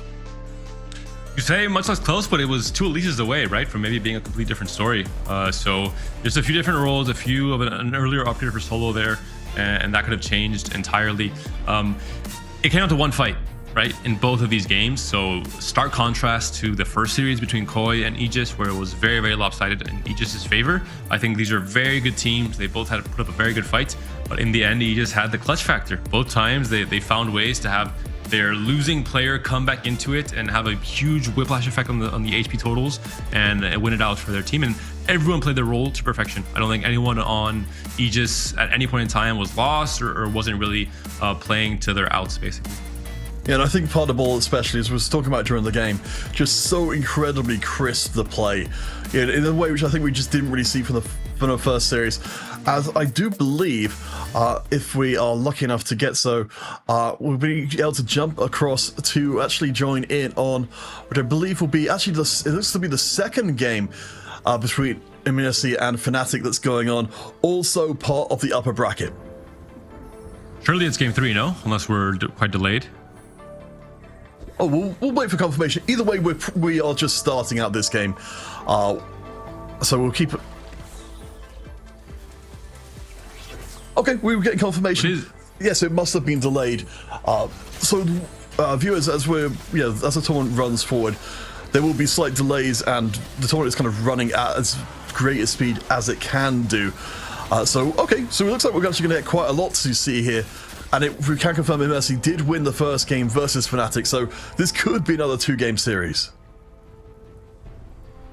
That is a whole lot of free value for our viewers at home. Another almost full series of TFT, 4v4 TFT, which is hard to come by. It's a rare thing. High quality 4v4 TFT is not happening very often. It's really just EWC for the most part.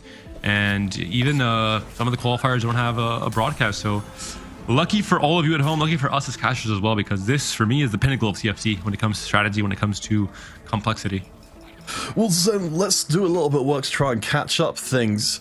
We'll catch up the folks on the kind of players we got coming through here. Of course, on the Fnatic side of things, as we mentioned much earlier on in the broadcast, making the switch from an American roster to a fully French roster for this EWC. Yoroi, Armatruk, and Bensak.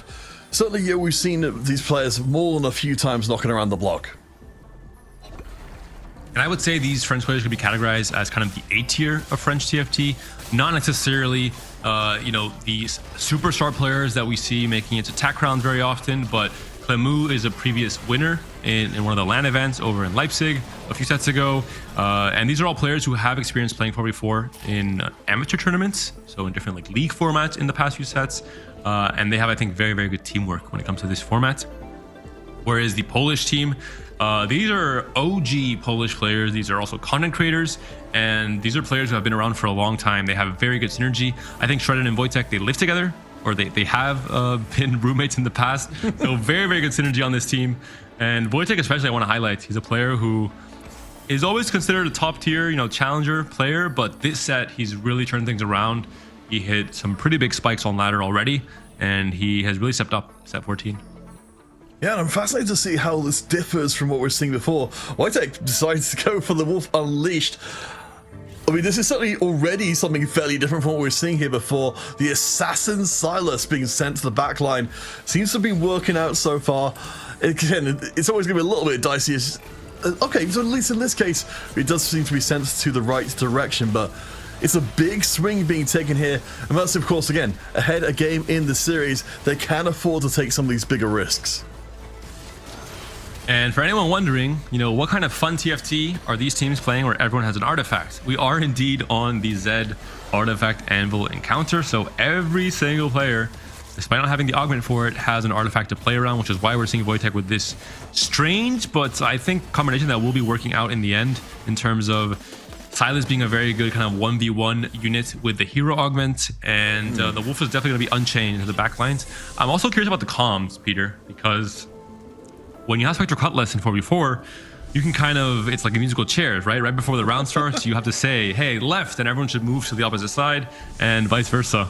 So gonna be I would love to hear like a listen into the Polish comms in this matchup.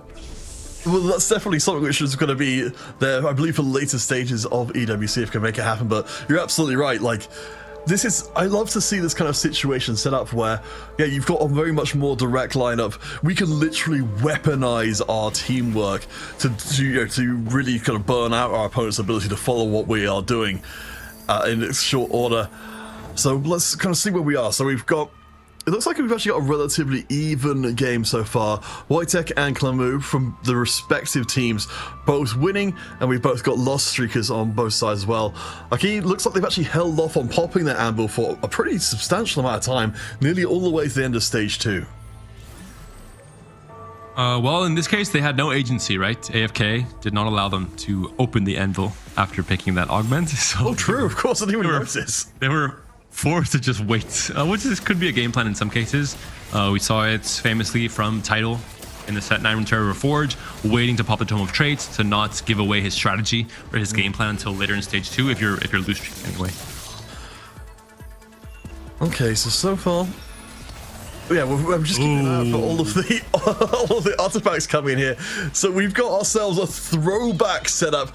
The trench coat, Edge of Night, and Sterak's all being piled together here by Kesman, I believe, to get a really fascinating setup that really echoes the previous sets and the kind of the melee bruises that could cause this to be a nightmare. Our viewers might remember Violet reroll, family reroll. In set 13 into the Arcane. This was a setup that you would dream of until she was kind of nerfed a little bit, at least the four-star version. And it's a strong setup because the moment the trenchcoat pops, synergizes with when the Sterak's gives you the AD boost and when you get the attack speed from the Edge of Night. And so everything happening at once causes for some very scary, low HP, but yeah, very, very strong little clones running around and exploding into your backline. It also kind of works as an explosive positioning where it kind of jumps forward when it pops, which could be very good at wrapping and getting, you know, past tanky front lines. I think it starts to become feels rather deeply unfair, especially when you can't actually focus down those relatively low health but high damage units that can absolutely ruin your day. And so you're right, it does step up. We've at least got David our Nitro and presumably Dynamo players that seem to be stacking up the Morganas on the side. One thing which you mentioned early on, which we haven't seen so far, is we do have a Shaco board here from Kalamu with some scary looking items from early on. This is one of the green lights to play for Shaco reroll. You want to have something like an artifact to really amplify. The best artifacts usually are the range artifacts that allow Shaco to stay in the backlines and just very safely keep damaging and has very high DPS if he doesn't get himself in danger, and that way you don't play around the Syndicate Kingpin at all. You just either don't play Syndicate or put it on Braum or on Darius. But in this case, going for the more classic S-Defiance in the end. I mean, it would certainly make it very hard to get rid of him once he gets to the backline, especially when he's, you know, healing up in the Edge of Night to make sure that he can't get burst down too quickly. Amatruk though, let's see. So we saw Bensek before. Amatruk also going for, at least temporarily, for the Morgana Bastion alongside his teammate. I wouldn't be honestly super surprised to see that there's going to be a third person somewhere in the mix going for it as well. No tier is unfortunate. This, I think, for sure will be Morgana reroll. Anima Visage is, I think, the best artifact on Poppy in the stats. And the Bramble ready to slam. You have the chance for a Stone Plate, and hopefully with the blue buff as well coming in soon. For Bensek, this is likely going to be more the tempo variant. We're level 5 already. We've pumped gold to level up. We're playing more for Elise. Yeah, I mean, having the Mana as well means you're going to be having a huge amount of burst in there. Up here, Shredden on the other side of the border. Looks like we've got some interesting stuff developing on the bench. Shredden, young, wild, and free to start us off. Looks like we might be actually getting to see, again, another ball we haven't seen as of yet. You know, reeling up some of the more early game focused amp rather than the huge win out amp we've been seeing so far. Actually, for Bensek, it makes sense for him to be playing towards amp as well, with the blue buff JG instead of Elise. Gives him the win out potential. He can test Shredden as well to make his life a little bit harder in terms of capping out in the later stages of the game. So we've gone from the choice of 2 silvers into potentially more silvers. Oh boy, I was hoping we might get to see some recombobulation going on there as well, but it looks like Aki's just going to try and take the slow roll through here. As again, it looks like a lot of our players thinking more conservative choices. Such a high roll hit here from Arma Truck. Hits misconnections. You're going to have an extra copy of Morgana, Jax, and Poppy. Ideally, he knows which of these orbs is these 3 units, so he can pick up the rest and keep the units in the orb, which I believe still works in terms of taking them or keeping them in the pool, so you have a higher chance of hitting. Or was it changed a few sets ago? I'm not sure if I... At least that's my understanding. I don't know if anyone can correct us if we turn out to be wrong on that one. I think some of the orbs getting picked up actually go for the portal anyway. I think Armatruk's in a pretty decent position, as you're saying. The big thing missing is going to be the tier, but Armatruk is at least bottom, so we'll have that carousel priority to get a little bit of fixing in to make sure this board really comes together.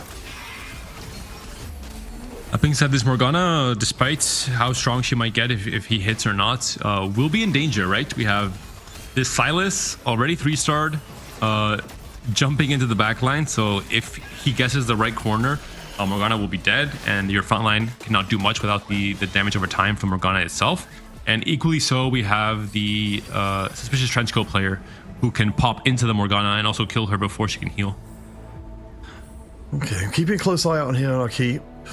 So we've got Armatruk and Aki both on the lower HP along with Yoroi as well, but we have at least got... I really like, of course, having the extra HP to burn, getting the Cypher in as well for a little bit more punch behind. Armatruk, of course, we did see a little bit before rolling around with the Morgana and Bastion.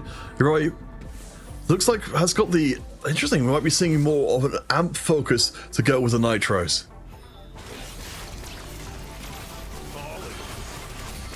Curious to see where Yoroi's going to go with this. I don't think he can play into Nefiri amp because it's contested already, and his own teammates playing into amp as well. Ideally, you would play this into like Rengar in the past, but Rengar is not really a great game plan to have right now with Silvermere. Yeah, I mean, our players, they're being tested here. I mean, you know, even if you've got a good spot for some of these ones, getting, you know, going into a line that really commits you, and then potentially having someone run in and snipe them out. I do want to take a second as we see Shredder picking up the pan there to recognize Amarichi. They're all making sure they are very much aligned on their little legend choice to make it entirely clear which team they're on. So Aki, they're hovering on the Annie, trying to maybe keep her hostage for someone else on his team, but in the end, opts to deny it from any of the AMP players on Fnatic. Klamu currently leading the pack overall. That's the Shaco player from before, so you know he's going to be racking up a huge amount of Shaco stacks, which will make him an absolute beast later on as the more of the other Slayers come into play. Zomatruk to see here with missed connections, you pointed out from before, and the extra rerolls of the completed items, has at least got the Morgana online quickly and should be able to finish off the rest of the itemization as well longer term. For any viewers at home, we're always seeing the Poppy in one of these two hexes, 3 away from the edges, and it's for the reason I mentioned earlier around her ult hitting one of the corner carries on the opposing side. So we will pretty much every single fight this game have Armatruk have this Poppy on one of the two sides, and she has great items as well. Bramble, Declaw, Anima. Very tanky, enough armor to 2-hit most units in the late game. Yeah, and I like having, you know, further to your point, having the Morgana on the same side as Poppy as well, just to make sure you get those shots across and into, ideally, that backline carry if they don't otherwise fall down. I think Armatruk's in a really, really good spot. You know, 60 plus gold, starting to build a win streak as well. Aki, on the other hand, though, you know, they're next to each other on the scoreboard. Aki is still trying to build up more of those sniper stacks and hopefully be able to start his own climb. This is very smart from Aki. Trickster's Glass on Yuumi. Yuumi gets like a tagging effect with her ability, and then she gets more damage if she has certain units tagged, and it works for both Yuumis on your board. You can play 2 Yuumis sometimes when you're transitioning with AMP, and you'll get the benefit on both Yuumis basically. So it's the same thing applies with Trickster's Glass. And Poppy's gone. Yes, I mean, this is the murder Shaco that we've been seeing stacking up throughout the game. Because we were talking about before, this item combination, it's not the safest because he still has to get into the mix there, but as long as he keeps on stacking, keeps on getting those kills, he'll keep being a meaningful and powerful presence, particularly against these boards that maybe don't have any kind of healing or survivability for their backline. Shaco is usually considered a clown, but in this case, maybe a magician, no? He made the Poppy disappear out of thin air the moment that fight started off, and we'll see more of that, I assume, with units in all of this stage 4 at the very least. Yeah, I mean, it's clearly not slowing down at all. Wojtek seems to be the main opponent with the Spectral Cutlass. Wolf Unchained, I'm kind of curious to see if we do get to see them face to face against each other, the two win streaking players, both of them relying heavily on a 1-cost reroll. Which of the two will be the most fierce face to face?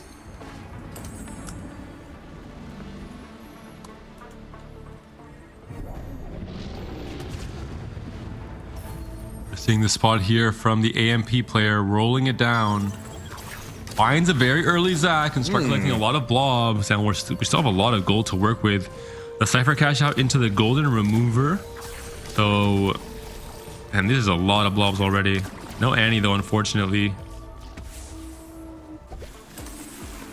Yeah, ended up leaving 2 Auroras in the shop. Very focused on a very, I guess, on the current setup. I mean, we've got the double blue buff, so I can definitely see it, but yeah, okay, he's going to need to try and climb back up on 54 HP up against Clamu. Again, this is the Shaco. I don't think the burst is going to quite be there, and I wonder how much burst it's going to take to put this guy down. The Death Defiance giving him so much room. He does drop in that round, but not before the damage gets done. All things considered, it's pretty close. Shaco's on 41 kills right now, so already very, very scary. And this board is just a few upgrades away from becoming very, very scary for Aki. For Wojtek, it looks like he might be going, I think this is traditional when you're playing Wolf Unchained, because you have to roll on level 4 for Silas 3, you don't usually have enough gold to afford to it. So he will be going level 8 on 4-5 instead, and trying to spike into the more traditional game plan of hitting 7 Anima and Leona 2 and Isaiah at the very least. I like having the Dynamo emblem there as well, just for a little bit more top end to this comp. Wojtek has been avoiding Clamu for a while, but he might be in his pool this time round. Again, yeah, we've got this kind of micro game running through this whole thing you pointed out from before, the Spectral Cutlass. You know, landing that on a good target makes such a massive difference. As we'll be surviving through this round, this one should be a gimme. And this is a very strong setup, I just noticed. Branching out into Dynamo +1, which is obviously going to be fairly strong when you're playing Aurora in your late game board. The Crown Guard acts as survivability for the Silas when he goes in into the backline right away with the Spectral Cutlass. And he has Last Stand. This Silas might be doing some pretty crazy things in the late game once that Last Stand procs and gives him so many offensive and defensive stats. There's a Zaya as well on level 7. I like this. I mean, I think Wojtek sort of recognizing, as much as I completely misread that last matchup, that, you know, the Wolf Unleashed, especially so sharpened by the Spectral Cutlass, has a limited lifespan and how effective it's going to be longer term. So, yeah, taking the knee there and saying, all right, I need to build up towards a stronger late game board and, you know, recognize that my time in the sun compared to someone like Clamu is going to be shorter. We haven't seen Shredden for a while, but he is now on the rapid fire Renekton game plan. He's playing for Draven 3 as well. He rolled down to 0 and is only holding the emblem on the Z for now, but one Renekton away from becoming one of the scarier players in the lobby, maybe a win-out player as well. I certainly, you know, you see people discussing this composition and saying, yeah, this makes such a massive difference to find a Renekton early. But the problem is you've got very little time to working. Shredden already down to 33 HP, and then you've got players like Clamu in the lobby who are just going to come in and, you know, cut through your board just as quickly. So down to 20. This carousel is going to be everything. If there's a Renekton on this carousel, Medici has full agency to control it, but there's no Renekton. There is a Samira though. They have to deny this for the amp from the amp player, unless, yeah, Aki has priority on it. We'll be taking the Samira here in the end. And Trident has healing orbs as well, which is one of the strongest augments for Rapid Fire Renekton if he hits. Let's stay on Shredden for now, and hopefully we'll see his next few rolls if he can high roll a Renekton on level 8 or a Z2 or Draven 3. I mean, there's a few outs, right, on these rolls.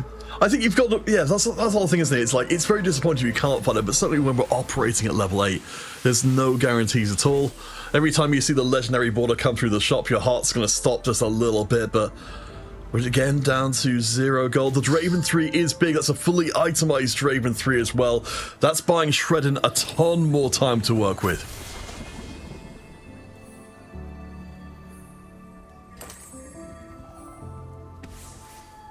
See now the final item swaps. The only problem I've got, David, with the Shredden setup is that, of course, you know, Rapid Fire 6 incredibly reliant on a minimal frontline, and Shredden does not have that frontline as of yet. Akita on the other side, though, the amp board is coming together. The 5 amp in place. We've got the Annie, we've got the double up Yumi you pointed out from before. This board is looking pretty damn good. I'm really surprised with Medici. I mean, not surprised, but I think they're playing really well. I'm not surprised to see the results making it this far into a close qualifier, but also now having a lead coming into this game 2 against Fnatic and winning that first series. They're playing really well. They know the tech. Playing Trickster into Yumi, I think, is fantastic. Really strong win out setups for a lot of the players here. Both Aki and Shredin can potentially win out the entire lobby. I like the Silas tech as well with Spectral Cutlass. I like the setup for all of their players, really. So taking a quick look, It's playing into Executioners as well, which we haven't talked about just yet. well, I mean, let's get in on that one a little bit, because we've been talking through the course today about trying to find some of these competitions that are not being played. We've certainly seen enough games decided by who could hit when two players were contesting each other directly, but finding some kind of angle to get through us. On the other side, what do we see but our long croc friend who is he's consuming and devouring the Draven 3. This is the out we're waiting for. And we haven't talked about, we talked about the golden remover, but the implications in 4v4, you can remove any item you want at any point in time, depending on who you're fighting, and then instantly slam them before the fight starts. So much agency in preserving HP and saving lives for your teammates, especially when you are one of the stronger players, which Aki currently is, especially if he hits some of these upgrades. Yeah, I mean, it's one of those things that I'm really interested to see if longer term how 4v4 develops, because just having those kind of options in is tremendous. So as we head into stage 5 then, Glamoo, of course, with the Shaco, who's been dominating lobby, is still up at nearly 90 HP, while the rest of the lobby has been withering away. Kezban, with the extremely intriguing setup, has actually got Graves 3 in place to keep pushing through that trenchcoat tech. Beautiful game plans, and I mean it, from this team. They're really impressing me. For Kezman, he picked Graves off of Caretakers, I assume, off of his augment, so he was forced to play into it. Most players would try and FF right away. They would say, this is before the Graves got the 5 AD buff in 14.5. But Kezman made it work, found a really great synergy with his artifact combination, with the Stair Slam, with the Edge of Night Slam, and is playing now slowly into Golden Ox, not Vertical Executioner, and has a chance to become also a win-out player, and has preserved a lot of HP. He's 41 HP coming to stage 5 with Graves as a carry. That's fantastic. Yeah, it's astonishing stuff. And take a quick look at the previous lobby, which was played off stream. Aki and Wojtek were the ones to win out the lobby, with Aki with the Boombot vertical board and Wojtek with the Anima vertical. So they've definitely been playing, in a more traditional space. But great to see us. Great for us to see something different developing here as more and more of the lobby starts to collapse in. Somewhere between 30 and 20 HP for nearly everybody in the lobby. We're set up for a hugely explosive end of game 2. The crazy thing is that I think every player from Emerici can win the game. They all have win-out spots, right? You have the Silas with Last Stand, which is still unprocced. You have a Yumi 3 with Tricksters, double procking her ability on most units. You have an absolutely crazy Graves that's going to pop into these backlines. And you have the Rapid Fire Renekton as well. So really insane strategies for all of these teams. And it's so interesting to see that be the case, in a lobby where we've had Columbia being, casting a cloud over everyone. Armatrick there with the Renekton, making a real point of that one to make sure it stays out of the hands of Shredin for as long as is humanly possible. Our Long Croc does not get too long in the tooth. But from what Bentak's got going on here, I mean, it's not good enough to get the win here, but I think it's good enough to soften the loss enough to keep him healthy for longer.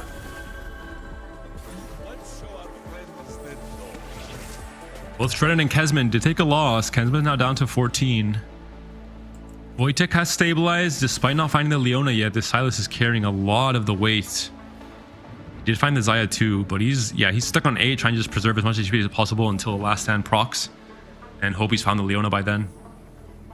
Yeah, the upgrade would be absolutely massive. Keeping an eye on Shredin here. So Shredin, I think, cursing that the Renekton is being taken out of the pool and has already been upgraded by one of his opponents in this one. So it's going to have to rely. It's lost the previous round, goes up against Graves in this round. I think the 3-star Graves with all he's got going on might be good enough. Does get popped pretty early on in the round, and you can see that the Renekton right into the middle. He's only 1 star, so he's riding the edge of the blade the whole way through. But Kezman gets demolished, and he'll be the first one out.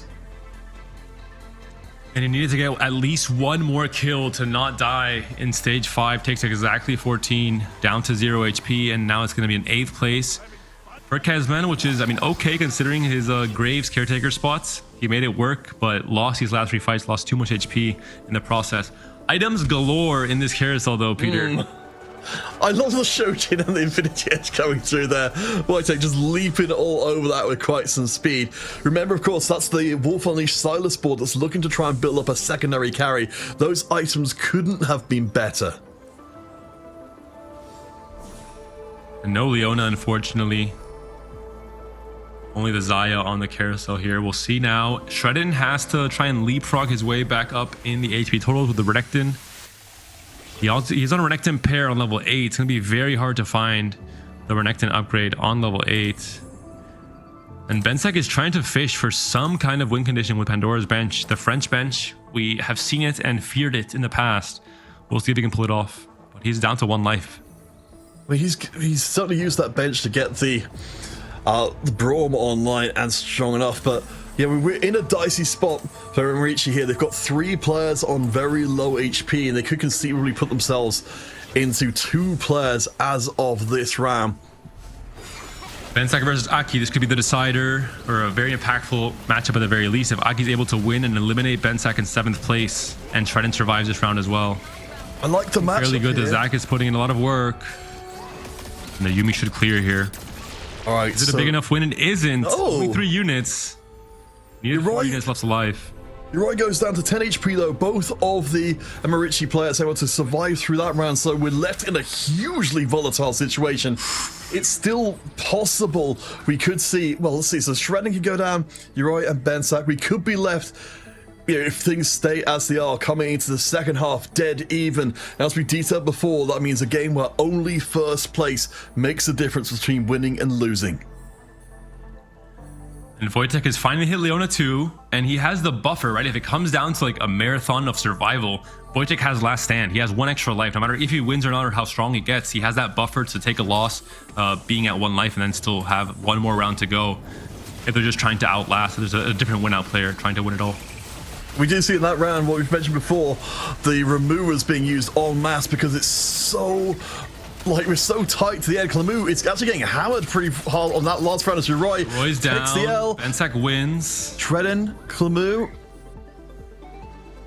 I'll wait to see the last bit of results coming in, but Uri's out, which does at least somewhat equalize things. And yeah, only the single elimination. We're getting closer and closer to 1 life across the board. And we saw that Clamu there sacked 1 life to allow Bensak to survive, to get an extra placement, but Yoroi went down anyway. But it's really the matchmaking now, because both Bensak and Clamu, if they have bad matchmaking against some of the players from Emerici or against them, you know, against each other, they can have maybe 3 players from Fnatic going down in the bottom 4, and the game would be over. This is game 2 as well, potentially the last game of the series if Emerici wins. Oh boy. I mean, so again, remember that we're looking for an opponent in the upper final for Aegis after the results of the previous match. We're running a little bit of a delay here on this second match in the second round. So we've got ourselves, at least you have to imagine, a lot of Aegis eyes very close on this game, looking to see exactly who they're scouting to play against coming up. Zach 2 for Aki is huge, and Bensak is facing off against Wojtek and Shredden. If he faces against Wojtek, he could survive. Wojtek hasn't procced last stand yet. Shredden, depending on the Renekton 2 upgrade or not, could be the scariest player in the lobby right now. He is facing Wojtek. Where did this Silas go? It's going to be a block, and MF has a very good angle to try and kill the Silas, to burst him down with the Elise. The stun from Ross as well. Really good positioning. Ross is down. That should be the fight win for Bensak. He should be staying alive here. And last hand is proc now. Oh, it was already procced. Wojtek is down. Clamu is down as well. Let's see. So we've got a full reset. So at this point, both teams have on the same amount of points overall, which means the only thing that matters is a first place finish. We'll have to see from these 4 who has got the board that can get to that final line. It might have not been last stand that he had picked his last augment. Did I miss see his last augment potentially? So that completely changes the game plan there for Wojtek. He had no more lives to give, and now it's down to the final 4 players. It could have been the investor. But- The icons are almost identical to each other. Yes, that must have been. And it was the last augment pickup as well because of the two silvers at the start. So yeah, it could not have been last stand actually. You're right. Oh boy. This Renekton is on his last stand, chewing through this board for Aki. It's Shredden versus Aki here.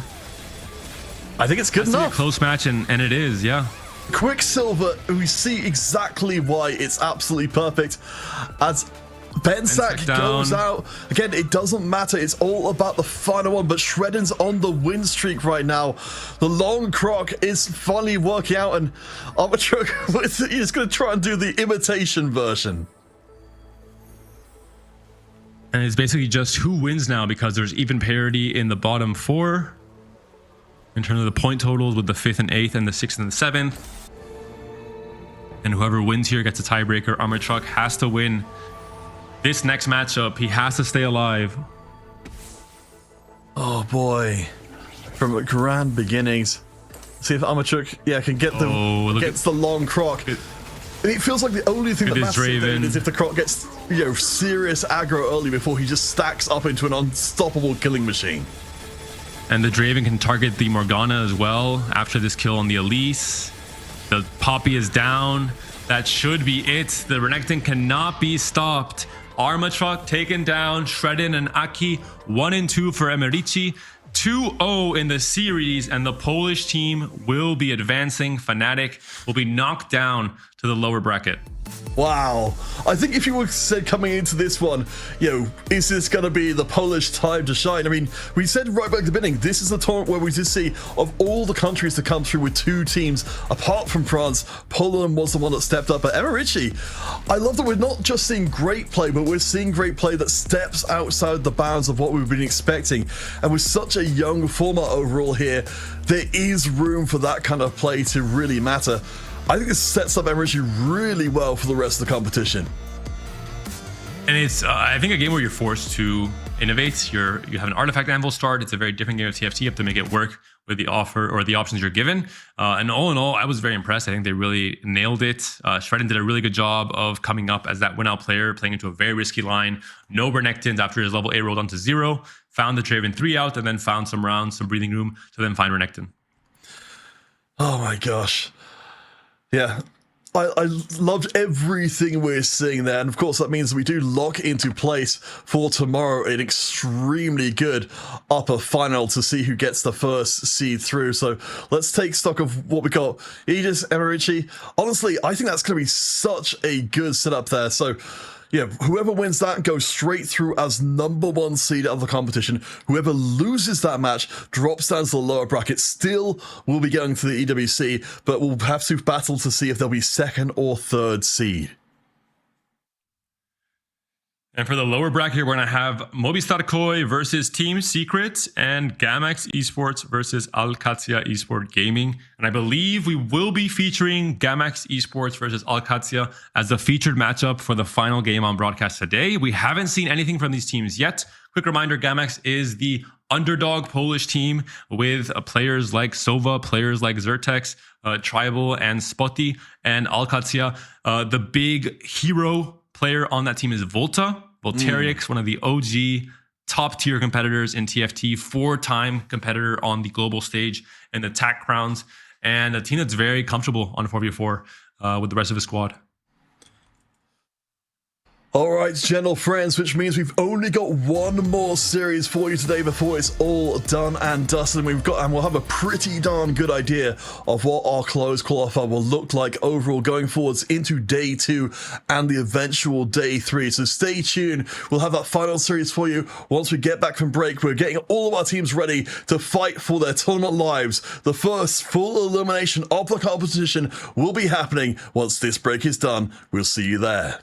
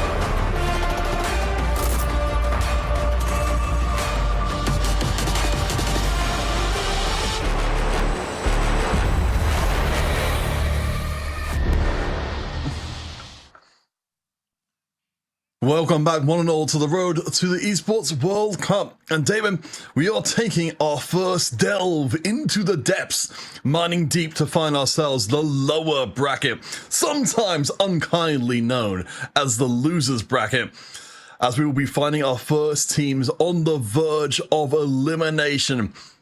Gamax here, up against Alcatia.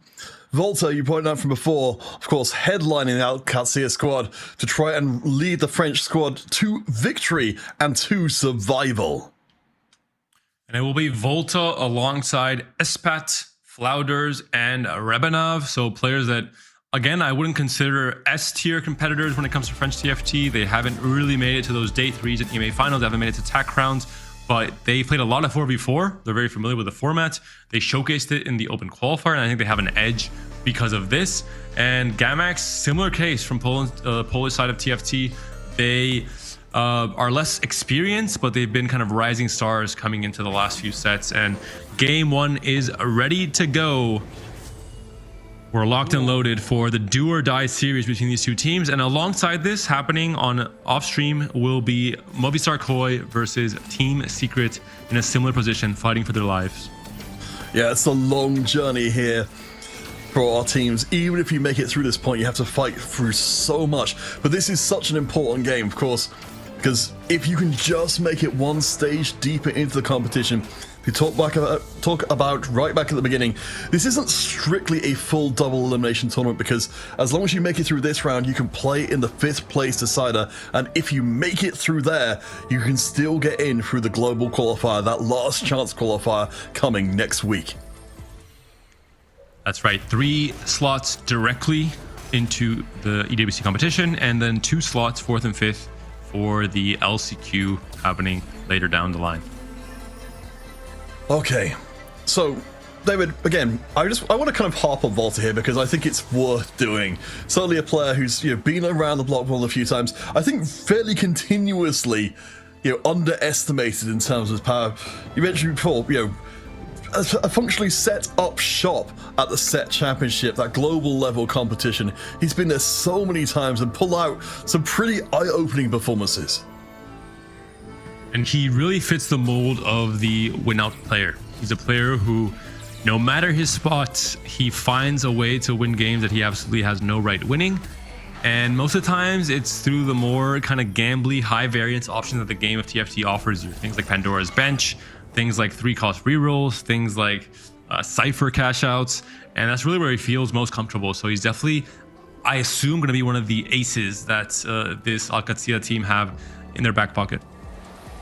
We've got some interesting choices coming through on the early gold augments as well. We've got some very, very high risk but potentially high reward options. As you see Spotty on here on the Gamax side of things, just going for extra in, and oh my gosh, I wish that we're going to be seeing some extra amp action coming in based on what we've seen on the previous games. Ooh, because there's some Shaco action, and this is I think strategy a lot of the Polish TFT players enjoy playing a lot. Find it very dependable. Shaco reroll with the right spot, and potentially, not today as an augment pickup, is going to be that spot. Yeah, I mean, it's just, getting him off to the races early on makes such a big difference. We saw it in the previous game. I mean, this time I think he's going to struggle. The positioning is going to make such a big difference whether or not that Shaco can jump onto the backline and just start carving out the damage dealers. If you can make that happen, then it feels deeply unfair. But if you can position in such a way that it doesn't happen, suddenly it feels a lot more manageable. I believe we saw from Espat, very dangerous technology will be unleashed on this game. So hopefully our viewers have a pen and paper and can follow along. The only reason you pick Vanguard Emblem +1 on 2-1 is if you check your EXO and you see that you have Corrupted Chassis as your first, maybe second item, but usually first item, because you can play this into Mordekaiser. And Vanguard Emblem, it has a special ability onto the emblem, which reads that the holder gains 150 max health whenever they gain a shield. Corrupted Chassis gives you a shield. Vanguard gives you a shield. Building items like Crown Guard give you a shield. And if you get an early Mordekaiser You can play into Vexotech or into MF Zeri, and you can have a almost unkillable Mordekaiser in the right setups that you can tank for a long time. So this is one of the hidden techs on this augment choice. Yeah, I love that these are things that are in the game. I think it's really great to have that be a differentiator between our players who really put the time in to know every aspect of a set that's so wide as this one is, where you've got radiant items, artifact items, every different kind of thing that will maybe only show up, as you said, in a really specific combination, you know, in maybe one of 50 games. But if you know how to navigate that already, then suddenly you've got this huge advantage that other people may just not know how to deal with. And this is kind of like a scaling augment choice, right? So the earlier you find the Mordekaiser, the more impactful it will be going forward. Yeah, I mean, I'm fascinated to see how it works out longer term. As we check in on a few of the other boards, so we can see, so Volta with the Extra Tech emblem, you're calling out Volta as a potential win-out player. I don't think we've certainly seen this be a decent board, but not necessarily something that screams first place to me. It's a very strange pickup. XO +1 is not usually a consideration most of the times in this current patch. 7XO is pretty underwhelming as a vertical after the nerfs and after how popular it was with the Hollow Bow Zeri builds a few patches ago.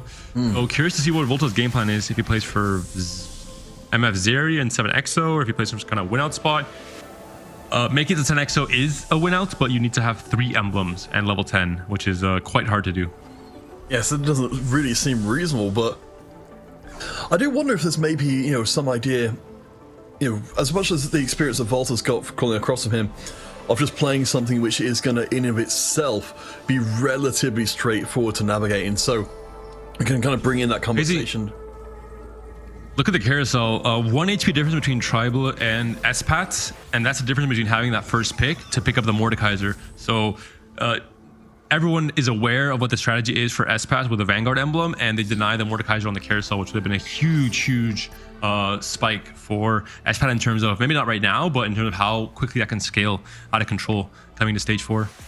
Yeah, and I think that's always going to be the problem, isn't it, when you've got a strategy that's thrown in your opponent's faces front and center, as we will have the cash out. So a little bit more extra gold into our team Spanx. Rabnov, we haven't seen a ton of doing a little bit of board painting. Of course, we can see we've got some pretty good item set for Rabnov building up longer term, particularly, you know, once he uses all of these street teams to fill up and gets that big dump of gold into the bank to push towards the late game board.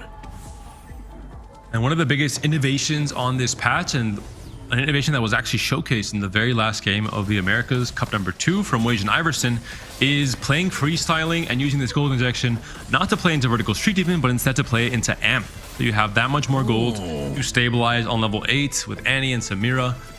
It's exactly what he did to win the entire thing in the final game of the Cup in the Americas region. Yeah, I suppose that does make sense. Yeah, well, you don't necessarily need to be married to the composition super long term, but I mean, you'd have to imagine that those kind of wins would be attracting a lot of attention to our players to say, again, you know, it's just something you have in the tank and available for you. As we check in with Volta, and we can see that the Extra Tech wasn't something necessarily we had massive hopes for, but at least in the early going, we've got ourselves very close to Extra Tech 5, and so far Volta is managing to put out a decent showing. Early brand, but sells it off, does not really synergize with his game plan at all outside of the techie tag on Mordekaiser. But it's not surprising this is a win streak for now. I mean, he has a stable board, he has a Repulsor Lantern on Poppy, which is not usually a unit that can hold this without the Exo emblem. It's more so what's the game plan in stage 4, and how does he maximize the use of this Exo emblem? Maybe this is just the game plan, just preserve HP and eventually bleed out into a lower placing. Yeah, because looking at how everything is laid out at the moment, see, we're seeing not necessarily a ton of gold being spent. We're not seeing it. Volta, of course, has managed to maintain the win streak just by sheer levels and having the extra item in place, and the Extra Tech emblem, as you said, giving him a little bit more strength. But it looks like a lot of other players, like Ravenov, we see here, holding onto a lot of their gold, presumably looking to try and, you know, keep themselves nice and toasty for those big late game boards. And he could have considered playing Mundo reroll, but we already see the pump to level 5 from Ebenaf, so definitely I think will be the amp game plan instead, and the potential as a win-out player in this game 1. All right, So as we take a look around, we've seen Volta, and he's managed to, honestly, I admire what he's managed to kind of pull together out of quite a disparate board there, getting use of the, of just finding every last piece of HP, or every last piece of strength that he can. Rabanov, of course, the Street Demons and the freestyling still painting across the board, very, very close to that gold cash out, as you said. Would love, of course, to find another tier here on this PV round, so if we are going to go towards AMP, really make that a lot easier. And there we go. Has the blue buff, has the JG, has the Warmogs for Zach. I mean, a really good setup for now. And still no Mordekaiser for Espat. This is one of the big problems with this game plan. If you don't already have the Mordekaiser, or you can't guarantee it, I wonder if Espat should have tried to full open into the first carousel to guarantee he had first pick and the potential priority on a Mordekaiser, which was in the carousel in the end. Well, let's talk about this in sort of the big picture. We've already said right back at the beginning that running the 3-cost reroll is vulnerable to being contested just because the pool is so much smaller. We've seen that from the very beginning of the game here, the Gamax have been very aware that Mordekaiser needs to be kept away from Espat. So presumably, the 2-star Mordekaiser is the only realistic possibility he's ever going to see. Oh, that's good enough. It's just about finding it early enough to get because the max HP, you keep it, right? So every cast you get throughout stage 2, stage 3, that's adding on more and more HP that you're able to scale up on level 9 with Bruiser Online as well. It's not so much about 3-starring Mordekaiser. If you can, obviously fantastic, but I guess they would stop that from happening, the opposing team. Oh, If it doesn't find a Mordekaiser at all until stage 4, then the entire game plan goes down the drain. You're going to be forced to play something like a Vanguard Marksman with an extra slot, basically. Yeah, that's going to be very disappointing compared to the kind of potential you could have in line. Checking back in with Tribal hasn't had the same kind of level of impact with the Shaka we certainly saw in the previous game, so it's going to be much less of an issue. Volta continues to rule the roost, down to 3 Exotech, but slamming in item after item. 5 of them on the board so far, just chucking in everything that he can. As Rabanav has completed the freestyle from before, so a ton of gold in the bank to push him up the table whenever he chooses to go. This is a crazy spot to play AMP. Belt overflow onto Zach. Infinite HP, essentially, and already has pretty much close to perfect items for this Annie with a blue buff, the Shojin, and maybe just a JG slam if he chooses to. So much gold to work with. Level 750 on 3-2. This is definitely the win-out player. Yeah, I'm really interested to see how this one goes. Again, for any of you folks who are coming in late, this is an elimination match. One of these 2 teams will not be headed to the EWC in any capacity because they will be gone. Right on the other side, though, Espat may not be able to find the Mordekaisers, but has used the Jax and the Chassis to at least get off to a decent start. Rabanav will keep hold of that loss streak for a little while longer. I wonder if Espat ever... Oh, there's a Mordekaiser. So we start things on 3-3. We'll see how impactful this will be. I wonder if he tries to keep this rod open for a Crown Guard pickup on this carousel. He is now going to be first pick, and his teammate is the other first pick player. We'll see if he's going to have that first pick after this fight, and he can try and guarantee a chain to get the Crown Guard online, and that's just even more shielding, even more HP stacking for the Mordekaiser. Or goes for the Gunblade, goes for the Gunblade. Okay, I mean, certainly, be able to heal up onto those shields is going to be absolutely massive, considering just the sheer volume of shields you're going to be looking at. So we see, with just a little bit of time to work with, all those shields starting to stack up, and once the regular front line falls, and you then have to deal with this absolutely ludicrous, huge Mordekaiser, and in this case, Sova not even close to be able to.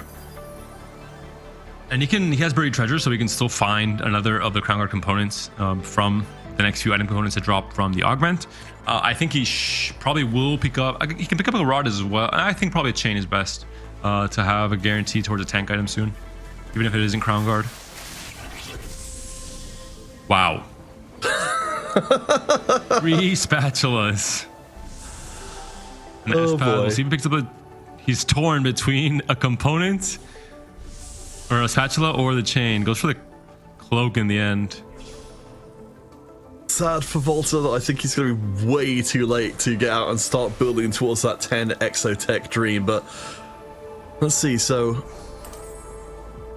we've got DMX managing to pick up 2, Sova and Zertex managed to get hold of a couple of the spatulas there, which is, of course, when we were in the 4v4, we've got 3 spatulas to go around. That's always going to be favouring one team over the other. For now, it looks like Espat might be playing instead of, his backline will be Dynamos most likely. So this is potentially going to be some kind of 4 Vanguard. I mean, it really can be anything, right? As long as you're forced to play Mordekaiser, and the items are pretty flexible around Aphelios Zaya still as well, with the Adaptive moving onto the front line. Yeah, I suppose, I don't mind that at all. I think particularly with things starting to get a little bit more flexible frontline wise, now the Bastion has come back more into the conversation. We're here for that. Spotty, one of our Polish friends here, of course, has managed to build up the anima squad pretty well. We can see the items set is already good on both front and back lines. So if you like Spotty in a decent spot, currently in the middle of the table to build up towards stronger later, actually going up against Zertex, who is also rocking a relatively similar kind of setup.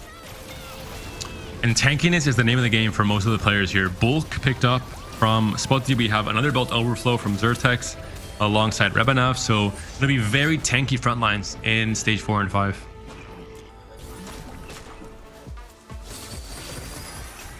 Ooh, Leona pair on 7 on stage 3. That's pretty crazy. Yeah, I mean, Spotty's not in any hurry necessarily to go too much further. It's just, again, he's quietly taking the losses while Volta continues to be up at the top. We've got an interesting situation developing. So Tribal hits the Shaco 3, immediately goes to level 6. We've got Volta from Katsuya on one side. We've got Tribal, both of them on win streaks right now. They should hopefully be facing up against each other fairly soon, so we'll keep a close eye out on which team manages to keep their win streak going. Oh, and look at Sova. He's 1 copy away from Poppy 3, from Jax 3, and from Morgana 3. And he has Prismatic Pipeline, so I'm not surprised he didn't decide to push more for these upgrades just yet. He's riding that loose streak wave, and then we'll have a massive spike coming into stage 4. Yeah, I really like seeing that from the... Again, we've got this whole idea of role-playing within a team, knowing what your position is and what you need to do long-term.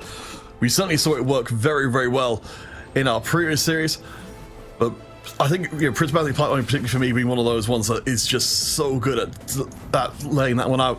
And Zertex finds the Mordekaiser 2. Sova continues to build up power. The Morgana 3 and the Poppy 3 is found on the same round. Sova hitting a lot of upgrades, has rolled a little bit of gold there, but see Flotters here quickly. He is the Vanguard Marksman player, so we'll just be playing towards a stable finish in stage 4.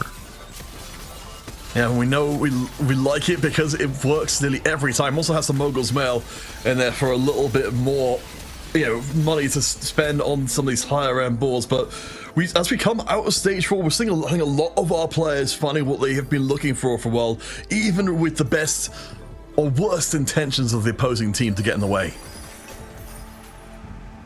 We're seeing the poppies being held. You can sell them. If Flotters didn't already see, Sova has hits. Rebanav is rolling now, so we'll see if we can go to Rebanav quickly to see what his amp roll down looks like with the belt overflow. If he finds an early Zac, it could be absolutely massive. It's just going to be nightmarishly strong. Annie 2, no Zac just yet, but has found a Kabuko, has found the Nico as well. We got a strategist emblem as well. Could go on the Annie. Okay, I like what we've got going on for Rebanav. Yeah, I think you called it from much earlier on, and it seems like Rebanav absolutely on the same page as you. Going up against what I assume is his captain in the Volta. You can see already Rebanav's board is very strong indeed. You should point out, we're waiting for the Zac to still come in, but even at this point, Rebanav is looking really good. The double cast speed on the Annie means that she's doing a ton of work, especially with the amp stack up as well. What the options will be for our players. Silver augments, so not going to be the craziest. On the side there, we're seeing Sova has hit his Jax 3. Leona and Zaya have been found for Flouters. There's the Aphelios upgrade as well for the player who's just trying to keep things consistent. 3 items on Zaya, 3 items potentially going to be on Leona once she's upgraded, and 2 items for now on the Aphelios. I like this as well. We saw it from Vex, where if you're trying to find a higher cap with a level 8 comp like Vexotech, you're trying to hit a Varus or a Mordekaiser 3. In this case, the same applies for Jarvan. Yeah, I mean, especially considering that Flowers has already spent pretty aggressively to get to this point. I like trying to eke out a little bit more of this game you might have otherwise. We've still got to wait for the Xayah to get the upgrade as well, but so far so good. I love having the silver glass cannon as well in there. Even if we don't have a Hextech Gunblade, you can see it does almost no damage to your backline while still giving you just a little bit of further punch that can maybe, as we saw there, stop the Sejuani from getting the cast off. For now, it's going to be Vex as the main carry. Vex does have some synergy with Hollowbow, so having a Exotech +1, as you can with also a Garen mod, can be a way to have a bit of a higher cap and have a decent item on Vex as well from the Exo storage. Yeah, I mean, and Volta definitely hasn't taken the same sort of plummet we've seen from players who've been very dominant early on. You know, to just drop out entirely, as Flouders does find the Xayah upgrade. So I think Flouders in a great spot to be a kind of a life buoy for the squad overall. So we've got a ton of extra upgrades coming in from Alcacere's esports side of things. It seems like so far as we head into the later part here of game 1 of this elimination series, that are looking pretty comfortable. And Flouders also going for Jarvan 3 is also to deny the potential cap for the Shaco player from going for Jarvan 3 as their main tank as well. So really interesting game, really interesting min-max from both players, really. Basically it's a stalemate. No one can hit Jarvan 3 if both players are trying to hold extra copies. Yeah, and that's definitely a service you're doing if you're a team overall. So you can see, Shaco needs the time to work with. In this case, he just didn't get it. Tribal, it felt like such a promising spot for him, having, you know, into the night immediately, but just doesn't seem to be able to build up the same level of dominance we saw before. As, you know, he's still doing well, but not, you know, rolling level 7, 50 gold, Garen mod coming in through, no Zed just yet. I think he still has a few more spikes left in him. Can definitely be a scary player throughout, once he finds that Zed is a duo carry, especially for Shaco. Down the bottom half, we've got a lot of players around 40, 30 HP or so in a bottom 4. Espat, of course, our close eye player, the Vanguard chassis player with the Mordekaiser board, doesn't seem to have dropped off a cliff entirely. We can see from on the left hand side the Dynamo has been built up to a full 4 Dynamo board, so an unusual setup, but we're not going deep into Vanguard, merely just using it for that extra shielding proc.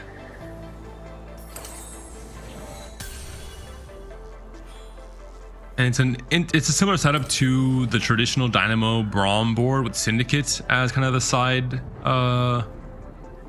trait, but in this case with Exotech instead, and having Mordekaiser be the main tank and having a chance to put the hat on MF instead. Yeah, I really do like the item setup. Let's see. Up against Tribal, this does feel like this would be one of the matchups where it's going to be tough, just because Dynamo is very much a standard backline setup. You can see that Shaco demolishing through, can easily take out one, if not all, of your backline carries in quick order.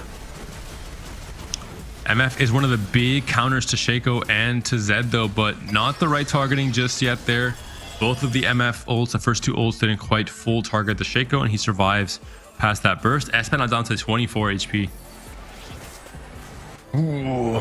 I mean, I guess Espat has at least served as a lightning rod for GMX's attention with so much of this game so far, but I don't know if he's going to be the one to live to benefit from it. At least the rest of the Alcacere squad are looking relatively okay. Revenav, again, riding up Volta in 3rd and Flouders in 2nd right now. So as a team overall, even if Espat does fall down, I think it feels the rest of the team have still got a solid shot here. Interesting setup from Xertex, trying to make this work. Nico is very contested from the AMP players, has to main tank the Mordekaiser instead, going for a very unique 6 techie 5 street demon setup instead. Has not been able to find the brand 2, which is the main DPS. Very good setup with the Sniper's Focus, one of the best artifacts on brand overall, despite him not being kind of the main meta carry in this patch. But it is a good, you know, side strategy to try and make work, but needs to find these upgrades. Yeah, I mean, it's so incredibly reliant on the brand doing a ton of work in the round, but as it is, we're left we're heading now into a situation where we've got, we had the bottom four all pretty close together in HP. Now we're starting to see Volta and Rebenav and Flatters all in a similar area as well.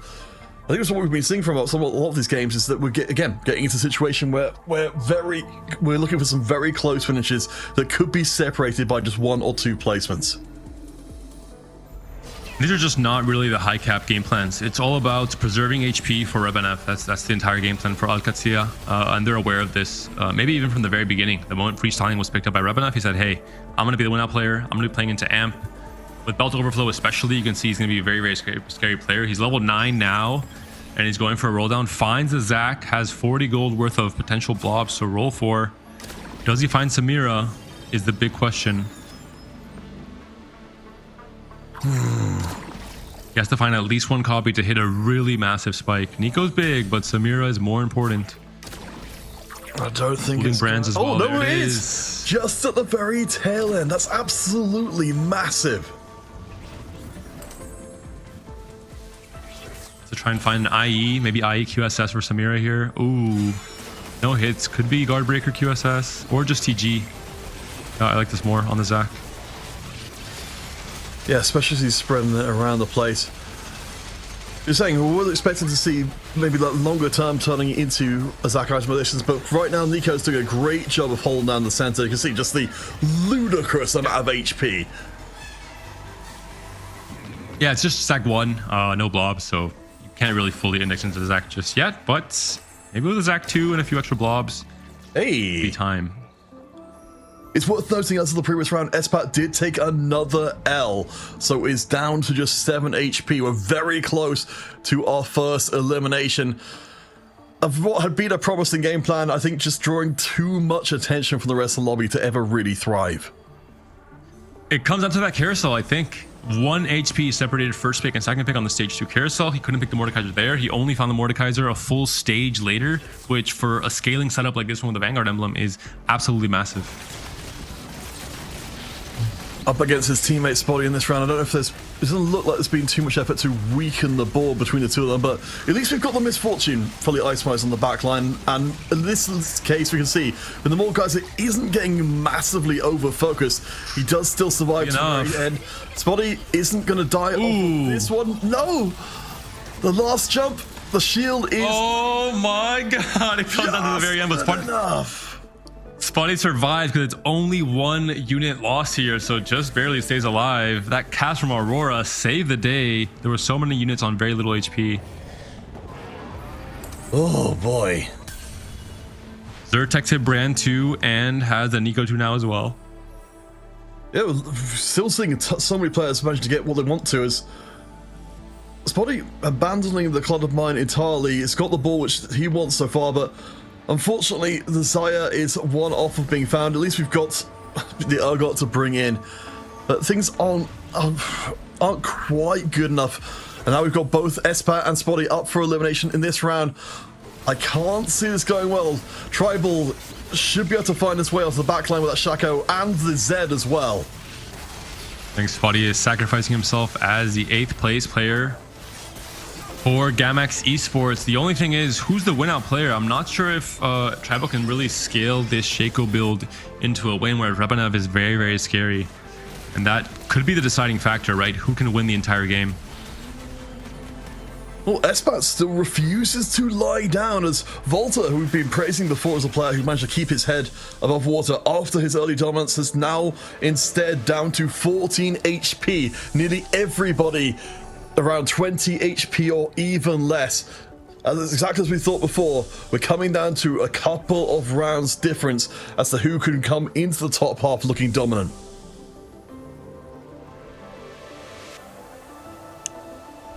There's discussing, trying to see what they should be denying, maybe from their opponents before they get picked prio.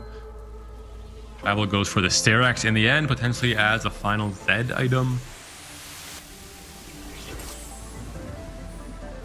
Espat really clutch, did not have anti-heal, finds the Morello for the Aurora, the best applier in the game. There's an Aurora pair as well, bringing in the Kabuko. Okay. Let's see, so if Espat survives another couple of rounds can get further. I mean, we've got a lot of damage focus being put on the right-hand side here. We've got the Mordekaiser, we've got the Elise, and everything else moving across. We'll switch things up a little bit. Up against Volta in this round, who has been taking a hit. The Exotech ultimately proving to be maybe a little bit less than we were hoped for. It was so good early on, but this is an opportunity for Espat to take on one of the players who has been falling. We see the purposeful positioning potentially trying to give a small win for Espat. Not going to be the case in the end. Volta taken down in 7th. We see any more eliminations. Zertex is down to 1 HP, but he is still alive. If Flouders and Espat both are taken down in this next round, it's a win for Gamax despite Rebanev being incredibly strong and potentially being the win-out player. Oh boy. Zertex is facing Sova. So Sova and Tribal have to sack for Zertex here. He cannot lose, and he has a 66% chance of facing one of the two. Or actually a 50%. 4 players in his pool. Yeah, I mean, you've got to take that opportunity. That's something that Gamax have been building up throughout the game, particularly Tribal. 54 HP. I think it might even be more than the rest of the lobby combined. This win could be incredibly impactful. If Zertex win and Espat also loses, that could be game 1 in favor of Gamax Esports, of the Polish team. This brand cast, huge valley with Sniper's focus, and everything gets blown up. Flouders is down. Does Espat survive? Let's go to Espat's board. He's down. Oh my god, what a finish. 1 HP and a dream. The Polish team does it yet again. 3 players in the top 4. Shaco Masterclass from Tribal H, Street Demon Brand Masterclass from Zertex, and Rebanev. We talked about it. Despite being the strongest player in the lobby, it doesn't matter if the rest of your team goes bot 4. That's got to be so frustrating. Again, with this being an elimination match, I think you could easily start to question every decision that we were making coming up to that point, because when it's so close, when it's a difference of 1 round between top 4 and bottom 4 and winning and losing, it starts to bring each individual decision into much sharper focus.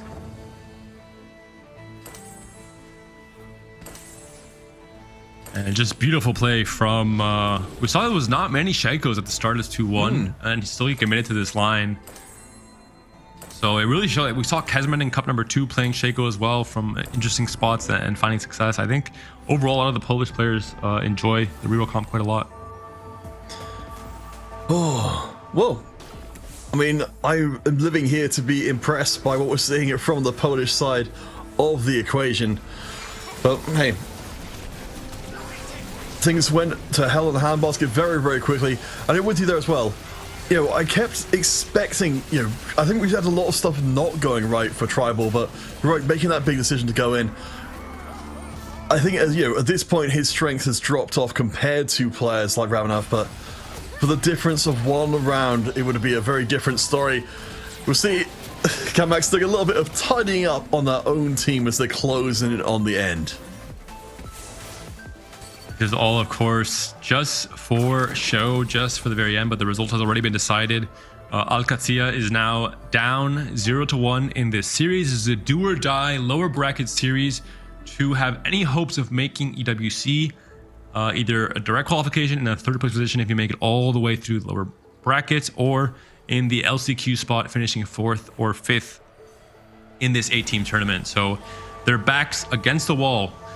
Alcatia has to really show up in game 2 or their run is over. Oh, well, I mean, you know, it's something not as devastating a loss as it might, or, you know, some of the games we've been seeing so far. I mean, it seemed like the overall game plan for Ravenov here was pretty much what the doctor ordered, but I don't know. I think with Espat finishing out 5th, I do want to that carousel. That's what it comes down to. I really mean it. I think a full extra stage of scaling. I think greeting for the crown guard on the Mordekaiser instead of slamming the gunblade could have been a difference as well, in terms of really trying to min-max the power of the scaling on the Vanguard emblem. I guess for me the larger point is just taking a just like locking yourself in for that first off with two-way strategy that is so vulnerable to being denied, I guess, is my kind of assuming that we're not going to see exactly the same situation come up again. It's not really deniable. All you need is Mordekaiser 2. You just need a Mordekaiser early. No one's holding Mordekaiser stage 2 to deny. It's just that one carousel interaction where it's 1 HP difference between pick order and there being a Mordekaiser on the carousel. I think I agree picking the setup with Vanguard Emblem and not having a Mordekaiser already is a little bit risky. But in 4v4 where you're trying to find any kind of clean strategy to find success with, it's a strong enough tech where I think it's correct to pick for it. It was just a little bit too late in the scaling. And in the end, it was a 5th, right? You barely made it across that finish line. All right, last bit of cleanup to do. I can't imagine a world in which our tribe will be able to end out this one with the win. I think the 6th layer was always destined for this kind. Well, I mean, honestly, maybe usually kind of slightly worse than this, honestly. That we've had a very good game from Tribal, despite sometimes not getting the same amount of momentum we've seen from Shaco players before. Finishing out in second, I think, puts them in good stead. Again, as we repeatedly say, this game is already done. But the loss, I think Rabanav at least can celebrate having gotten this far. I do have some info on the Koi versus Team Secret matchup. The info being I have a stream open on my side monitor. And it is currently a 1v1 between Blaze and Safo to see who ends up winning game 1. Blaze is on Amp and Safo is on Mundo Reroll. So that last fight is happening now and will be deciding the victor of the game 1 in the other lower bracket series. All right, last few pieces coming in here. Galaxy. And it's a win for iBlaze. So it will be a win here for Rabanav and a win for iBlaze versus Safo in the Koi versus Secret. Secret will be going 1-0 up in that series. And of course, we already knew the result here. It will be a win from Gamex Esports from the Polish team, 1-0 up against Alcatia. Both teams against their back. Oh boy.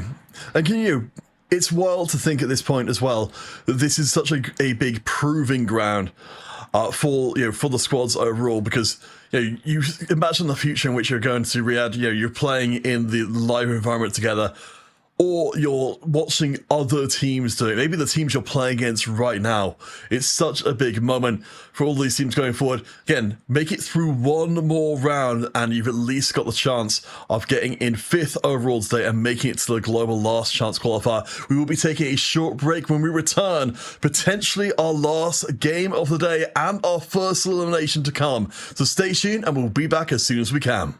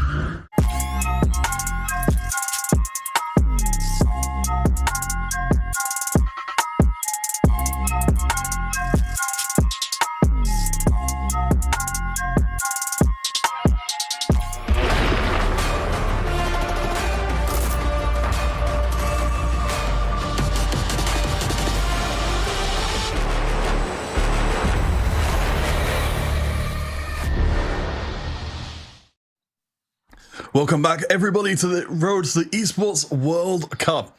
We did see ourselves a pretty brutal first game in our first elimination match of the entire competition, showing once more that there are situations where being, as you said, David, the strongest player in the lobby is not enough to keep a team's head above water. Honestly, it was a real brawl all the way through the first game, and now potentially one game away from that first team leaving. And that road could and will be coming to an end for some of the teams in this lower bracket. Al-Qadsiya, when they're back against the wall, they have to win this next game. They have to win the one after that as well. They have to force the game 3 to have any chance. Similar case for Movistar Koi in the other matchup in the lower bracket. They're 1-0 down to Team Secret. They have to maybe do what they know best, and which is come back and have these crazy miracle runs to make it back out and have a chance of qualifying either to the LCQ events, the global qualifier, or to EWC itself, where they can run through the entire loser bracket across this weekend. Yeah, that's a huge ask to go for, but honestly, I think this is really going to show the difference between the teams that have kind of put that provision in place themselves ahead of time. Because when you're in this moment, you're feeling a huge amount of pressure. If you haven't had the discussions of, okay, what do we do under these circumstances beforehand, you're asking a lot of your team to be able to kind of make that kind of pivot and say, we came into the event really confident. Now we realize the field is a lot tougher than we thought it was going to be, and we want to start changing up what we are doing if we want to survive. And hats off to Team Secret. They're one of the, I think, underdog teams on paper, but they blitzed through the entire open qualifiers to make it this far. They started 1-0 up against Mouse Esports. They started now 1-0 up against Koi as well. So really hats off to Team Secret and their performance so far. And we'll see if it's the same case for Gamex, right? They're in the lower bracket. They have lost a series already, but they're facing off against Volta and his team of very experienced 4v4 players. So a win here is very, very impressive. Yeah, and of course, we're here to see absolutely things turn around in the final game. But honestly, I liked a lot of what we're seeing from the Polish side of things. I think particularly the Tribal just kind of found the way through there. It felt like, ultimately ended up with a very, very good finish. But I think just having that, we're talking a whole thing about trying to find the unattended line through there, just seeing the Into the Night immediately jumping on the Shaco, as you said, even without necessarily having a ton of him ready to go, and finding out that ultimately that was very likely a decisive factor in the game, just because he was able to snipe out so many other people's HP. And talking about unusual strategies, SPAT with a Vanguard emblem, in theory, very, very strong, didn't quite work out in practice. Despite that, it's still a 5th place, which is definitely a commendable finish in a very competitive 4v4 match where no one's even doing him any favors, really. He had to make it work with a Mordekaiser 2 and almost finished with that 4th place. 1 4th place would have been the difference, right? One fight, one placement ahead, and that would have been a win for Al-Qadsiya. Yeah, I mean, that's the biggest thing, I think, of course, that always defines the 4v4 format, is you are reliant on your teammates. Even if Rabinov was able to run ahead of the pack, he ran alone, and thus he fell. Now, we'll go on to the second game. We've got the component anvils coming in here as well, so, of course, which means we're going to be seeing a lot stronger, a lot more defined boards from early on. And this means a few things. In the early game, there's augments like Crafted Crafting. They're going to be that much stronger with having a few extra rerolls, a little min-max. You have a chance to find best in slot for your 1-cost rerolls a little bit easier and a little bit quicker. Things like the blue buff, the gunblade from Morgana, the chains, as many of them as possible for the poppies, even things like the AD and the swords for the Shakos as well. And this also means there's 2 extra components in general in the game for everyone, so you'll have an easier time itemizing a second carry in stage 4. Things like Vanguard Marksman find a bit of an edge as well. Yes, it's almost the revert of the component nerf from before, if not further power being pumped into the board. So, yeah, as exactly say, we're looking for those early adventures. Certainly from what we saw last time round, we should be again expecting to see some very close things. As we do see Spotty there finding the Ginsu's immediately, but trucking the Twisted Fate into the trash just as quickly. For Volta here, has a Seraphine upgrade, maybe looking at potentially Mundo Alistar reroll. We haven't seen too much of it on stream, but players have definitely been playing a lot of it The result screenshot we've been seeing across the day with Mouse Esports earlier, with now Koi on the other stream or off stream also playing for it. So we'll see if some player will decide to go down that route in this game too. I mean, it would seem wild not to, especially as you said, with the ability to get the really good itemization in there to make that, you know, the Mundo become an absolute unit. We've also got replication coming in here as well. We've got a few different item augments coming in to potentially try and double down on these early items. I imagine slapping maybe a little bit less appealing. Freestyling, run it back, maybe spare parts for Flouters. So once again, Nitro going to be the option for one of the French players yet again. In the last series it was Lides. Now it will be Flouters. And having 5 bodies on the board at level 3 is just absolutely craziness. I'm kind of curious to see how much across the board, though, that we're going to be seeing our players, as we said, cracking it through the the components. And there we go. There's a second tier if you want to get that blue buff in place early on. We are trying to, of course, extend the rounds, we can see from Volta, but it looks like No has something else in mind. Yeah, it looks like more of a spot towards either Anima or Vanguard, just keeping both options open. We'll slam a stone plate for now. Can look at maybe a red buff, and yeah, that will be the case here. Onto the Seraphine, red buff and a tier, and the tier can be both a tank and a backline item as well, depending on the carousel. But for now, I think he's hoping to lose streak, so not going to slam anything just yet. And we can see with some of these early rounds, particularly with how good the 2 Vanguard is, getting a couple of gold, maybe even a third gold if you get very lucky. Just weakening the board slightly to hope for that opportunity. But I like the start here from Volta. Again, in our first game, we did see Volta managing to get some good early traction. Perhaps he'll do so here again. And this is not slamming the red buff, one, in case you face your teammates, but trying to make these fights, as you're mentioning, as slow as possible for the dummy to spit out as much as possible. Stage 2 is really where the fights are the slowest in the game. There's the least DPS coming out, so you can print a lot of gold and really accelerate your econ. Okay, interesting ones from Sober. Of course, we've got the 2 trick coming out, so a little bit of randomness being inserted in, but it's certainly giving you...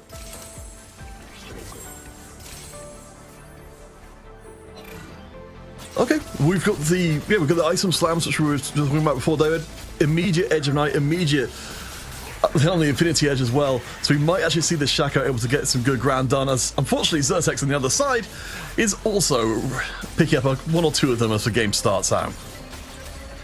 This will be just a strongest board option for now. I assume Zertex will pivot the strategy as soon as he can, field a different set of units, and then allow these Shakos to go back into the pool to allow for the game plan for Sova here. Yeah, I mean, I really like this up. And, oh, no scout, no pivot. Okay, Ravenav deciding from very early on that we will be seeing what has become to known as a guerrilla composition coming through here, which will be locked in place, but of course, with the rerolls, you're able to keep multiples of the same unit on the board and make this much less of a restriction than it might be otherwise. And one little tech we'll be seeing here from Rebenav most likely is, because he's loose streaking anyway, he's going to pop this component anvil as we move into the carousel round, and then he can choose his carousel item as he chooses the anvil item as well at the same time. So a little min-max you can do with component anvils coming into carousels. That being said, it's likely going to be a belt if he gets offered one, because he wants as many belts as he can on this Mundo. Yeah, you can already see, even at this stage, being the 2-star, let alone having the no scout, no pivot, kind of trickle of extra, or extra stats coming in, that he hits like an absolute truck. And when there's only a few units on the board, he's cutting down a substantial amount of HP damage. As we head onto the carousel, we've got both teams, SPAM and Tribal, ruling the roost right now, as we do have ourselves an early pan here for Spotty to scoop up and add to his collection. And Spotty's our freestyling player. I wonder if he cashes out this freestyling, gets all his gold, and then just pivots into Rapid Fire Renekton with this pan. He can do a lot of things, obviously, with the pan, but we'll see what angle he goes for. Amp is not really going to be a great option. You can go for the spat, for strategist spat, but that's really just about it. And Zertex picks up the strongest, I think, unit and item combination in the game for stage 2 carousels, Elise with a tier, and this should be an easy pivot now into Dynamo Elise. 2 Broms already, and 2 item anvils sold to pop. This is Going to be a very strong tempo setup here from Xertex. It's just a question of how long he wants to hold out and maximize the use of patient study, because so far the losses haven't been too bad for a player who's, you know, managed to keep a 3-round loss streak in place. Then we've got the second tier coming here, so we've got the Rabinans as well if we want it. But Xertex, yeah, will start slamming those items in. He is facing a French player from Alcatia, so immediately slams and tries to at least deal or preserve a little bit of HP and try and kill off a few of the units here. Blue buff, Rabadon is going to keep the belt open for a Braum item and potentially the BF sword open for a Gunblade as a third item for Elise at Krug. So really strong tempo setup here from Xertex. Yeah, I really like that a lot. As we see Spotty quietly working on painting his side of the board. So let's see, look at the item setup we've got here. We've got the double tier option of the Shojin as well. I really like Spotty's spot. Little Bob Ross moment in stage 2 thanks to this freestyling, and we're seeing him pick up the amp. He's aware of the strategy with amp and freestyling. I wonder if he stays open to the idea of, I think the most warping pan emblem in the game is Rapid Fire Renekton. Usually played from Cypher, but it's extra gold, right? It's not saying you have to play freestyling more on your board necessarily, so we'll see. Oh, you're right. It wasn't something I should have been considering for myself, but I mean, so far, I mean, Spotty, you know, he's quite happy, you know, knows that he can't build a strong board and maximize his ability to activate the freestyling at speed. So happy enough to take the loss against over there and just grab a couple more stacks onto that Shaco.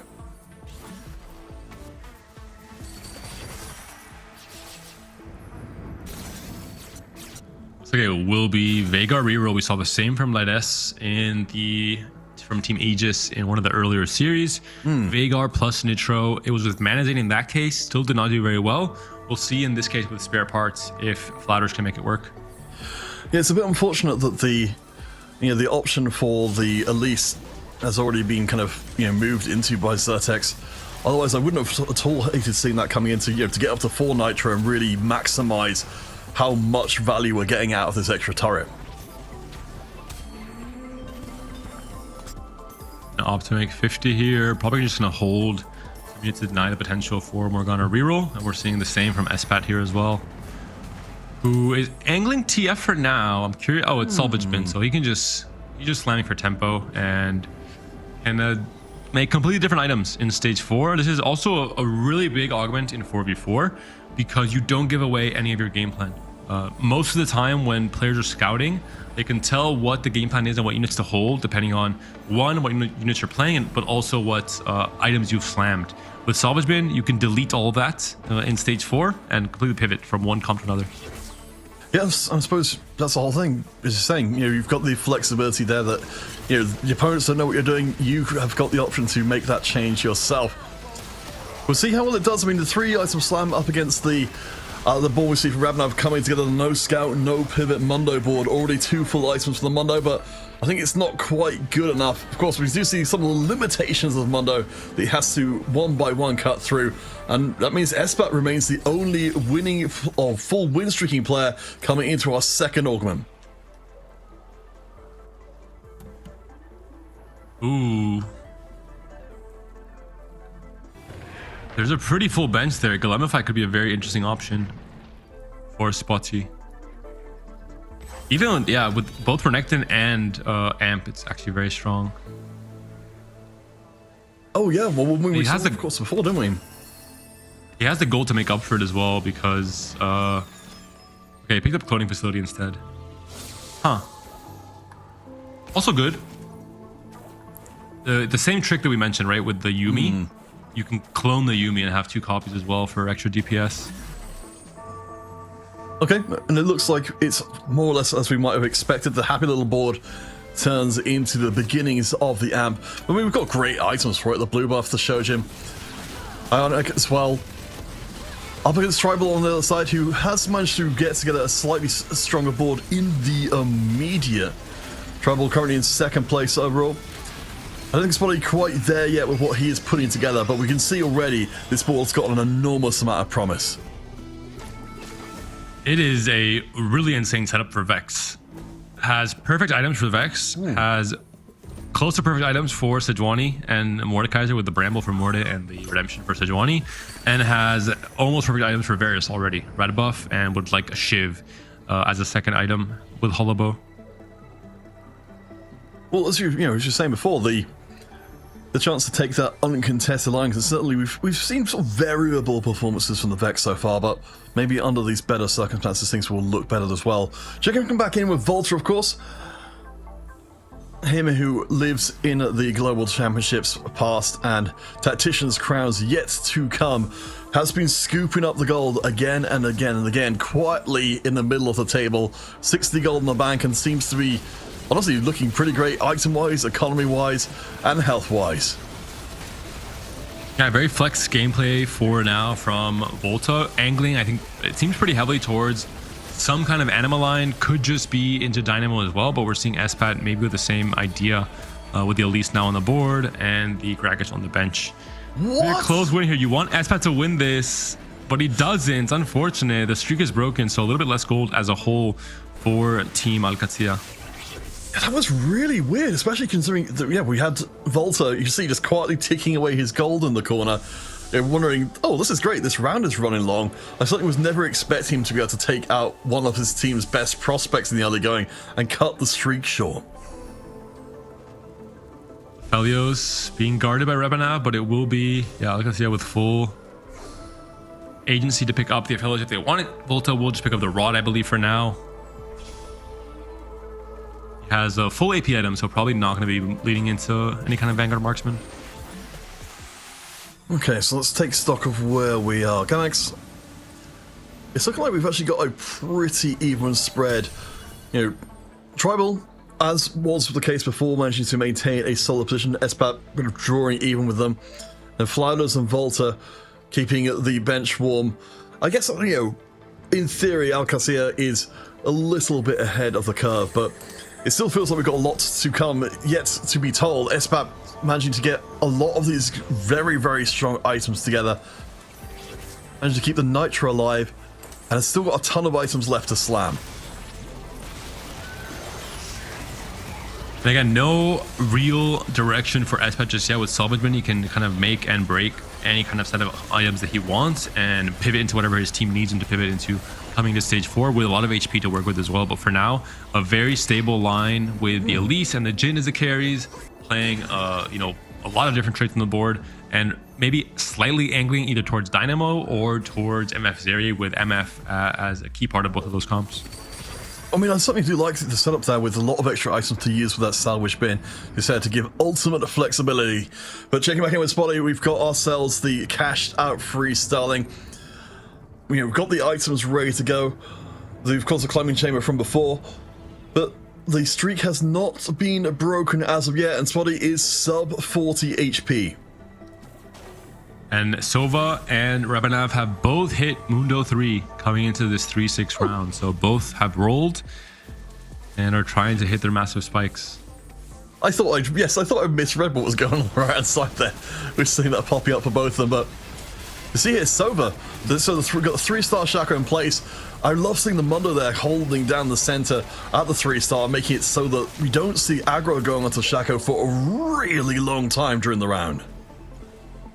More than that, it's really smart from Sova. He says, I'm going to play Shaco reroll.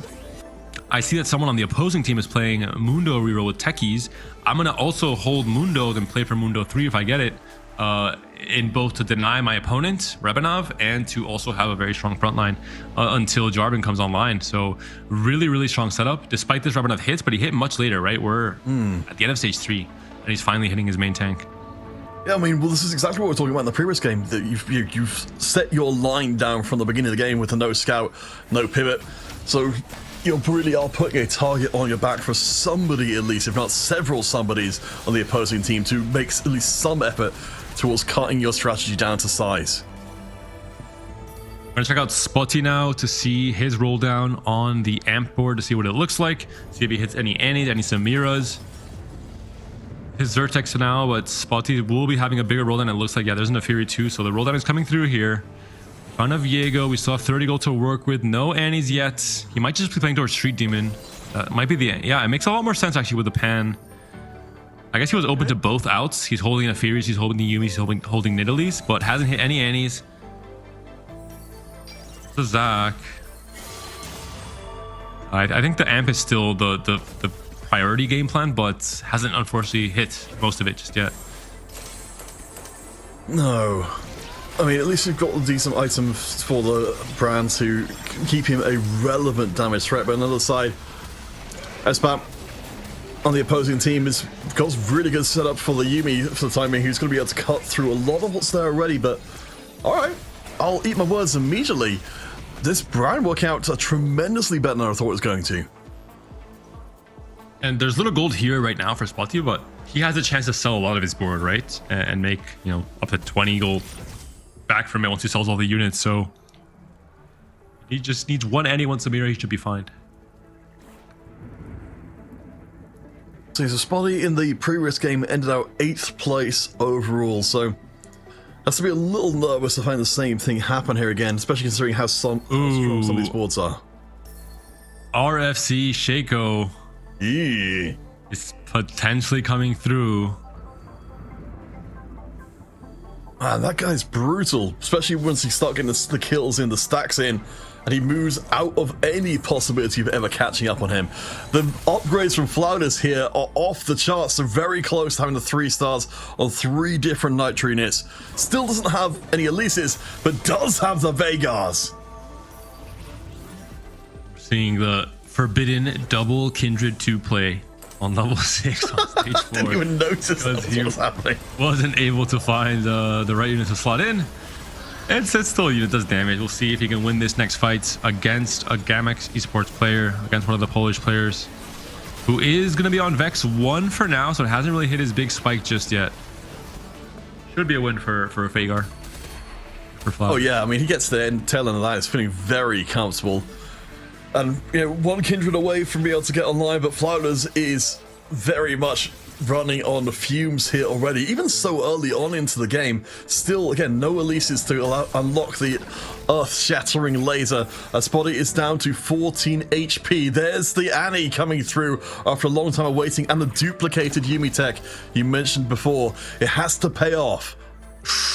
Ooh, a lot of Yuumis in the shop, but unfortunately no Samiras just yet. And then we're seeing the range extension on the Shaco. Not the best positioning here, unfortunately.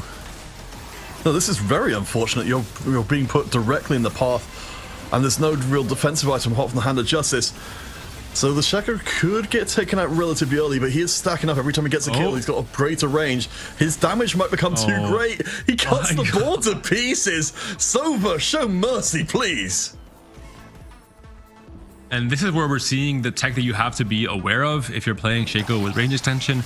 You don't want to have him with a Syndicate Kingpin equipped. Otherwise, he will, he will get into trouble. He will not be staying in the backline. And bailout for Spotty, 3 HP, finds a Samira on the carousel. Is this going to be enough to save him? Is the big question.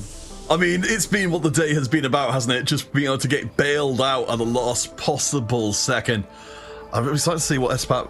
Let's see. So that was the rapid. I think it was the rapid fireball we were seeing before, but we haven't maybe seen for a little while. Picking up the Garen as well. Spotty sitting there on the pan for, I believe, pretty much the entire game. Pair. Wait, you're not rolling with Zakin. Oh, selling the Zac, giving up on Zac altogether. Needs the gold. Ooh. And cannot find the Annie, cannot find the Nico. This is absolutely tragic. Maybe forced to slam something here. Maybe just a Sunfire. The Nico to try and stay alive. MX is up 1 game in this series. Having an early exit for Spotty would make life considerably more difficult than it would be otherwise. And Tribal on the other side. We don't see an item sack at all from Tribal. He didn't take items off of the Vex. No, I think this is going to end things with quite some speed. It's not even a close round. The Vex 2 upgrade. I mean, Annie gets a couple more cards, maybe? They are spread on the back line, but no, it's elimination station. Spotty is out of there. I mean, Zertex isn't even close to being eliminated in the 7th. I wonder if they just decided, hey, you're not going to be strong enough. Your spot is too doomed. We don't want to lose any HP to you to try and save you. And they just lock him into 8th place. Or if they just value the removers more, or if there just aren't removers right now for Trible. But it's going to be a loss there. No items removed whatsoever on the Vex or any of the main carries. So what we saw from the previous game was, again, Spotty going into 8th place. What followed from there was Espat, Flowers, and Volta all going out in short order. That doesn't seem to be on the cards here, with Sova and Volta, both, and Tribal, honestly, all in really good HP spots. Now we're coming close to the end of stage 4.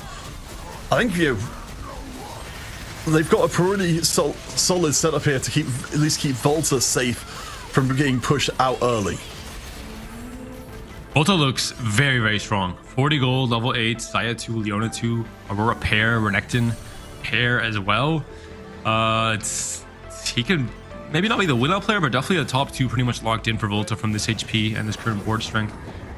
For Zertex, he's on 7 Broms and 7 Elises, and MF pair. He's very close with a lot of very big spikes. Is anyone else on the opposing team holding Elises and Broms though?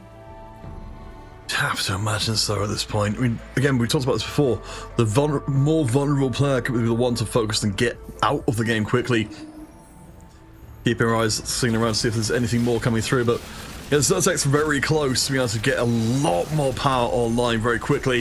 I think it would be very unwise, Casadilla, to not pay attention and make sure this opportunity, or this kind of window opportunity to punish a weaker player, once that passes, it's gone forever. Holding 3 costs on the bench as you roll, trying to maximize the odds. There's one Elise off, no duplicators, has to find them naturally. There's a few more rolls to work with here. Hasn't been able to find anything just yet. Still on 2 lives at the very least. Unintended. Alright, Zertex, let's see how long you can hold on. Wrapping up on the other side, the no scout, no pivot board is continuing to grow. Again, just a step stronger than it might be otherwise because of how much time this board has spent in place, accumulating these piece by piece, round by round bonuses. This Mono will be an absolute nightmare to deal with, and Zyra on the back line, she's even the regular 3-star version of her, rather, is incredibly huge for burst, but in this case, she cuts through so much, and Mono face tanks the ultimate to survive. So close at the end there. No Bramble, a lot of damage from the MF, a lot of direct shred. There's the Elise, has to give up one of the Brom or the MF to do it. Yeah, I think the Brom makes more sense.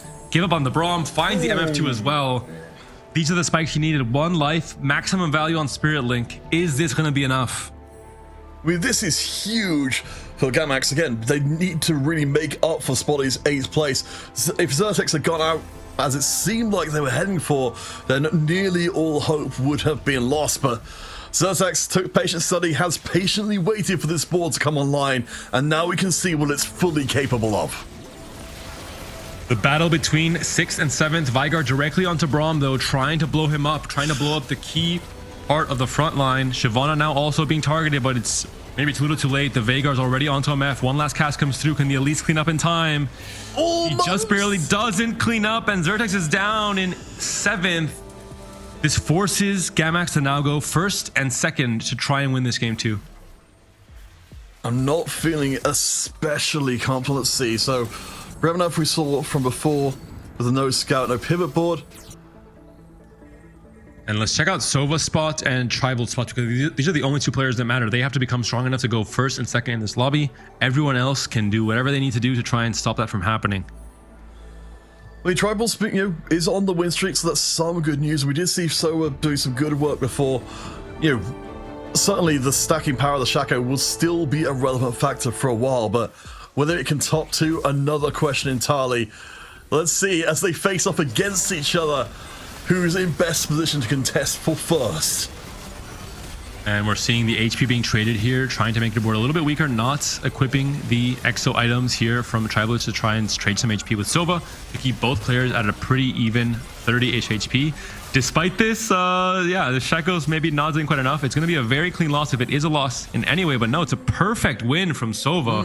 Masterful teamwork from the Polish team to deal as little HP to each other as possible.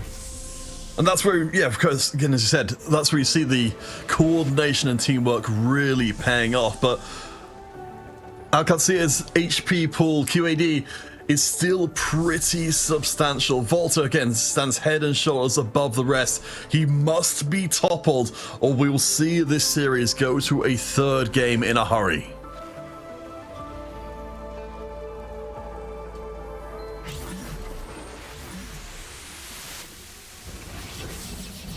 Z2 for Sova. A QSS was also picked up. Espat finds any two. So every player is hitting up some big spikes for their main carries coming to the end of the stage 5. And we even Veigar scary as well.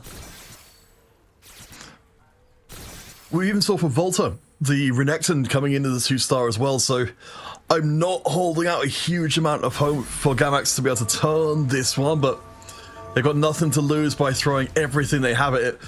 I mean, Flouders, I think, has stacked up enough. We've got the T-Hex in place. We're facing up against his teammate in this round, so Flouders, I think, just trying to tread a little bit of water. With a 4v2 situation, David, you've got so much more ability to focus, on griefing the remaining opponents as strongly as possible. Whoop. Masterful loss from Flouders. We killed enough units to stay at 7 HP to stay alive, to preserve some HP. Repanov goes down. It's all about denying the 1 and 2 in the end. Really nice setup actually from Veigar with Elise, now that the buff to Elise came through, because Veigar sometimes keeps or puts units down to very low HP, and Elise casts, and then she cleans out those units so Veigar can retarget something else and deal way more damage on a fresh, max HP unit basically. After that previous round, though, Volta's board, again, reinforced by that newly upgraded Renekton, getting the win, I believe, against one of the Gamax players. It doesn't seem too optimistic. Again, the first and second place for Gamax has to be in place to get the win. So, going up against Espat in this round, it just feels like there's so many opportunities here for Alcacea to just, to find a good round. One or two good rounds in there. Oh, it's too much DPS. This Shaco's already down. That's going to be it. Game number 2 goes in favor of Alcacea. Sova is going to be down. It looks like he should be down. It's a pretty big HP loss. He survives. So he took a small enough loss. Despite, okay, we're still on stage 5. Never mind. We're on stage 5. So 1 HP and a dream for the Shaco, but the next time that matchup rolls around, I think it's going to be GG, because that looked very bad for Shaco. Yeah, I mean, that's the whole thing, isn't it? We've got so much committed in to Shaco. We've got the long distance pals as well, and we're not even really upgrading our center very much. It feels like we've got the 1 point of failure, and we've reached beyond the stage which Shaco, deleting units one by one is really the huge difference maker that it was previously. Final item for Zed here. Could be Sterax, could be GS, probably GS, yeah. Makes a little bit more sense.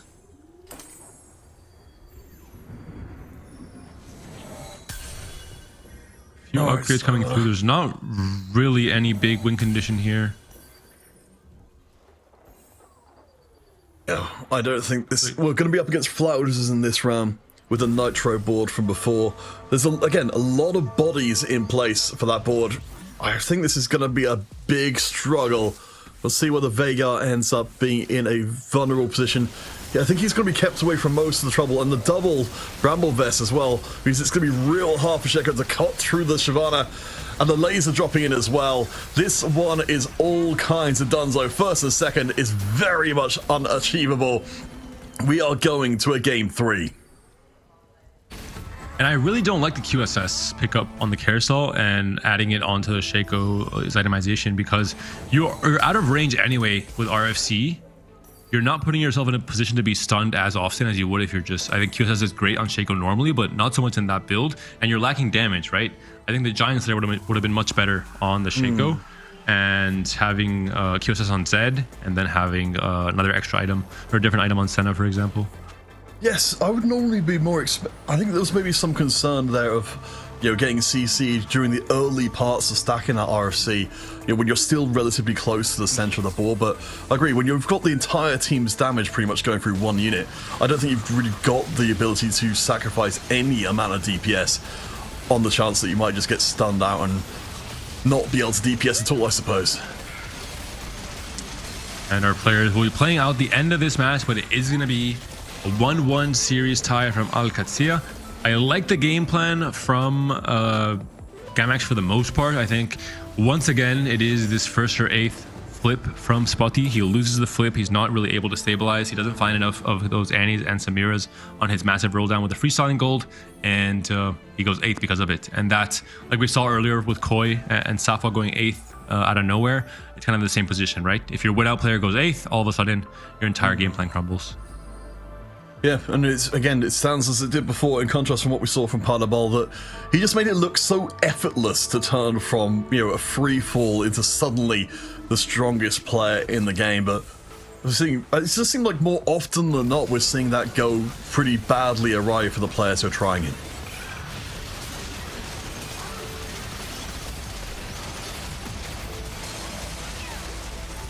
So, David, as we wait out the rest of this game, of course, again, with it being a 1-1 series, bring us to the big picture of what you've been seeing over the course of today.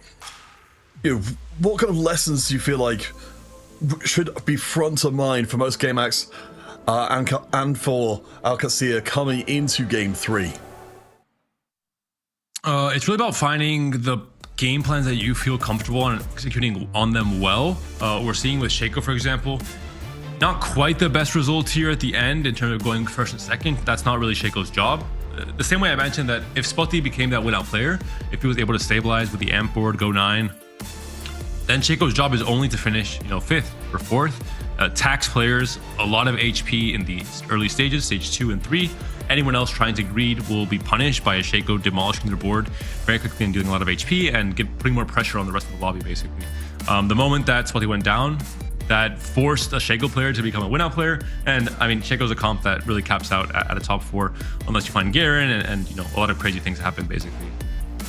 All right, gentle friends, we will be taking ourselves a short break before the final game of the day. One of these two teams is leaving the tournament, so we have to know that the decisions and the discussions happening between now and the beginning of Game 3 will be absolutely vital. We'll hope you'll come back and join us to celebrate our end of Day 1. Again, 2 more days to go before we have all our players going forward to the EWC and to the last chance qualifier, the global qualifier. So stay tuned. We'll be back in around 5 minutes time for our final game.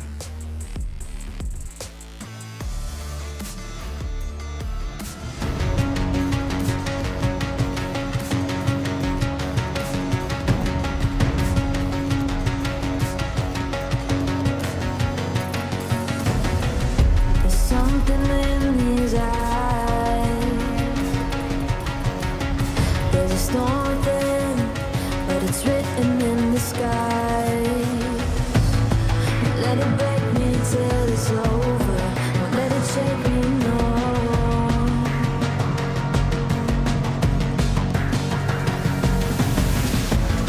Won't let it make me go under. Won't let it make me go under. So now it's time to fly.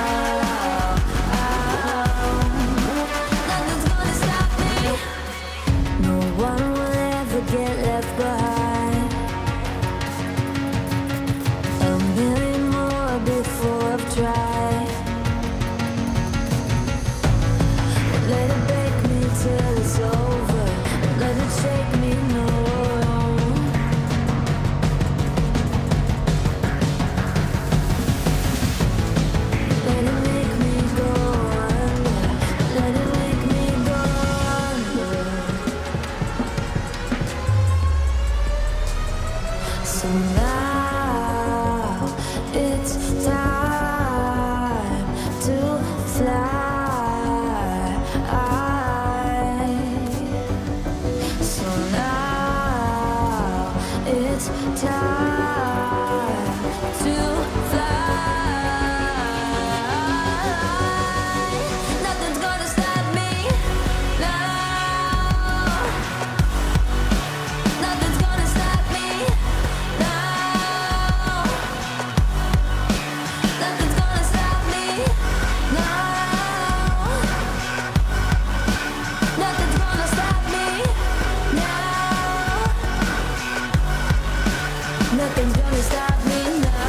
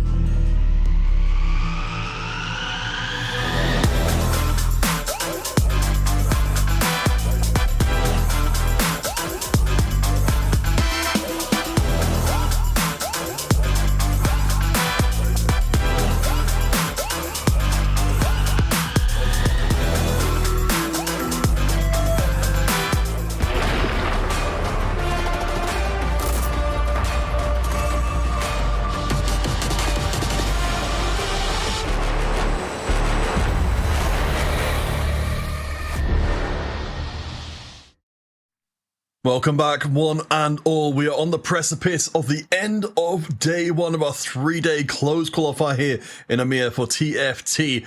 One more game to go, but David, of course, while this is all been going on, we've had, of course, the bracket developing off-stream as well as on-stream. Can you update us as to what, kind of where everyone stands right now? This is the upper bracket. We saw all of these results earlier in the day with Aegis and EWC locking in their positions at EWC by making it into that upper bracket final, essentially, and pretty much guaranteeing their spots. And now in the lower bracket final, we'll see the final results between Koi and Team Secret.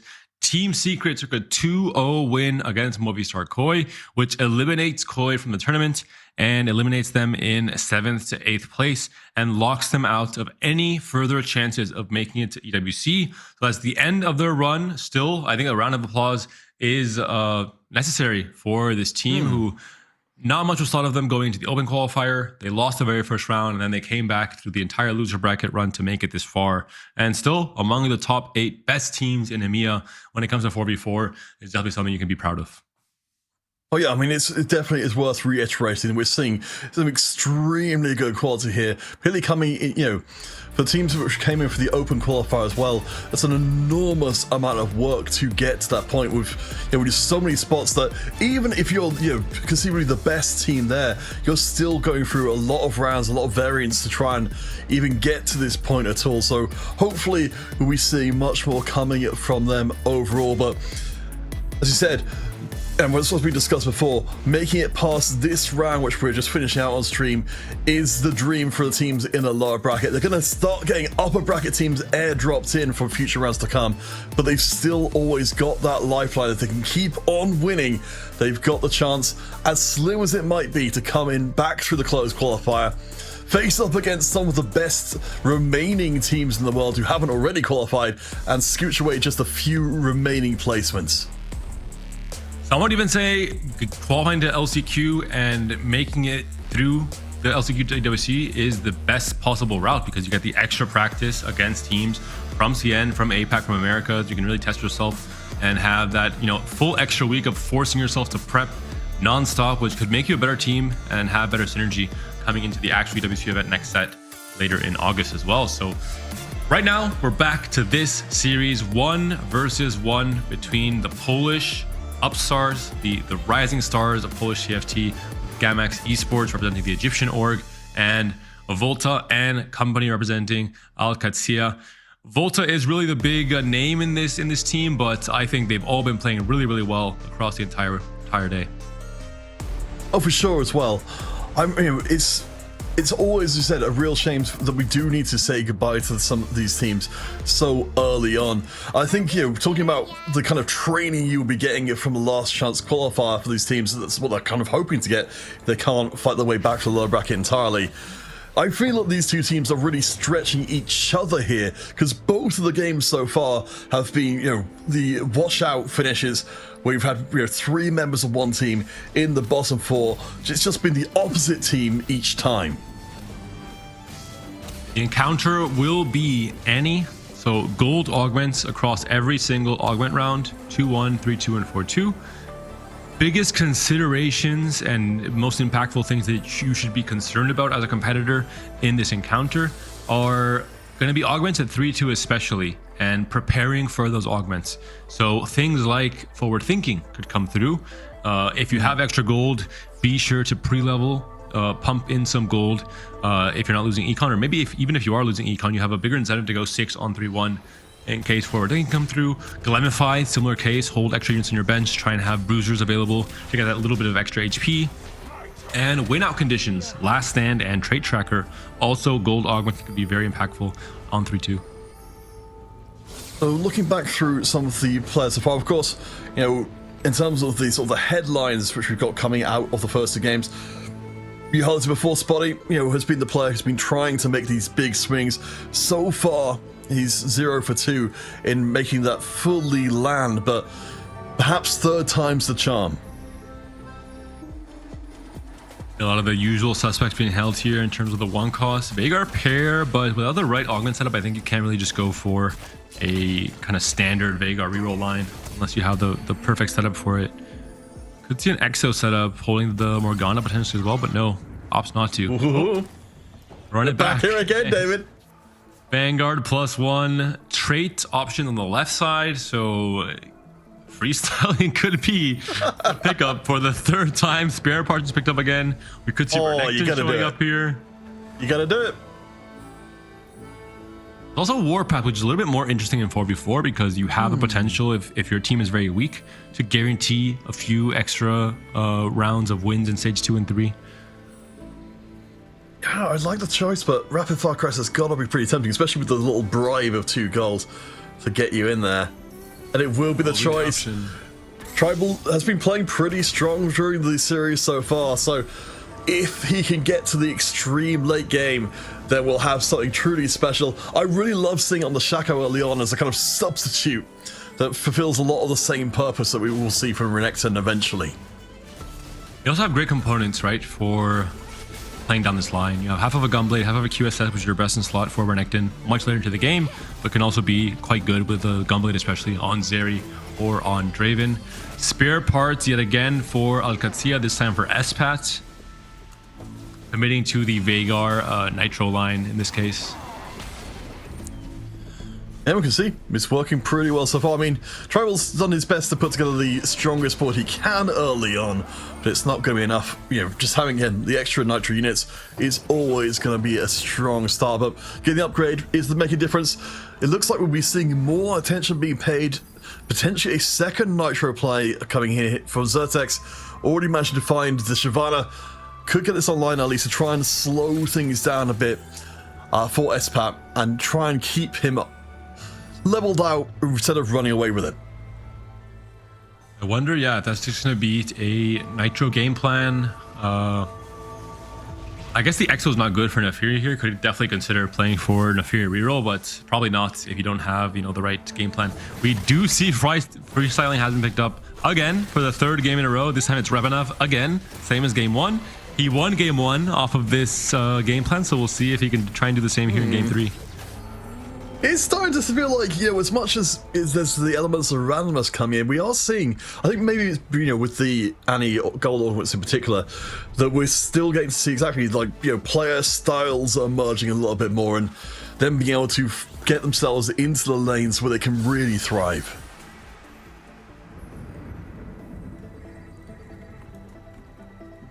And Volta does go for the Vanguard emblem again, same as game one. So I assume this once again means that he has Corrupted Chassis as his first Exo and was offered the Vanguard +1. This time Volta should be hoping to lose this next fight, maybe unequip the Pulse Stabilizer from this Jhin to make sure he's first pick coming into this next carousel, in case of Mordekaiser. Yeah. Unfortunately, it goes up against Ravenov, so it's going to snap Volta's loss streak and potentially see Ravenov is... Oh, Ravenov is currently on 100 HP, which is quite impressive considering that he's doing a very much an econ approach to the early going. Perhaps with the Rengar in place, this will actually be enough to keep Volta from getting the win. But you're right, the small optimization of not taking the X-Tech item out, hopefully we'll see more of that from Volta going forward. And so he'll still take the loss. It was all calculated. First pick, do we find a Mordekaiser is a big question. This could be a whole placement different in terms of how strong you get if you are Volta, but no Mordekaiser, unfortunately, on this carousel. Has to pick up a component that allows him to build some shielding items potentially, but opts to go for the bow here instead. Likely angling towards MF Zeri, potentially. Yeah, that is... I'm trying to think back through the games which we've seen so far. There definitely feels like there's been a kind of scarcity of that comp, especially for players picking up. As much as you're pointing out from before, that it has a lot of that kind of flexibility between the Vanguard Marksman items, which we've been seeing certainly a lot more. Xertex being maybe a little bit punished for not going down the Nitro line. Finds now the Shyvana, finds the Poppy, could have had the Naafiri, but and Volta does Volta things. This is why he's considered one of the best players in France. When he needs certain things to happen, they happen. No Mordekaiser in carousel, no problem. Finds it in the shop on level 4 and can now start stacking up this extra HP. Almost a full stage earlier than Espat did in game number 1. Now we can see how well it does. I mean, the thing is, Tribal on the other side does have a good amount of single target damages. We do see he's actually doing pretty damn good work from the early going. Again, Tribal, has been one of the players who's been flexing around a little bit more, and we'll hand out another L to Volta, who honestly is probably not going to be too mad about that, because Tribal's certainly leading the pack right now. Not undefeated, but very strong right now on the path to that eventual long croc. And it's usually very hard to win streak with the rapid fire emblem +1. It's most common to see Cypher into 1 or 2 lives, rolling on 8 for Renekton, etc. But if you're able to play it from an HP lead and you can greed out more and have less pressure, it becomes, I think, a very, very strong game plan. Alright, well, we'll keep an eye on Volta this long term. It looks like he's going to do a little bit of rearranging here to try and make sure that nobody griefs his win streak, removing all of his power from the board, recognizing that he is going to be a target going forwards. Taking it with Flyder, we've got the Bastion Divinicore set up coming through. Blue buff already locked in. I'm assuming we're replicating tiers here, which allowing Flounders to be a little bit more free with the slams. Able to pick up the strongest component, most sought after component in the game, in the meta right now. Replication with only 3 options out of 8 is definitely a bit of a high roll, but a welcome one for a French player. We'll see. I guess he's going to be committing almost for sure into this Morgana reroll line. So quite a few reroll players. Nitro reroll for Espat, Morgana for Flounders, and it probably will be Mundo Techies for, I believe it was Sova or Zertex, the Starry Night player. That was, yeah, Zertex was the Starry Night player who I think, yeah, looked like he was going to be contesting the Nitro before, but ultimately ended up backing out of the line. So, yeah, seems very likely will be going down the Gorilla route, which we saw do, of course, some work in our previous game. See some of the roll downs. If Zertex will be rolling down on 3-1, he has the best odds for 1 costs. And finally committing to a line from Starry Night. We're not sure still which one. If it will be... okay, so yeah, it looks like he is going to be contesting Morgana. We talked about it. You don't want to leave a player uncontested on Morgana reroll. And uncontested they are not, because a Poppy 3 has already been found. We're still above 50 gold here. Wow, Flounders is going to be not pleased at all that the contestant is coming through. At least Zertex doesn't have, you know, the full item setup as of yet, but that Poppy being supercharged. This is beautiful. He's contesting both lines. He's contesting the Veigar for the Nitro line, and he's contesting the Morgana and the Poppy for the Bastion reroll line. That's just double grief while playing strongest board. It's beautiful. Truly the rat master. You know, the maths doesn't work out when you know, if you are weakening yourself to weaken somebody else, but if you can weaken 2 players at the same time, suddenly looks a lot more appealing. And we start to get into more of those kind of extreme 4v4 strategies where you can just commit in and say, you know what, my job this game is just to disrupt as much as possible while lasting as long as possible as well.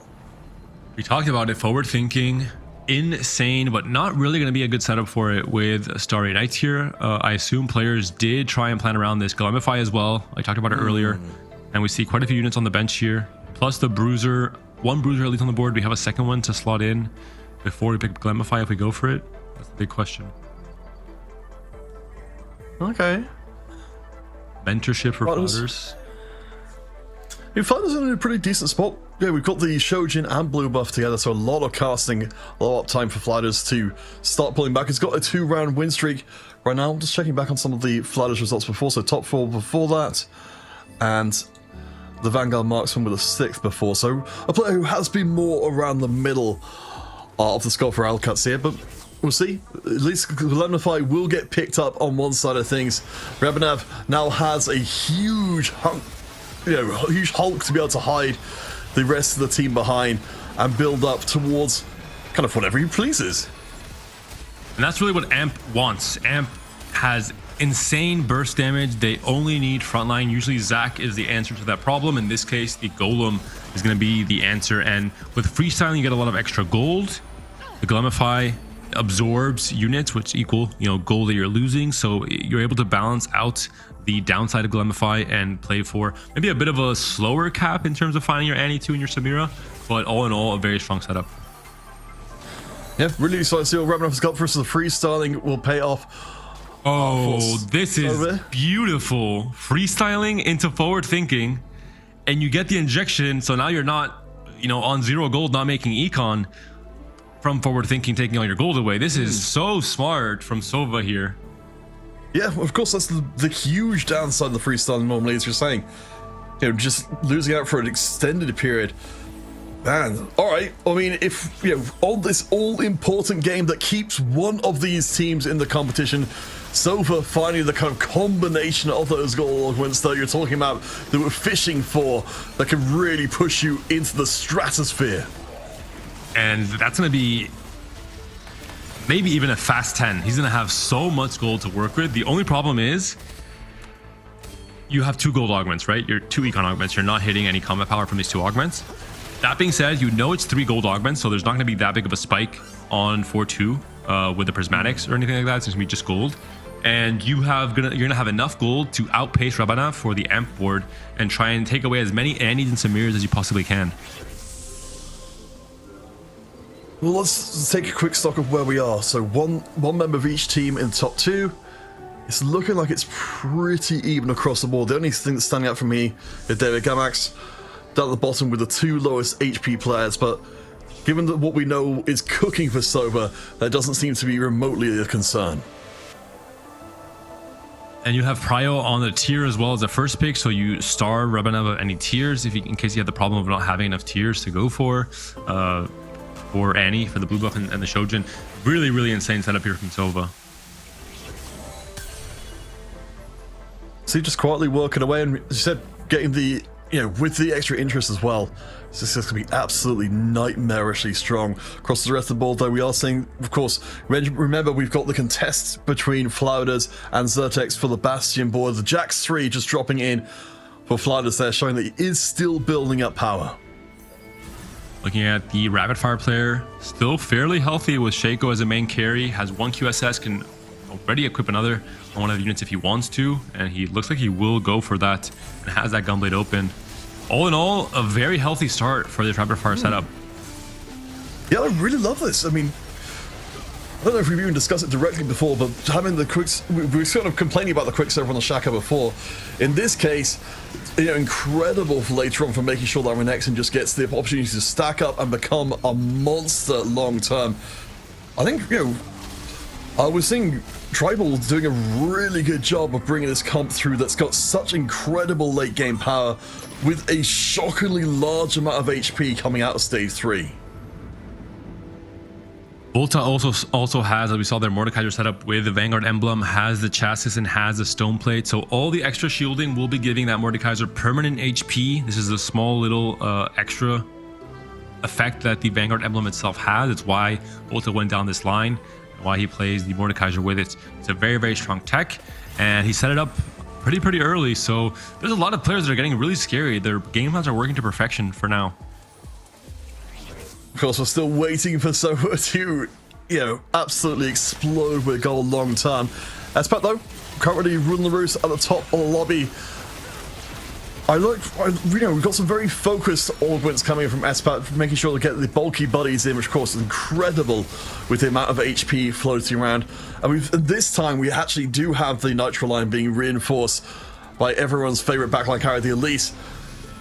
So we've got a lot of extra stuff pouring into the pockets, and right now, I like where Espat is sitting. And on pace, Sova to end up on maybe 1 life when he gets all his gold back, possibly 2. So it's gonna get really, really scary. He's gonna have to be able to have that APM strong enough to really be able to make everything work in just 1 or 2 turns potentially. Yeah, it's putting a lot of pressure on, but hey, if there was ever a time to put your team under pressure, it's here and now, where you stand on the edge of elimination.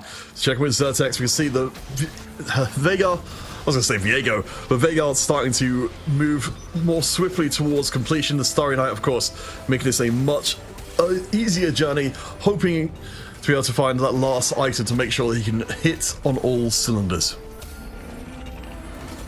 Make sure to sell everything off, buys the Veigar in the shop now, and now the final roll down comes through. Can he find all the upgrades he needs?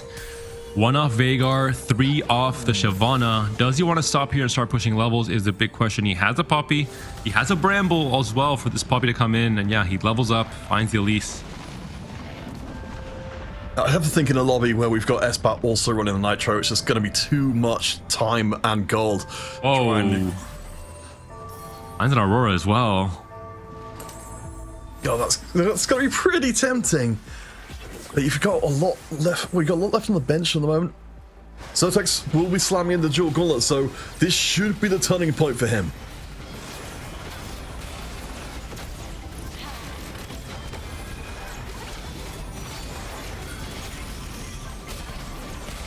See who the winner's going to be here, and then we'll go to Sova's spot to see his forward-thinking roll down.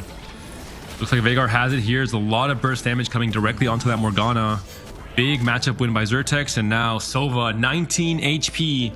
Time to go to the Polish player and find out what his roll down looks like. The gold is flowing at the pick. Piercing Lotus is good. Glass Cannon is okay. Just pick something quick and start rolling. Go right to 9 and try and remove all the Annies and Samiras from the pool. I thought maybe we might The see Annie 2 already. We might see Annie 3. Finds a Samira. Finds a Zac. Starts pivoting the entire board. Yeah, the more units you can hold, you're denying from the other AMP player, from Revanaf. And his roll down was also delayed because of the Gamify, so... There's a Kabuko 2. Do you have a slot for it over the Viego? It's a lot of gold, though. You might want to not make this and just keep the Viego online. Okay, no, he gives up on the Zac in the end. Because you want to have a higher chance of finding the Samira 2. It's just much more impactful, usually. But this is like the lower cap, but higher stabilization right now with Kabuko 2. Well, I mean, at least Soba was in a slightly better spot than he could have been, as you were saying before. The potential to be just on a single life, 19 HP. And we'll see go up against Spotty in this round. Soba's board, yeah, good enough. I mean, of course, with Annie being as strong as she is, we will be getting a little bit of extra econ creeping in from the Golden Lock, because she is getting, you know, with 5 amps, she is getting some serious damage down.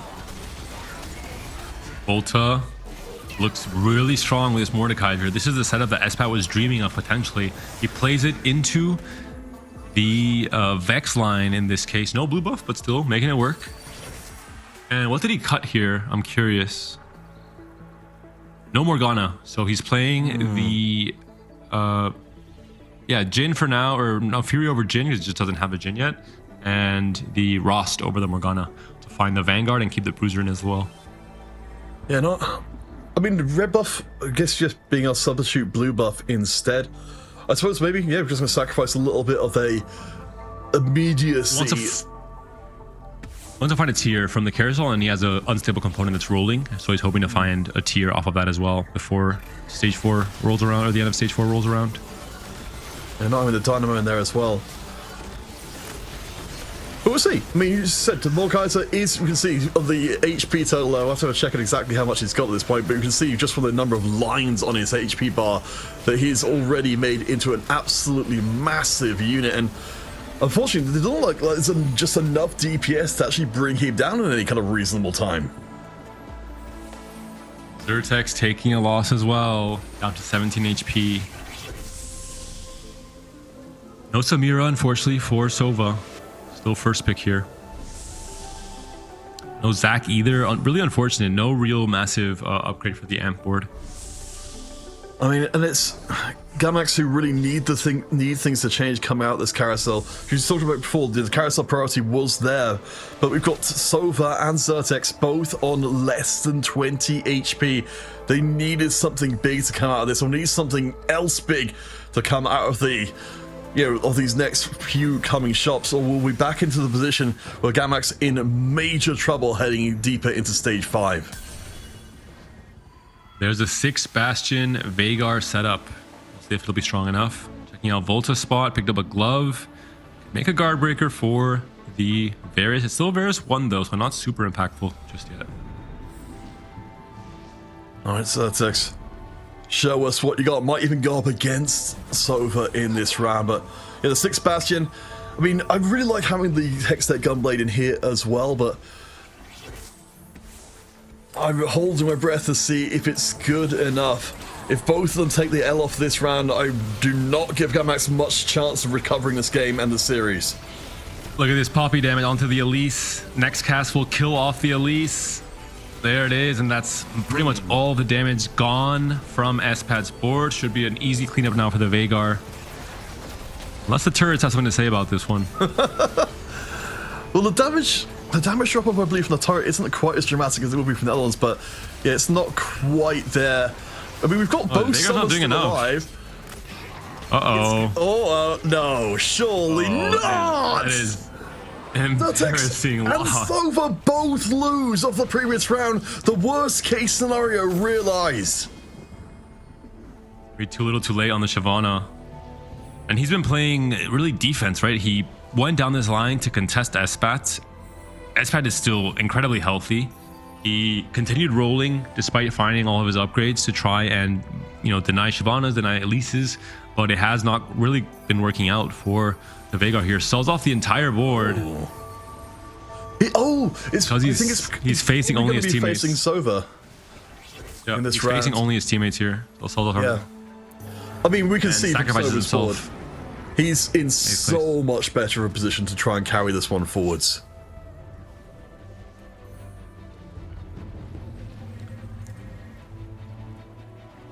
So small advantage going to Al Qadsiya coming into the start of this stage 5 with Zertex going out in an unfortunate 8th place position. Volta working out this tech with the Vanguard emblem on Mordekaiser. Very, very strong, win streaking, and has a really good setup. Rebanav has now hit the Annie 2 and then a Fury 2, so slowly getting stronger as well. 3k HP now for this Mordekaiser 2. And going 9 for Volta. So look at the current HP totals, right? It's all 4 players in the top 4 all are currently from Al Qadsiya. No matter how strong Sova gets, the other teammates are on 28, 25 HP. That's not going to be enough. And I think more and more hard decisions are going to be coming in from Gamma's side of things as we saw, Zertex literally being sacrificed for the team to keep even the smallest hope alive. But I mean, Sova has to be preserved at almost all costs. But there's so little room to work with. We've got a decent board here, but he had so much gold. No Samira 2, no Zach 2. It's really just unfortunate. The roll-on did not really pan out, and every win, I think any round that Gamax does not win against any player from Al Qadsiya now is going to be, it means it's over basically, with just the HP difference right now as a whole. Yeah, I mean, Volta ruling the roost on 76, Espat on 66. The mountain just seems insurmountable. I mean, Sova's board is good.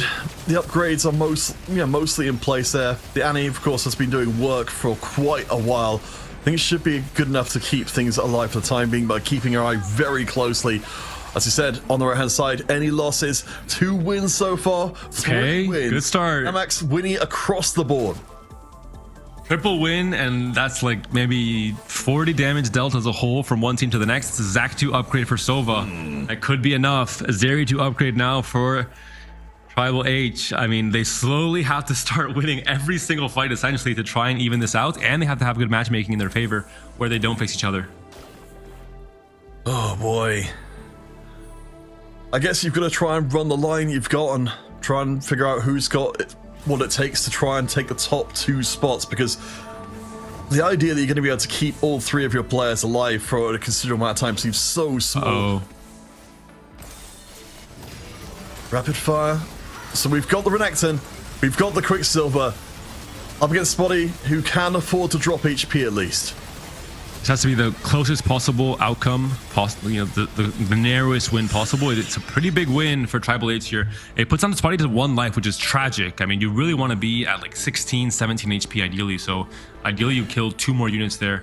I think there should have been a bit of a delay in slamming items here. This is where it really matters to understand at a glance how strong your board is relative to your opponent, to know exactly how to min-max the damage you're dealing or taking. Yeah, we're getting so close to 3 Gamax players going out in bottom 4, which of course, again, as we've said again and again, is the immediate death knell for the team and will be the cause of their elimination. I just don't know. Tribal H and Sova winning out. They have to go, 1 and 2, 1 and 3 most likely, but they have to win every single fight from now on, and Spotty has to try and save some placements. Ideally finish 6th.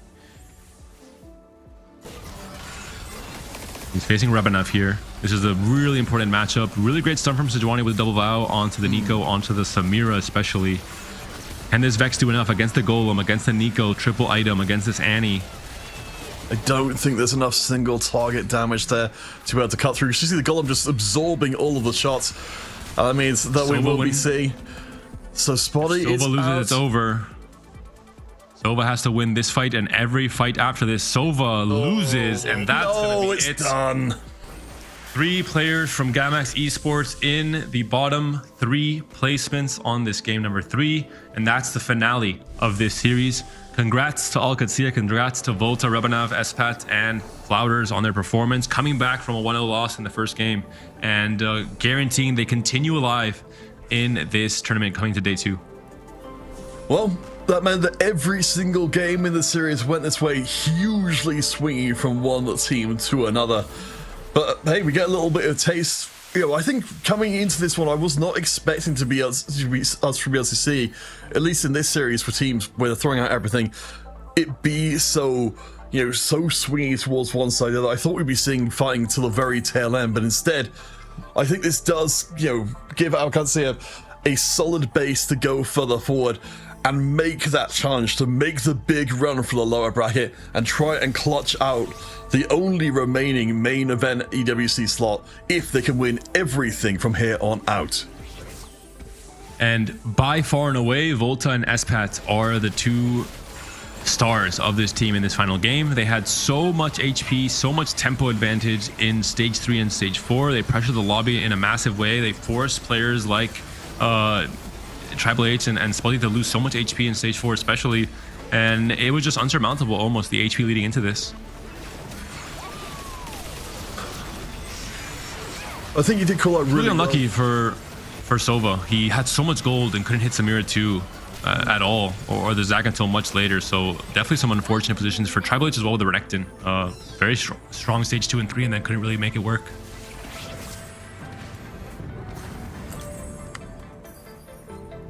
We see the last few upgrades coming in here. Of course, again, congratulations to Alcancia for managing to secure their spot going further on from here. They were, of course, talking before about what we've got going on. So the winner here, Alcancia, will be going up against Maus in the lower bracket round of 4. This is the 4 teams left there in the lower bracket to try and survive. Again, guaranteed to get through to the global qualifier at worst, or at least guaranteed to get the chance to play in the global qualifier. But it's such a huge swing from here on out. You could be going straight to the main event, you could be going for the qualifier, or you could still be eliminated entirely. Yeah, still a lot to be decided. This is just the warm-up essentially for this lower bracket at the very least. Still a lot to happen tomorrow as we decide who will be that team fighting for that last guaranteed spot at EWC, and who will be the teams fighting for that 4th and 5th for the LCQ.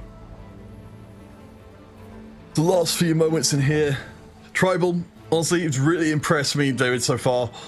Oh, well, up until this point, we can start changing the language a little bit there, as this will be the last chance for Gamax to show off their colors and take the last step forward. You can only imagine the amount talking about the players, the teams practicing before this point, to even get to this point, and so very close to something bigger. It's a lot of heartbreak for some of these teams. A lot of effort and work has been put into making it this far. This is, of course, a bigger tournament than pretty much everything else this year up until this point in terms of what's at stake and how important it is for these competitors.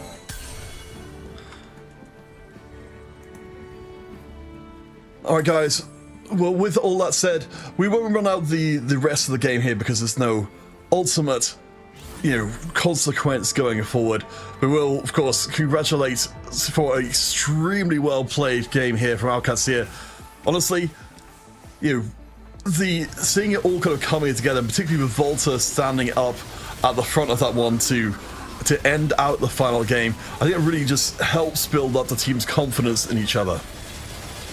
And one of the biggest surprises to me was the fact that Nitro was played so much from a reroll spot. I didn't expect it to be played that as often, and definitely it found its spots with Elise as a reroll option, with Veigar as a reroll option. We saw that was maybe my biggest takeaway from the French teams in this day one. Yeah, no, I think we did see trickles of that coming through from our other games as well. When the opportunity arises to, as we discussed right back at the beginning, just hit the same costs as each other and really push through the power. I think the only thing for me is we did see of course the rapid fire emblem coming in there. Tribal, it felt like it ultimately was the right decision for him to be able to get that one through, but I think you hit really well in the previous game, talking about how for these teams, when you go for these more specific strategies, you start to build these interlocking sort of responsibilities on the team, and when one part of that structure falls down, then it just doesn't matter how well the rest of the team does. We're seeing now the final bracket after this day one concludes. Earlier today in the upper bracket, Aegis and EMEA already locked in their spots at EWC, locked in their spot in the winner finals. And on the lower side of the bracket, we have the more do or die, more interesting results with Team Secret versus Koi in that first matchup. And of course, the game we just were able to see now between Gamax and Al-Qadsiya in that final conclusion. Two teams already eliminated Counterfeit in this first day. Yeah, it's a real heartbreaker to have come this far and be dropped down at the final hurdle, or at least perhaps the penultimate hurdle. But yes, as we look across the lower bracket as well, it's worth noting what we will be bringing you guys tomorrow, starting at 1600 CET over on all of the same channels, or CST over on all the same channels before. The lower bracket second round matches, as we see Fnatic, Secret, Miles, and I can see who we've seen forcing their survival. We'll be seeing them going up against each other, and then of course we'll be headed up to the upper bracket where we'll be seeing which team will be going through as our #1 seed for EMEA, which of course is very important once we do get to the main event in August, because you want to make sure you've got the best possible grouping to get yourself the chance to finish out the EWC as strongly as possible. All in all, some very high-level TFT that was showcased today. I think the team play has been insane. I think some of the game plans and the setups for all the different players has been absolutely insane for a meta that it's kind of stale already because we've been playing on it for so long. But we can see how optimized and how well these players are playing with a well-ironed meta where they know exactly all the different tech, the different lines to go down, the different optimizations as well. We saw the Vanguard emblem on Mordekaiser 2 games in this series, for example. So I think a lot of great TFT in store for us in the next 2 days.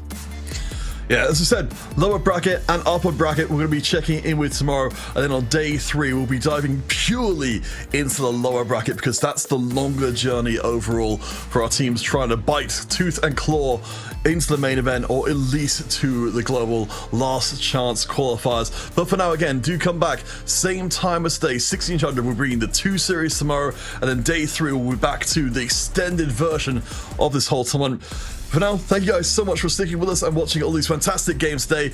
Again, I'll thank you to our incredible production crew and everyone behind the scenes making today's event possible. We'll catch you again tomorrow at 1600 Central European Time.